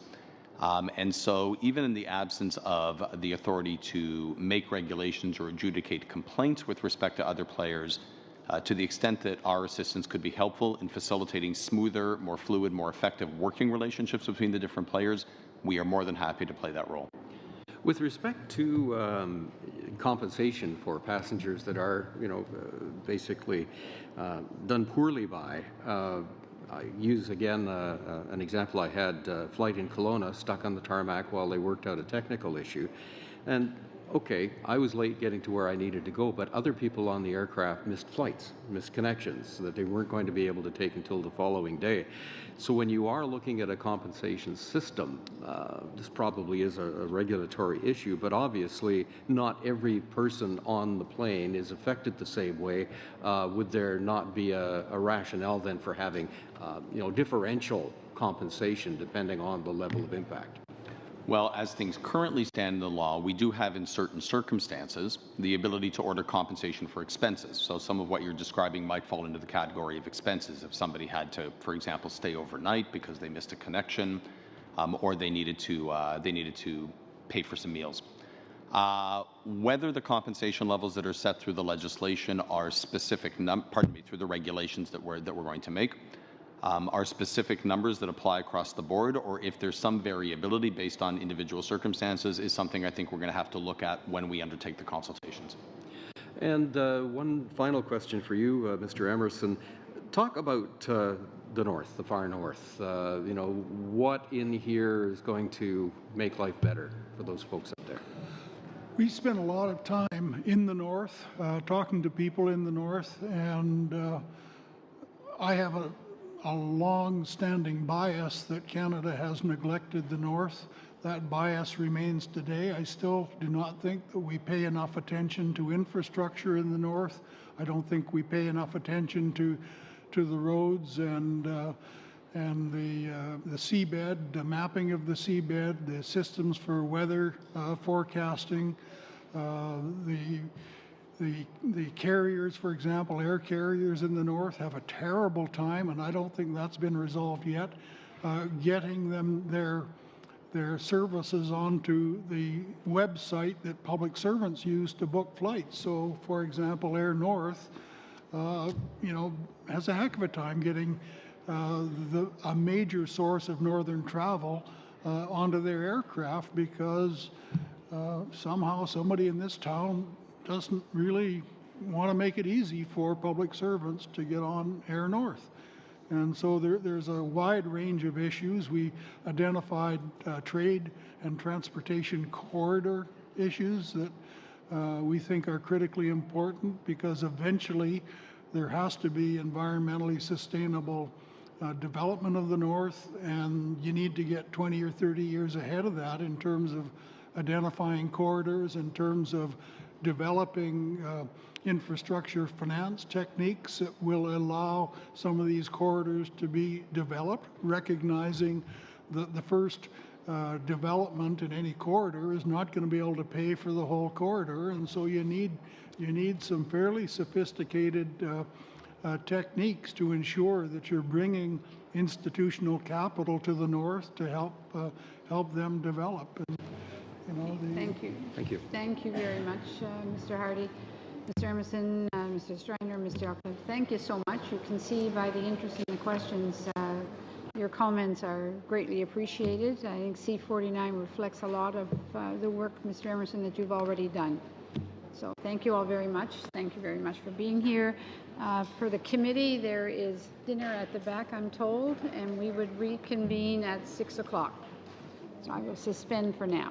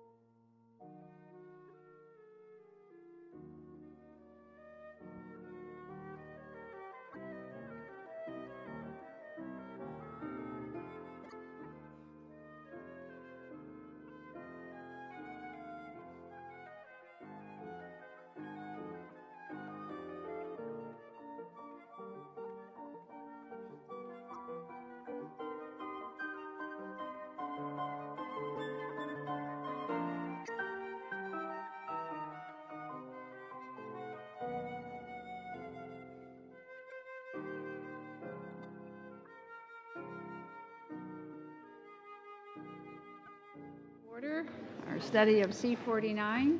Welcome to our witnesses that we have with us now. Jeanette Southwood, Vice President, Strategy and Partnerships from the Engineers Association from the City of North York. And Ray Orb, President of the Saskatchewan Association of Rural Municipalities. We know you very well. You have a member on this committee that reminds us constantly about Saskatchewan.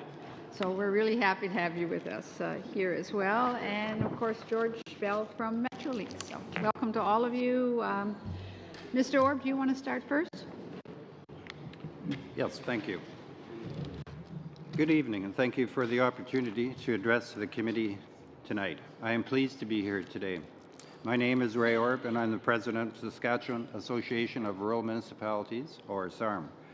SARM represents all 296 rural municipalities in Saskatchewan.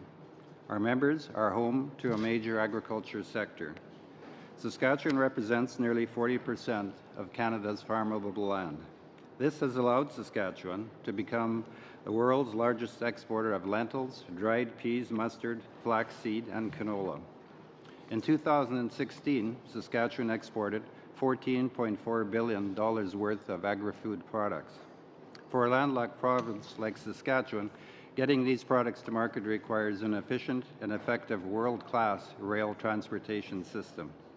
That is why I'm appreciative of today's opportunity to talk about Bill C-49, as SARM members and the agriculture sector rely so heavily on the transportation system. SARM has been an advocate for increased data reporting. More data means that better decisions may be made by producers and others in the supply chain. In SARM's view, railways should be required to produce plans that detail how they will deal with demands resulting from the upcoming crop year. This should include railways' contingency plans for larger yields and how they will deal with the cold winter months in the prairies. That is, what equipment is needed and number of crews, for example. SARM is pleased to see that Bill C-49 includes an expansion of the Governor in Council's powers to make regulations requiring major railway companies to provide information regarding rates, service, and performance to the Minister of Transport. Enhanced data requirements and making more information available to those in the supply chain is not an immediate resolution to transportation issues, but it is a crucial piece of the solution. Another advocacy point for SARM has been the need for reciprocal penalties. Holding railways and others in the supply chain to account is important, as producers are the ones that ultimately lose out when level of service are not met. It appears that Bill C-49 will enable shippers to obtain terms in their contracts dealing with amounts to be paid in relation to a failure to comply with conditions related to railway companies' service obligations. Clarification for producers is required on how this will function. It would be beneficial for all parties involved if the Canada Transportation Agency provides further clarification on the issue, such as guidelines or best practices for reciprocal penalties. So SARM is disappointed that reciprocal penalties are not officially mentioned in the legislation. Should an impasse occur between the shipper and the carrier regarding reciprocal penalties, will the CTA intervene? Further clarification on the informal dispute resolution services is required. So while there appears to be more details to sort out regarding reciprocal penalties, SARM is happy to see that reciprocal penalties will be allowable. The informal dispute resolution services are also an amendment that is welcomed by SARM. Providing cost-efficient, effective, and timely dispute resolution services is imperative for producers.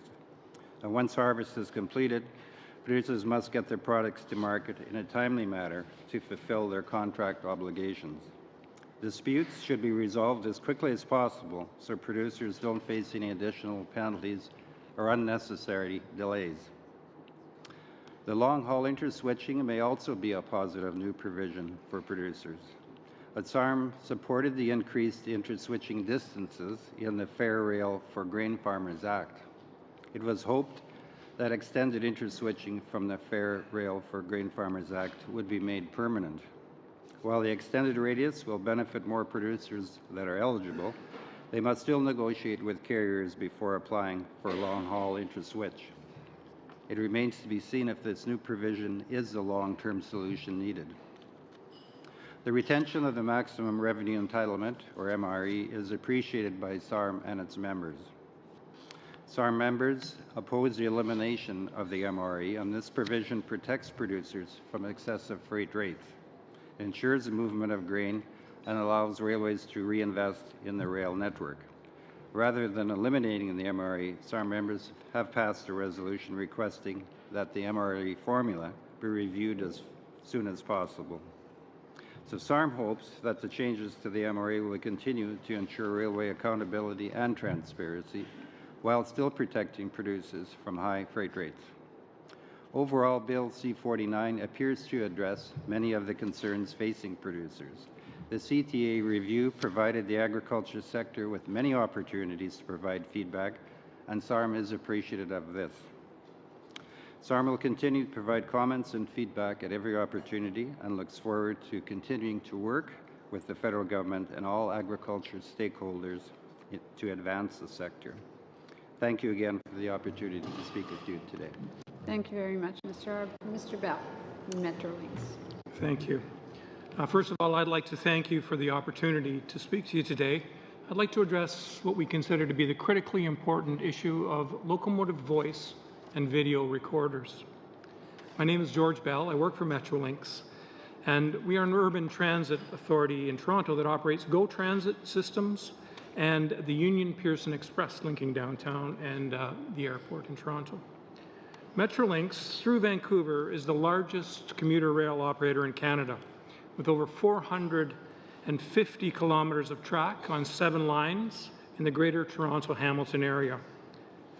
What surprised me when I moved to Toronto for this work is that 1 in every 6 Canadians lives in the GO Transit service area. We move over 250,000 people a day. We have a very large fleet of rail equipment, 651 passenger cars, 62 locomotives, and we supplement that with the 15 rail vehicles we have on the Union Pearson Express line. We run 61 train sets a day, and we make about 300 trips a day currently. If we put that in context a little further, our largest trains hold about 2,500 passengers. That means that each train, each of our largest trains, has about the same number of people on it as 5 jumbo jets, 5. So when we operate our trains, we operate in what's known as a push-pull fashion. That means the locomotive always stays on one end of the train. If we run east-west, the locomotive stays on the east end of the train, no matter which direction we run. If we run north-south, the locomotive runs on the south end of the train. And so we supply motive power either to push or pull our cars across the track. When the locomotive is pushing, the crew that operates the train is on the opposite end of the train in what's known as a cab car that has a replica of the locomotive controls and controls the locomotive by remote control. And it's converse when we operate from the locomotive. This is important context. Since our inception, Metrolinx and GO has steadily increased GO Transit train service with the goal of transforming from a rush hour commuter service to a 2-way, all-day regional transportation service. Our newest program, Regional Express Rail, will build on the planning and infrastructure progress we have already made and fast-track future service expansion. This means that electric trains will be running every 15 minutes or better on our heaviest corridors. 4 times the number of trips outside of weekday rush hour period will be run, including evenings and weekends, and twice the number of trips during weekday rush hour periods. So the result of this expansion is that we will see approximately 6,000 weekly trips by 2024. All of this is critically important when we consider the contributions to railway and passenger safety that can be gained from the introduction of locomotive voice and video recorders. Metrolinx and GO have very significant safety responsibilities to our commuters, to our communities, and to our employees. We take these responsibilities very seriously indeed. We strive to be leaders in safety and are frequent early adopters of new technologies and techniques. Locomotive voice and video recorders are one example of our forward thinking. We have already equipped all of our locomotives and cab cars with LVVRs. And in order to give you an idea of what those look like, what they consist of is a recording system that's fed by 4 cameras and 2 microphones. I'm sorry, I'd hope to have some pictures for you, but I don't have them. The 4 cameras show, 3 of the cameras show the interior of the locomotive.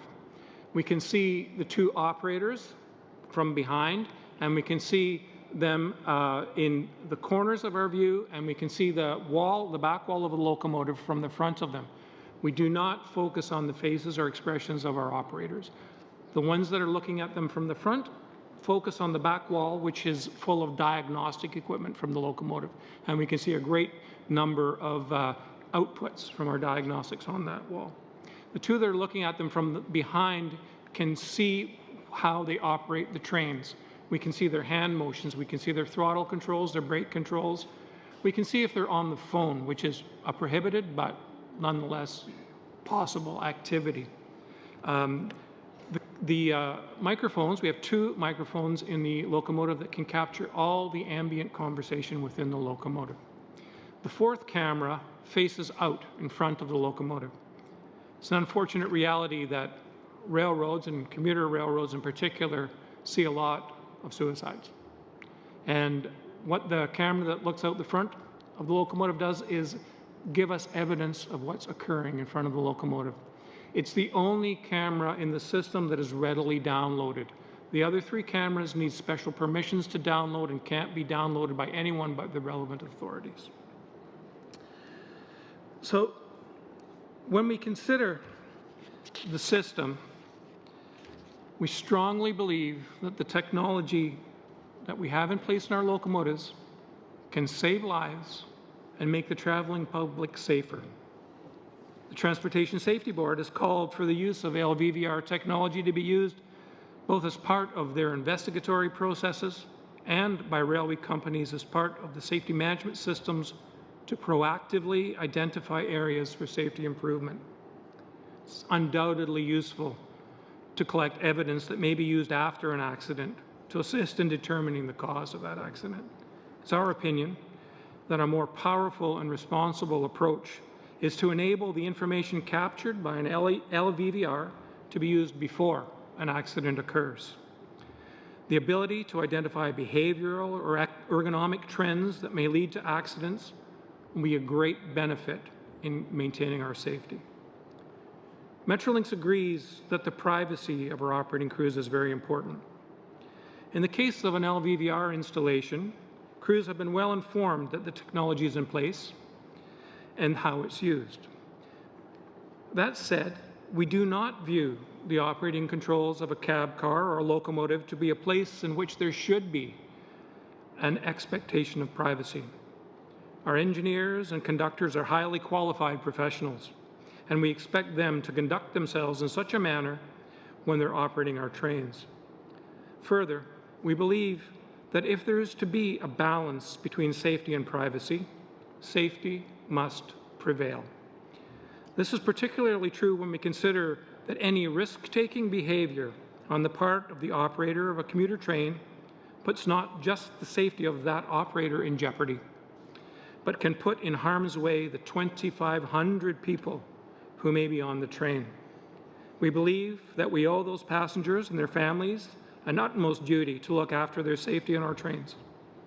Empowering railways to use locomotive voice and video recorders in a non-punitive and proactive manner will help us meet that duty. Thank you for your attention. Thank you very much, Mr. Bell. Ms. Southwood. Thank you for the opportunity to be here today, Madam Chair. I am very pleased to discuss Engineers Canada's stance on Bill C-49, the Transportation Modernization Act. My name is Jeanette Southwood. In my previous role as principal at a global engineering firm, I was Global Sustainable Cities Leader and Canadian Urban Development and Infrastructure Leader. where my team focused on areas that included supply chain, business continuity and climate adaptation, urban intensification and restoration, and the strategic integration of cutting-edge global innovation and knowledge into solutions for private and public clients. Our portfolio included rail. I am currently the Vice President of Strategy and Partnerships at Engineers Canada, based here in Ottawa. Engineers Canada is the national organization that represents the 12 provincial and territorial associations that regulate the practice of engineering in Canada and license the country's more than 290,000 professional engineers. Together, we work to advance the profession in the public interest. With the entire Transportation Modernization Act open for public review and consultation, Engineers Canada's testimony today pertains directly to Section 11 of the Railway Safety Act, specifically in relation to the design, build, and maintenance stages of railway work in Canada. And we have 3 recommendations in particular that I'd like to touch on in my remarks today. First, that engineering principles in Section 11 of the Railway Safety Act be further defined. Second, that professional engineers be involved in the entire life cycle of railways infrastructure. And third, that climate vulnerability assessments be carried out on Canada's rail infrastructure, and that Canada's rail infrastructure be adapted to a changing climate. First, regarding engineering principles. In Canada, engineering is regulated under provincial and territorial law by the 12 engineering regulators. The regulators are entrusted to hold engineers accountable for practicing in a professional, ethical, and competent manner, and in compliance with the applicable provincial or territorial engineering act, code of ethics, or legal framework in place. Technical, provincial, and professional standards of conduct are set, revised, maintained, and enforced by the regulators for all professional engineers in their jurisdiction. By virtue of being a regulated profession, professional engineers are required to work with the public interest in mind and to uphold public safety. For this reason, Engineers Canada strongly supports and encourages the direct involvement of professional engineers in the design, construction, maintenance, evaluation, use, and alteration of all engineering work related to railways in Canada, not only to increase transparency and public confidence towards a safe and well-regulated rail system, but to uphold public safety and accountability on all railway work. It is vital that the federal government incorporate professional engineers through the entire life cycle of a rail project, not just in the final approval of rail work. Engineers Canada encourages the federal government to put measures in place to ensure that this is the case. It is equally important that it be professional engineers who take on the responsibility of overseeing and maintaining the standards and regulations set out by the federal government. Currently, the Railway Safety Act outlines that companies are obligated to report on the qualifications and licenses of safety personnel. However, ambiguity and the possibility of misinterpretation are evident in Section 11 of the Railway Safety Act, specifically in regard to the definition of engineering roles and engineering principles. The Act states that, and I quote, all work relating to railway works, including but not limited to design, construction, evaluation, maintenance, and alteration, must be done in accordance with sound engineering principles, end quote. The ambiguity around the term engineering principles creates space for misinterpretation and a potential situation where public safety is compromised. The Act should specify that where engineering principles are to be applied, they must be applied by a professional engineer. Federal public servants who are tasked with overseeing the engineering work referred to in Section 11 must also be professional engineers. Communities are better protected by the consistent application of safety and siting procedures where professional engineers are involved in decisions. Our second recommendation is regarding the life cycle of railways infrastructure. Involving professional engineers in the life cycle of rail projects will not only ensure that they are carried out with public safety top of mind, but engineers are also well equipped to design, build, and manage resilient rail infrastructure. Canada's railway infrastructure is an integral enabler of Canada's growing economy, as we've heard from the 2 speakers that preceded me, providing services to more than 10,000 commercial and industrial customers each year, moving about 4 million carloads of freight across the country and into the U.S., and getting approximately 70 million people in Montreal, the GTA, and Vancouver alone to work each year. This vast integrated network needs to operate with efficiency and public safety in mind, both of which require a high level of reliable service. And finally, our recommendation regarding climate vulnerability. Resilient infrastructure is the driving force behind productive societies, stable industries, and increased public confidence in civil infrastructure. However, Canada's infrastructure report card noted that much of Canada's current infrastructure is vulnerable to the effects of extreme weather, which is becoming increasingly frequent and severe. Vulnerable rail infrastructure presents a risk not only to public safety, but also to the productivity of Canadian individuals and businesses and of the country's economy. Without the consistent application of climate vulnerability assessments to inform rail design, public confidence and trust in rail infrastructure will be fragile.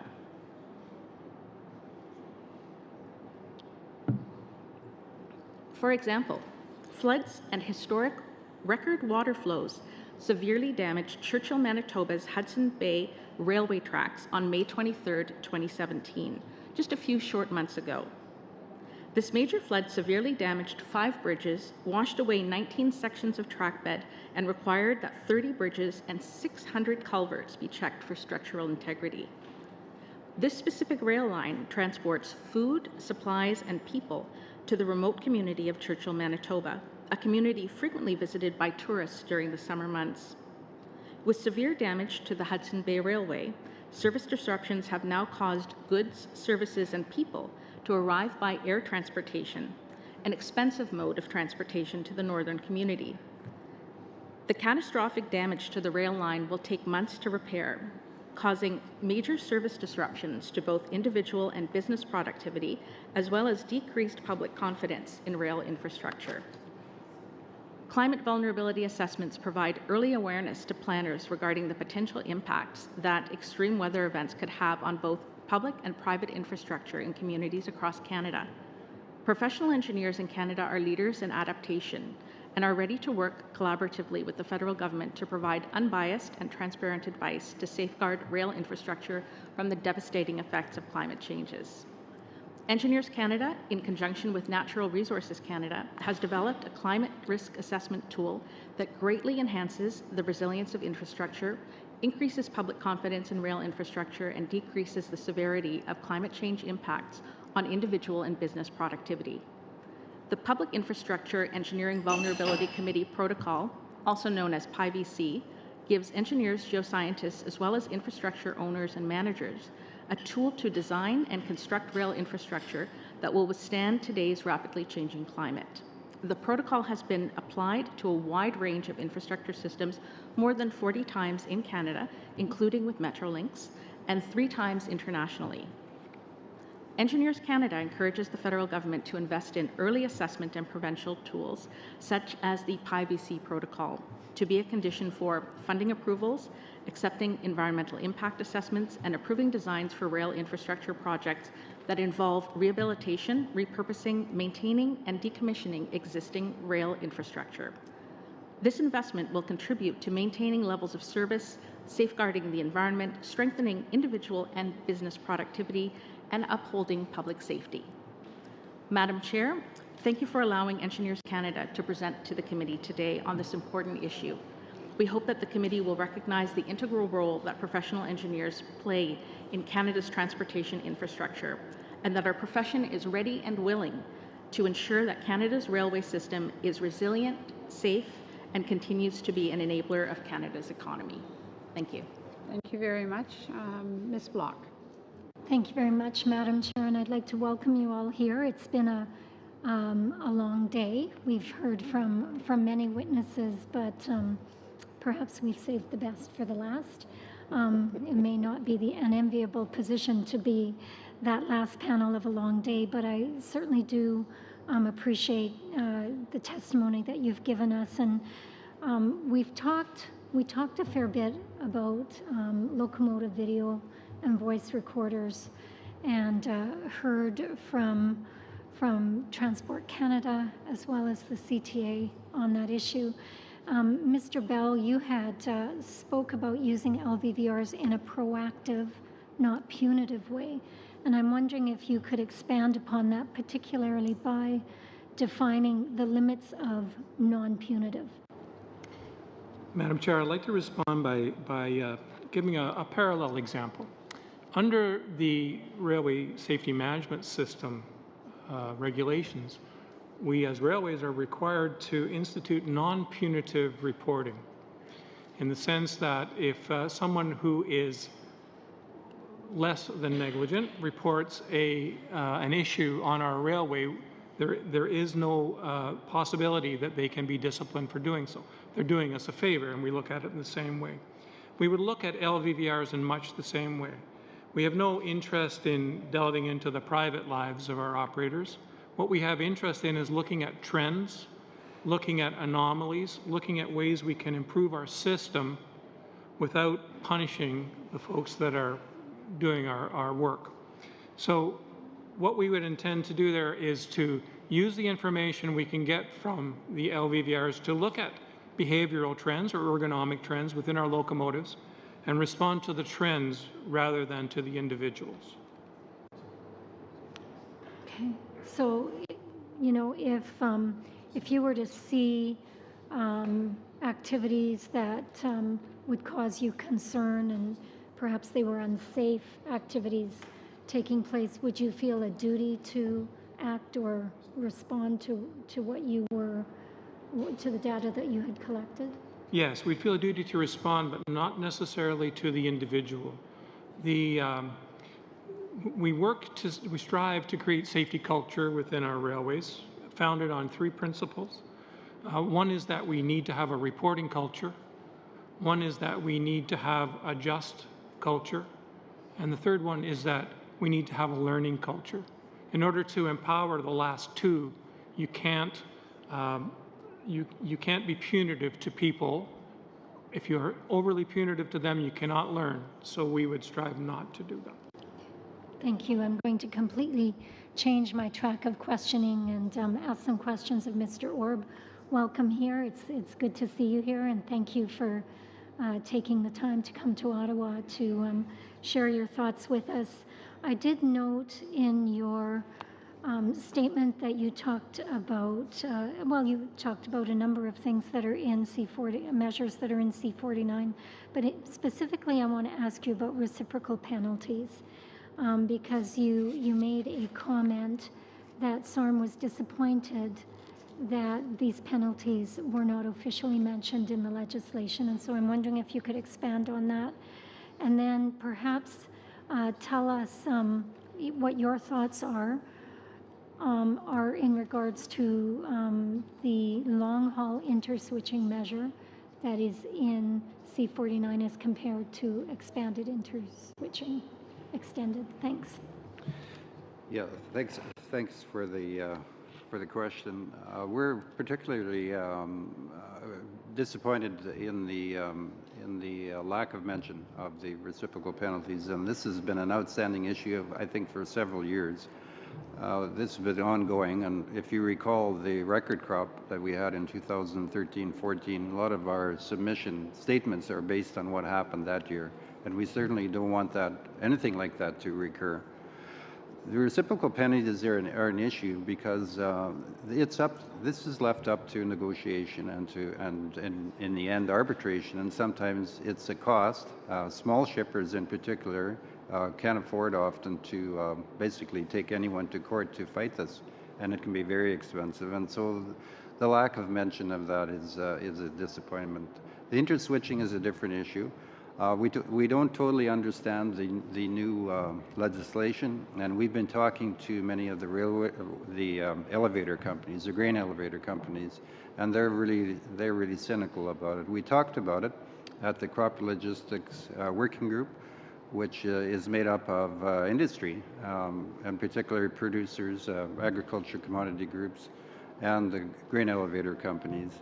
And the advice that we've been given is that we need to spend more time on this and to be able to clarify that. The problem with that is The new crop year is already in place, and we're looking at, in Canada, and in particular Western Canada, we're looking at a far better crop than what was estimated by Stats Canada in July. So we need to fast-track this legislation. It's very imperative that those two issues be dealt with. Thank you very much. Sorry, Ms. Block. Okay, Mr. Hardy. Thank you, Madam Chair. Mr. Bell, if we were to ask the union representing workers at Metrolinx, what would they tell us about that relationship they have with the company vis-a-vis the LVVRs on your system? One of the unique features of Metrolinx and some other commuter rails is that we operate on a contract model. So the crews that operate our trains actually do not work directly for Metrolinx. They work for Bombardier, who's a contractor to us. The LVVRs have been in place and active for about 6 months. We've had no pushback from the unions whatsoever. We have positioned it in a non-punitive manner, in a very constructive manner, and also communicated to our operators that part of the reason that we wish to review the data on the LVVRs is to illustrate what a good job they do rather than what a poor job they do. So there is a positive as well as a learning opportunity there. So we've had no pushback from the unions, and as of now, they're fine with what we're doing. You and I have had the benefit of working together in the past at Metro Vancouver's Transportation Authority, and I know that quite a number of years ago now, they went through the process of looking at voice and video recording on the bus system in Metro Vancouver. And I know that some of the same issues that we've been talking about here with respect to labor relations came up there. How close were you to that process? What, to your knowledge, can you tell us about the state of labor relations with that system in Vancouver?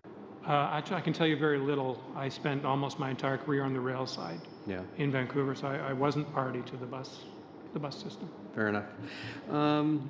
You don't get live feeds from the cabs, do you? We do not. Okay.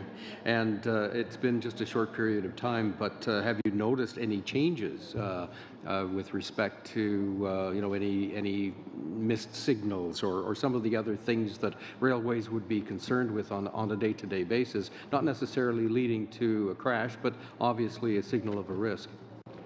As of yet, we haven't proactively used the information. We're actually waiting on some of the results of your deliberations before we will consider doing that. But as of now, we haven't proactively used it.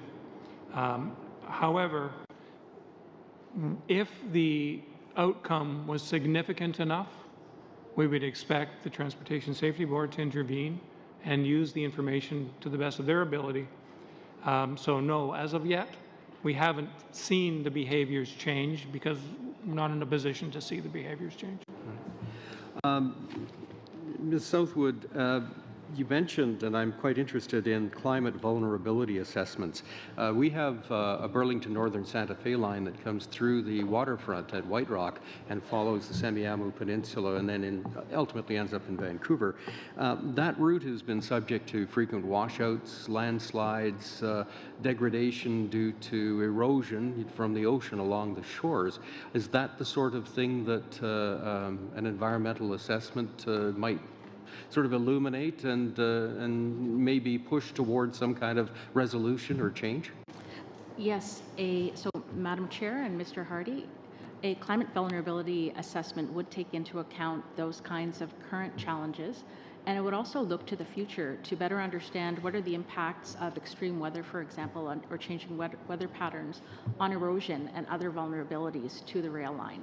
So it's a current view, but it's also a future view, so that when investments are made in, let's say, improving or maintaining the rail line or in expanding such rail lines, a full understanding of the impacts of the investments, but also the vulnerabilities to such investments are understood. Do I have any time left? Oh, good.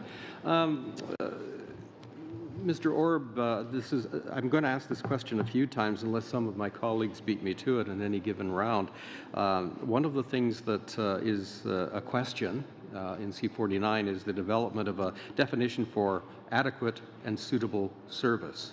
When you're speaking with your networks, what do they think about that? Can you give us any directions as to sort of things that we would ask government to think about when coming up with the definition?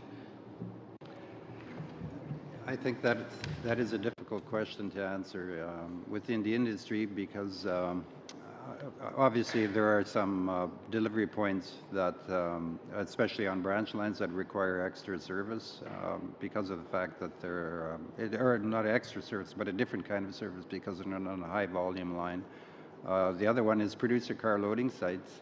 That's required in the Canada Grains Act, and that's something that, although it wasn't in our submission, we noticed that it was a recommendation from the Standing Committee that producer car rights be continued and the loading sites be continued. So the level of service that's deemed adequate differs from point to point, but in the industry I think it has to be something that's acceptable, basic service that's acceptable by the shipper and the carrier. Do you have any thoughts as to the kind of data reporting that you'd like to see? Are there some key measures that you would want to see on the list of the data that railways would be required to report, just in the interest of transparency? A short answer, if possible.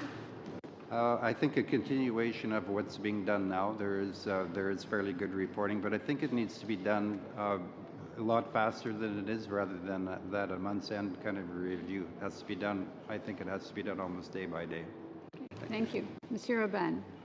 Merci, Madame la Présidente. Merci. Thank you, Madam Chair, and thank you to all three of our witnesses for being with us this evening. I have questions for each of you. Let me begin with Mr. Orb.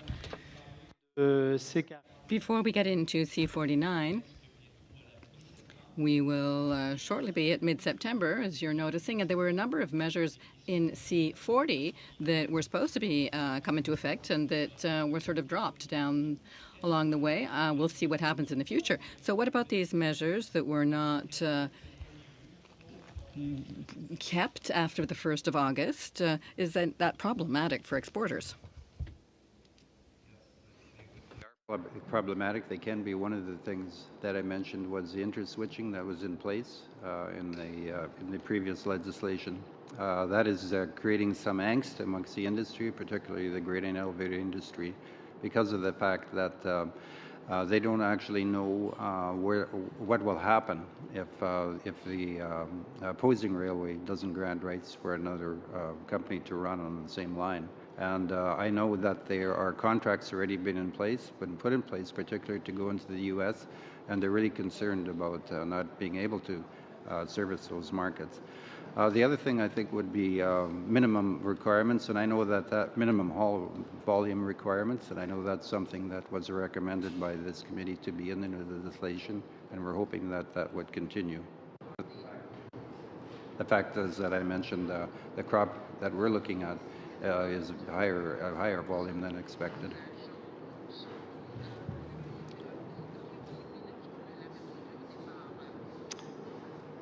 Quand j'écoute votre... Listening to your presentations didn't lead me to, well, tell me if I'm hearing you correctly. I didn't feel you're very enthusiastic about C49. There are certain measures that you seem to be unsure of the relevance of, how effective they will be, as to whether these will be real solutions or not. Let me give you a couple of examples I heard. It would be smarter to explain the very process of reciprocal penalties. It seems that what's put forward in C49 doesn't seem adequate to you. As well, interswitching might be of relevance, but you're not so sure that's really the right solution. So do you have any solutions that would be specific and that you would like us to recommend to the government? Thank you for the questions. On the interswitching, we would have preferred that the interswitching provisions that were in place in the prior legislation be continued. And in reciprocal penalties, we think there has to be a better definition in the legislation of what the penalties actually are. We know that there are penalties to the shippers if the rail cars aren't open or aren't loaded on a timely basis. and I know that there's a tariff in place that penalizes those companies. We should think there be a penalty. We haven't mentioned, or not going to mention, a specific penalty, but we should think that the railroad should be held accountable to deliver the cars on time. And I can give you one example, a quick example, how it affects the rural municipalities as well in the wintertime. We often have to open the roads out onto the farmers' yards to get access to the grain. And if the grain cars don't show up on time, the roads have to be opened again, and it's an added cost to the ratepayers. Évidemment, je ne connais pas la Saskatchewan. I don't know Saskatchewan as well as you do, so I'm really happy to have you here to explain this to us. Do you have large soya farmers, large-scale soya farms? We have some soybean farmers. It's a crop that's being grown more regularly now, and Je vais tout de suite à ma question puisque le temps. Let me go to my question immediately, given that we're running out of time. Why is it that soybeans is not counted in the maximum revenue entitlement? The former, Ms. Block from Saskatchewan, she asked a question about that, not specifically about soybeans, but I mentioned the Crop Logistics Working Group, and that's a committee that's been created by the federal government, and that is a request that will be coming from the Crop Logistics Working Group that soybeans be included in the MRE.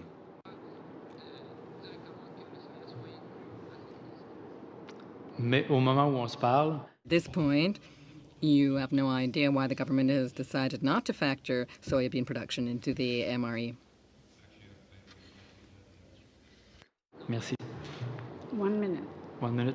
Thank you. Pour Monsieur Bell. Question for Mr. Bell, then. You have told us about the cameras and their positioning, which makes it such that we can't see whether the drivers are happy, unhappy, what their facial expressions are, but we could see whether or not they're using a cell phone, which is forbidden, of course. So what will you do the day that one of your employees is seen to be speaking on the cell phone while driving? Go back to the policy that we put in place when we're empowered, if we're empowered to use the information, and we would go back to and address that as a trend rather than with the individual employee. We wouldn't look at it as an opportunity to punish that person. We'd look at it as an opportunity to educate him or her and the remainder of the workforce. Thank you. Thank you very much. We got busy on this. Mr. Graham. Thank you, Mr. Bell. It's nice to meet you earlier. You mentioned that the LVVRs have been in place only for about 6 months, but I know that the GO trains have been recording for a heck of a lot longer than that. So can you talk about the previous system and what the change is? The difference for us is the migration to the locomotive voice and video recorders. What we have been recording for a long time are the external views. It's the internal views that are new to us. Okay, so you mentioned that the front-facing camera is readily readable. Does that include video or audio recording from inside, or only external views? There's no audio on the front-facing camera, only video. Okay, and so, in what circumstances would you read that in a hurry? The use of the front-facing video is the most common use is when we encounter a suicide on the tracks, and in that case we will download that information and provide it to the attending coroner. It's almost always a coroner who attends. And it provides, in our experience, incontrovertible evidence as to what has happened in front of our train. Which then permits the train to carry on more quickly than it otherwise would. Yes, indeed. If there were to be an ambiguity as to the finding, it would be treated as a crime scene, and it could tie up the train and the subsequent trains for a long time. Okay. When that happens, what happens to the crew? Are they taken off and given 2 weeks off, as it were? The crew is relieved from duty. They're not able to continue their trip. They're given post-incident counseling, as are the other responders that that come to the scene. And as a result of that, there's an assessment made by them and their managers, or our managers, as to when they can return to duty. Okay, and are the cameras always on, or only when the engine is running, or only when the reverser's in, or how does it, when are they operating? The external camera is on when the locomotive is powered up. The internal cameras are only on when the train is active. Okay, and you mentioned earlier that the rear-facing camera in the cabin looks at diagnostic information on the back wall.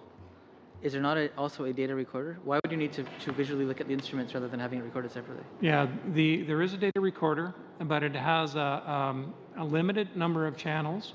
What we can see on the back wall are a number of indicator lights and other things that may not necessarily be shown on the data recorder, but may be useful in interpreting an incident. I get you. And how long is the data retained for on those cameras? The cameras currently, the data is recorded for 72 hours and then automatically overwritten. That's 72 hours of operations, not 72 hours calendar. I believe it's 72 hours in which the cameras are active. Okay, so that's actually a good few weeks, probably. No, our trains, our locomotives run a lot. Fair enough. I was noticing that you had 61 train sets and 62 locomotives. So you only have one out of service at any given time, which is fairly impressive. There's certainly sometimes more than one out of service at a time, but that's how we run. Fair enough. Thank you for that. I'm going to move to Ms. Southwood now briefly. You would suggest, and I'm only going to focus on one thing quickly. I'm trying to understand what your suggestion is in the first recommendation, that are engineers not currently involved in the process of rail? And you're suggesting that the law needs to be changed to say that professional engineers have to be used rather than engineering principles. Are you suggesting that engineers are not currently used in the maintenance of railways? Engineers are currently used in the maintenance of railways, but not consistently. And so what we are offering is that we're happy to work collaboratively with the federal government to be able to identify and further define what is meant by engineering principles so that reduces the ambiguity, the current ambiguity. Okay, so in the case of the Churchill line, if that ambiguity had not been there, would anything have been different? So in the case of the Churchill line, that's an example of the need for climate vulnerability assessment. And so in the case of the Churchill line, there was no climate vulnerability assessment that was undertaken. And therefore, there was not the understanding that with the change in climate, with more extreme weather, with change in weather patterns, that was a very vulnerable area. And if the assessment had been done, it would have been much more clear just exactly how vulnerable the railway was and what kinds of practices, as well as what kinds of mitigation measures needed to be put into place. I understand. Thank you. I have one final question for Mr. Bell in my remaining few seconds. And go back to you for a second. You've mentioned the proactive use of data on a number of occasions. What would that look like? I'm just trying to imagine somebody sitting in a room watching hours and hours of videotape of the trains operating, and that doesn't seem like a very efficient way of doing it. So how do you do proactive use of the data? Yeah. What we would do is we would look at operating anomalies. So we understand very well how our trains run, what our schedules are like, what incidents we may see, what in particular we may call near misses. In all of those cases, we would want to gain that data and look at what is happening inside the cab of that locomotive to see if there's an interaction there that we might act upon to make this a safer railway. Thank you very much, both of you. Thank you. Thank you. Mr. Fraser. Thank you very much. I'll start with you, Mr. Orb. There was just one piece on the data issue that you mentioned. You described that the railway should be required to disclose its plans to address their demand. And then in a response to a question from one of my colleagues, you said there should be day-by-day reporting. Is it your view that each day the railway should be disclosing what their plans are to deal with demand, or did I misinterpret something? You know, you may have not misinterpreted, but the point I'm trying to make is that it needs to be reported more expediently. Right now, it's reported monthly at the end of every month, but it's a weekly report. And I think in certain points, certain delivery points, we need to have the information a lot faster. The reporting is done, and the minimum amounts that were moved under the order of council of the previous government was based on corridor. The problem that is there are some points, some delivery points in Western Canada in particular that are being missed, and so the corridors are getting the grain, but not necessarily the delivery points. So we need more refined data. Okay, on the issue of reciprocal penalties, another point of clarification.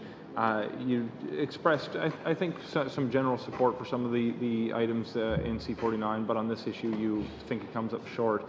I'm looking at Section 23 of the proposed Act, and it seems to me that this is addressing the reciprocal penalties portion, where it empowers the agency to order a company to compensate any person adversely affected for any expenses that they incurred as a result of the company's failure to fulfill its service obligations. Is it that you're talking that doesn't apply as a reciprocal penalty, or that it doesn't go far enough, or is it that you think there should be some further guidelines? I think that provision was actually in previous legislation, but as mentioned previously, I don't think that it was ever enacted because of the fact that if there's a dispute in what the penalty should be, the smaller shippers are not liable to actually undertake such an endeavor. I really believe that it needs to be mentioned specifically. There needs to be more mention of what a penalty actually is. Okay, so just for the sake of clarity, that language I'm looking at it is meant to replace Section 116 sub 4 sub C1, but I am hypersensitive to your point about dispute resolution, particularly for smaller shippers. I was a litigator in a previous life and saw too many cases end when someone couldn't afford to go to court. Is it your view that the dispute resolution mechanism will be more efficient in that it will allow more shippers to have their disputes fairly resolved in an expeditious way? I think it'll be more palatable to the shippers, especially the smaller ones, so we believe it's a step in the right direction. That's excellent. With respect to the MRE, you mentioned that it protects producers. One of the things that I wanted you to elaborate on a little bit as well is the importance of continued investment in the railway infrastructure, particularly from a rural perspective. I come from a very rural community and get complaints sometimes about the quality of rail transportation infrastructure. Can you just elaborate a little bit on how this approach is going to allow investment in these important rural networks? Are you talking in particular about railroads purchasing the hopper cars? Yes. Rail cars? Well, if you want to take it broader, feel free, but please describe in your own words. Well, we believe that the MRE, the entitlement right now, compensates railroads fairly for not only for their costs, but for a profit margin and actually be able to service the rail cars. Purchasing the rail cars, I believe in legislation, is actually outside of the MRE, and we're a bit concerned about that because of the fact that it may actually drive up freight rates, and ultimately producers will bear those costs. Okay, if I can shift gears. Madam Chair, how much time do I have remaining? 2 minutes. Oh, great. If I can shift to Mr. Bell, please. You mentioned, I think quite appropriately, that prevention is probably a better way to go than merely reacting to incidents and accidents as they may occur. I completely agree. I'm wondering if you think the prevention mechanism is okay that's being considered in C49. Is it okay to allow sort of a random snapshot in time to see how things are going? Do you need to be able to have the full body of video? Do you think that the proposed mechanism is an appropriate way? The proposed mechanism is an investigatory mechanism, mostly driven by the Transportation Safety Board. We'd much prefer to investigate proactively. We'd much prefer to investigate at a much lower level. The Transportation Safety Board generally doesn't get involved until there are some very serious consequences or probable consequences. So yes, we would like to have access to the full suite of video with appropriate protections so that the information that the TSB gets is completely protected. But yes, we would like to be able to look at any part of the record on an appropriate cue from our operators. Now, in earlier testimony with Ms. Fox of the TSB, she indicated that there were two circumstances you could use this mechanism in, one of which is sort of your random systemic checks, the other being an investigation into an incident or accident where the TSB is not proceeding. Am I mistaken in my understanding that you would, in those near misses you described, be able to go back and check the record under the proposed mechanism? My understanding is that would be difficult, if not impossible. I would be happy to be wrong about that. Now, I'm wondering if there'd be any internal checks and balances in place to ensure that Metrolinx doesn't come across some kind of a vindictive manager who realizes one of their employees is breaking the rules. Are there safeguards you would put in place as an organization to ensure that that doesn't happen? Yes, indeed. We already have a very robust privacy protection system, and we would certainly make sure that there is no misuse of the system. Thank you, Mr. Bell. Mr. Shields? Chair, appreciate you being here today. Appreciate your information. Ms. Southwood, when you had that, and it was referred to either earlier, the engineering principles versus professional engineer, and you alluded to the fact that it isn't always the case that engineers are involved. Have any idea percentages, numbers, any idea? Have you got anything to back that up? We do have information to back that up. I don't have the percentages here with me today, but I can provide them to the committee following this meeting. What I would go to next is what's the cost implication of doing that? I think that there are several aspects of the cost discussion, and it's a cost-benefit risk discussion. We would need to look at what are the risks of not using a professional engineer and factor that into the costs. Which would be good to know. If you supply that. Good, thank you. Thank you. Mr. Bell, and you talked about implementing a change 6 months ago. Now, I understand you got a contract piece here as well, but do you know the process that went through is involving the people involved with this versus what they'd been doing before? Do you know how it was implemented, how it was worked with, a little bit of the prior, or are you familiar with it? Yes, I wasn't there when the process was implemented, but I am familiar with it. So it was implemented as an early response to what we saw as forthcoming legislation or regulation. And we explained that to our contractors. We explained our values, of which safety is paramount. They were able to buy into that. We were able to explain the process to their managers and then later to their employees. And we used, as we always try to do, some sound change management principles to make sure that we had buy-in to the extent we could get from the front lines and all the way through the system. Okay, and you found that, and you weren't there, but you found that you were able, obviously, to work that in a positive manner at the end result. Yes. Okay, thank you. Mr. Orb, in the sense of what the bill C-49, I think I heard some concerns and some positives. If you had your choice, what would be the most positive thing you see out of this, and what would be the change you would like to see happen? I think ultimately it would be to do with defining adequate rail service, and it would be reciprocal penalties. Those are the two big issues, I believe. Our shippers, our rural municipalities and the farmers within are concerned about interest switching, but the two issues that I mentioned, I think, are the high priorities. So is it possible to define that word? I think there has to be more time spent on that, and I think there can even be, we're hoping, maybe something put in regulations that gives a better definition of what that is. I think they need to, or we need to have a minimum requirement for coverage. Now you're getting to where I want to go. So you want to establish some basic lines to go with the word that's an adjective. And that's a good point, and I think it could be a time frame, perhaps. You know, a certain amount of quantity. We need to have a certain amount of rail car capacity.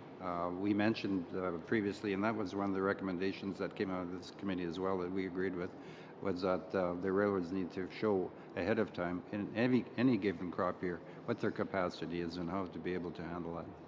As we move into the harvest is well underway in a lot of places, some places even finished. So how sensitive is this document to what needs to happen this winter? It's very sensitive because I believe that the majority of the farmers would have already had contracted grain through the grain companies, or perhaps you know, other modes of transportation to get that crop into place.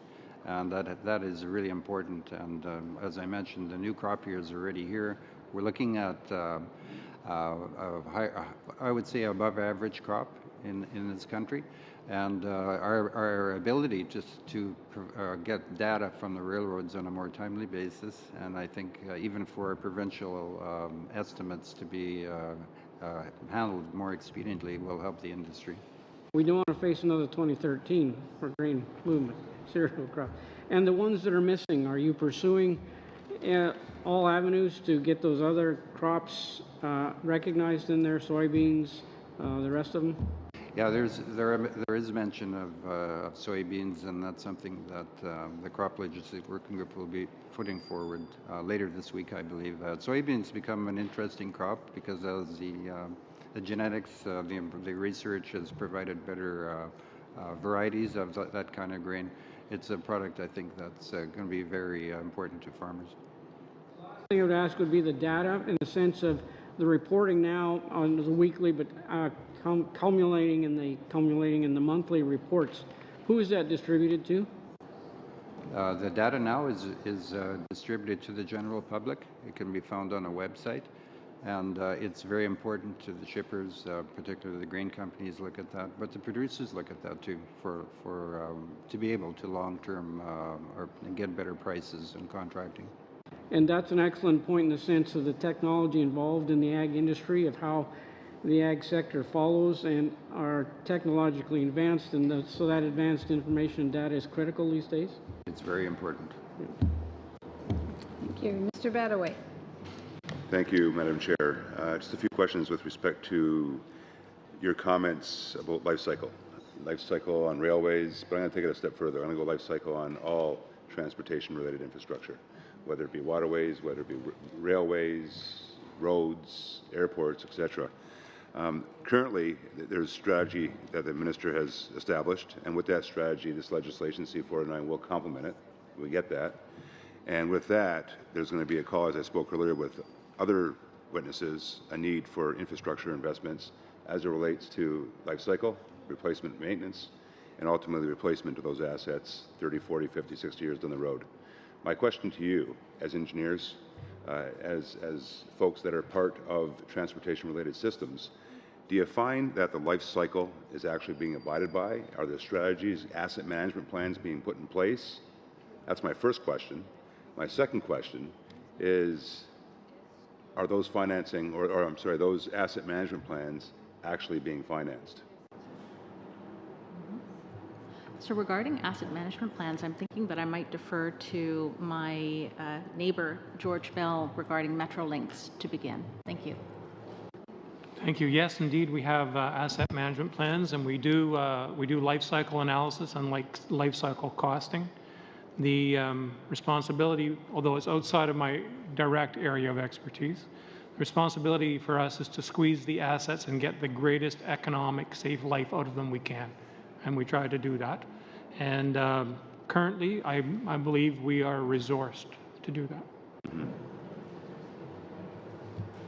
So regarding asset management plans and are they being adhered to, that is a question that I will have to take back to my organization, and we will provide information to the committee.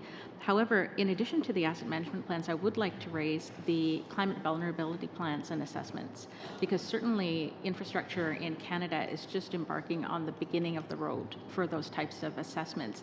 And they are a key part of asset management, truly understanding where the vulnerabilities are, what are the assets needed, and how to plan for the future, bringing those all together. Thank you.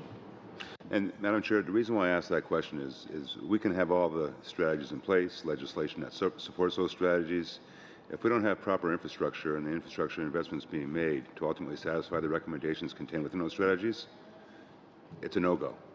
And therefore, you folks that are in the business, hence the reason for my question, would know best in your travels, whether it's public or private sector, who are or are the users, are the operators, are the managers of these assets actually adhering to, one, asset management, but most importantly, two, financing those asset management plans.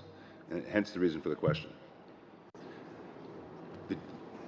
Mr. Bell, do you want to comment on that in terms of Metrolinx?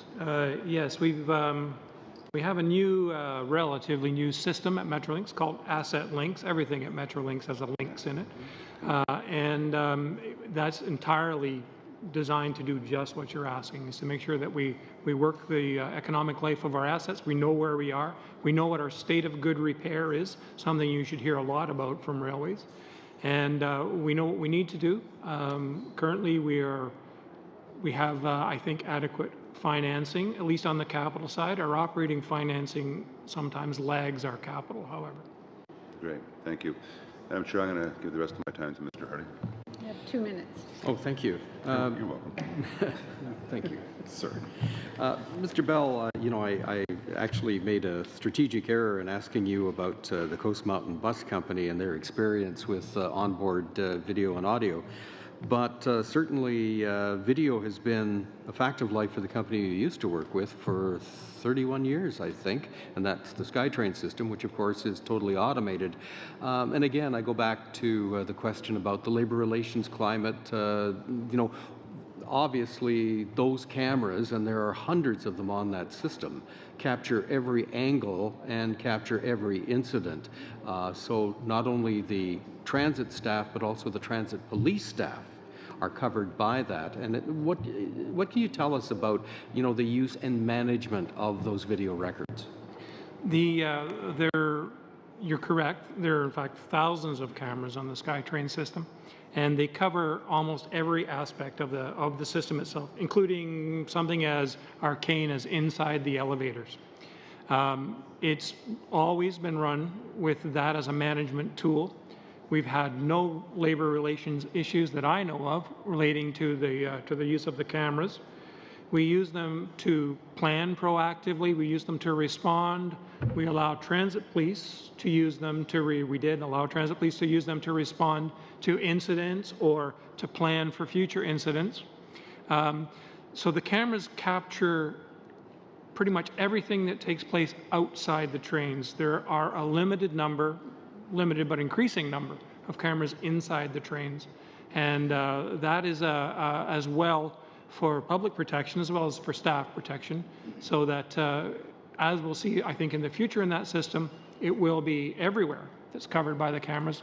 Currently, we use them for those purposes, and we've had no trouble with our staff over them. Ms. Southwood, what do you...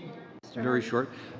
Maybe if I get a chance a little later, I'll ask you and Mr. Orb to talk about the health and well-being of the short line railroads. Mr. Brassard.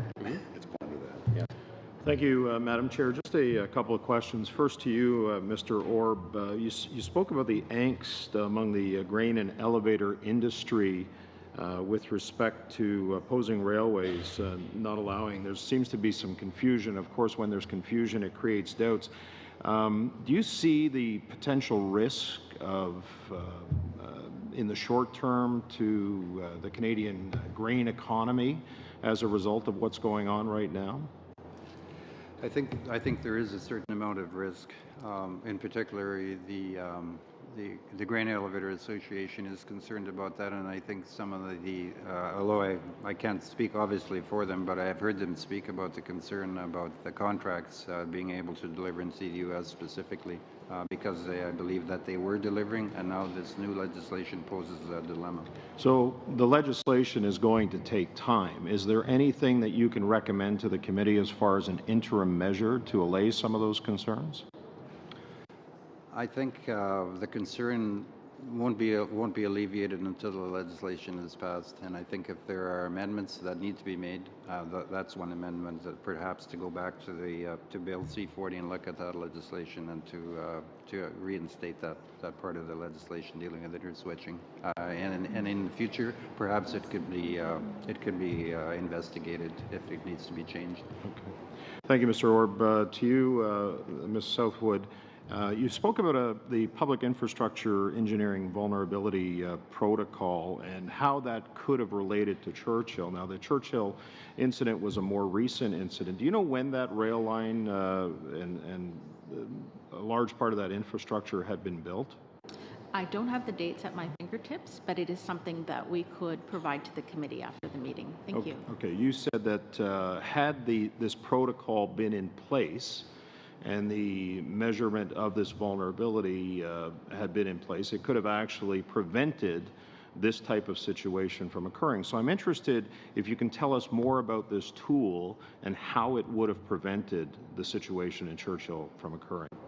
Certainly. So the way that the tool works is that a project, whether it's a proposed project or a piece of infrastructure that's currently in place, is assessed, it's looked at how is it currently operating under our current climate, for example, rain, wind speeds, etc. And then what will change in terms of the climate data, and one of your colleagues referred to the importance of data earlier. How is the weather going to be changing? And then we look at what are the vulnerabilities related to that. Now, I'll use the Finch Avenue washout as an example that many of you might be familiar with. So in the case of the Finch Avenue washout, the Finch Avenue was an arterial, a very important arterial in the city of Toronto. And it was an arterial that had many unknown vulnerabilities. It was an arterial that had culverts that were not being properly maintained. It was an arterial that, in addition to being a road that many, many people used, it was also the location of key other aspects of infrastructure, cable, telephone, electricity, gas. And so when the Finch Avenue washout occurred, the city was left in a situation where they were receiving challenges from the users of the arterial, but also they were seeing that the impacts on their economy, the impacts on the competitive advantage of the city were astronomical. And so if that type of an assessment is done in advance, or if it's undertaken on the key infrastructure that a municipality or a region depends on, then that helps to anticipate where are the weaknesses. So for example, in the case of a road like Finch, it was the culverts. It was the importance of cleaning the culverts, but also the importance of building the right culverts. So we'll go back to the railway now. Doing this kind of an assessment would identify what are the vulnerabilities that are associated with that railway. Mr. Hardy talked about the railway, the erosion, the washouts, the rock falls. All of those are impacted if weather is changing. And so doing this kind of an assessment can assist in preventing and reducing the risks associated with not having the infrastructure at all. Okay. There's a lot of infrastructure in this country, and that would require a lot of these type of assessments. Literally, you could run into generations of assessments that go on. I know that there's a cost and an impact to these types of infrastructure failures, but what's the cost of doing this type of assessment for every piece of infrastructure in this country? So what we would, what we would propose is that the assessments be included in new federal funding. So let's look at a simple way of going forward. If the federal government is going to be investing large dollars into new infrastructure, then the federal government, we believe, needs to know what are the vulnerabilities of those infrastructures to changing weather and changing climate to get the most out of its investments. Okay, thank you. And the cost benefit, we believe, would be relatively small compared to the larger cost of losing the infrastructure completely. Thank you, Ms. Southwood. Monsieur Urban. Merci, Madame Southwood. J'aimerais. Thank you, Ms. Southwood. I would like to push the discussion a little further with you. Reading the document that you have provided us with, you make recommendations 2 and 3, and they seem fine to me. Getting engineers involved in the life cycle of rail installations, that seems like a good idea. Adapting rail to climate change, yes. Very good. But what seems a little less obvious to me, and I'd like you to tell me more about it, is recommendation number 1. When you say lay out the engineering principles in section 11, what exactly is that about? Are these general principles, or is this, will you be specifying specific standards? Because a little further along in the paragraph you say, however, roles of engineers, aren't necessarily strictly organized by any standard. And the first aspect would be around the engineering principles question itself.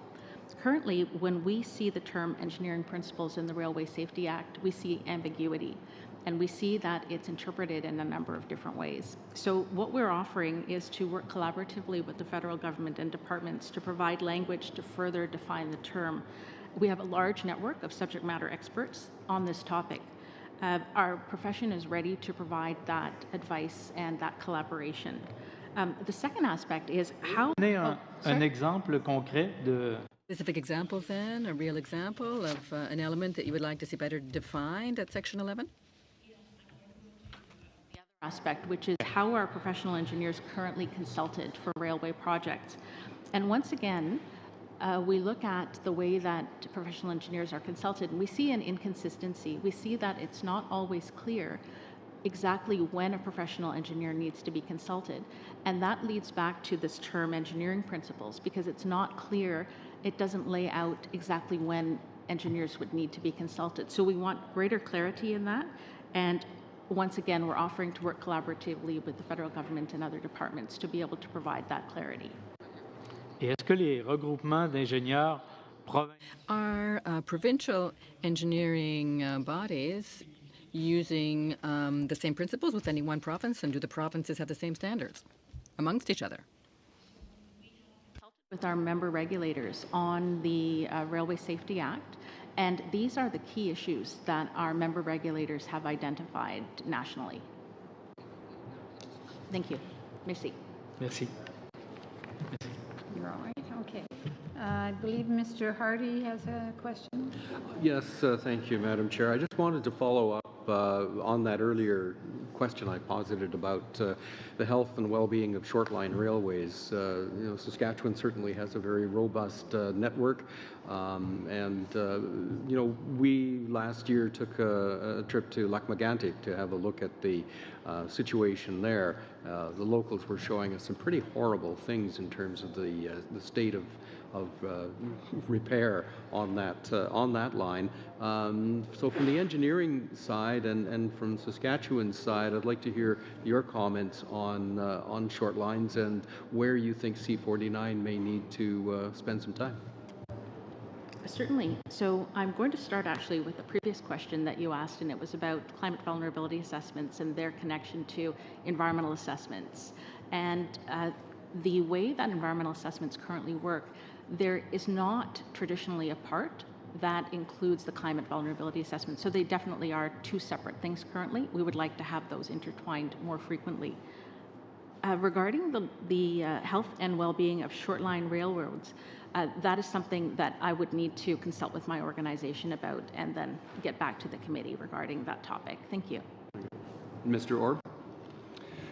Yes, thanks for the question. And of course, Saskatchewan, I believe, has more short lines than any other province in Canada, especially in the southwest part of Saskatchewan.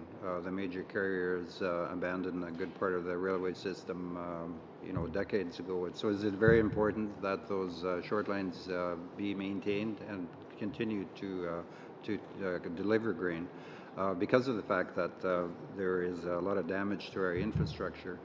They're provincially regulated under the Ministry of Highways, so some of the regulations differ from province to province. Saskatchewan may have some different regulations. I know there was one concern when we met with the Saskatchewan Short Line Association was a liability insurance that was imposed due to the changes in rail safety.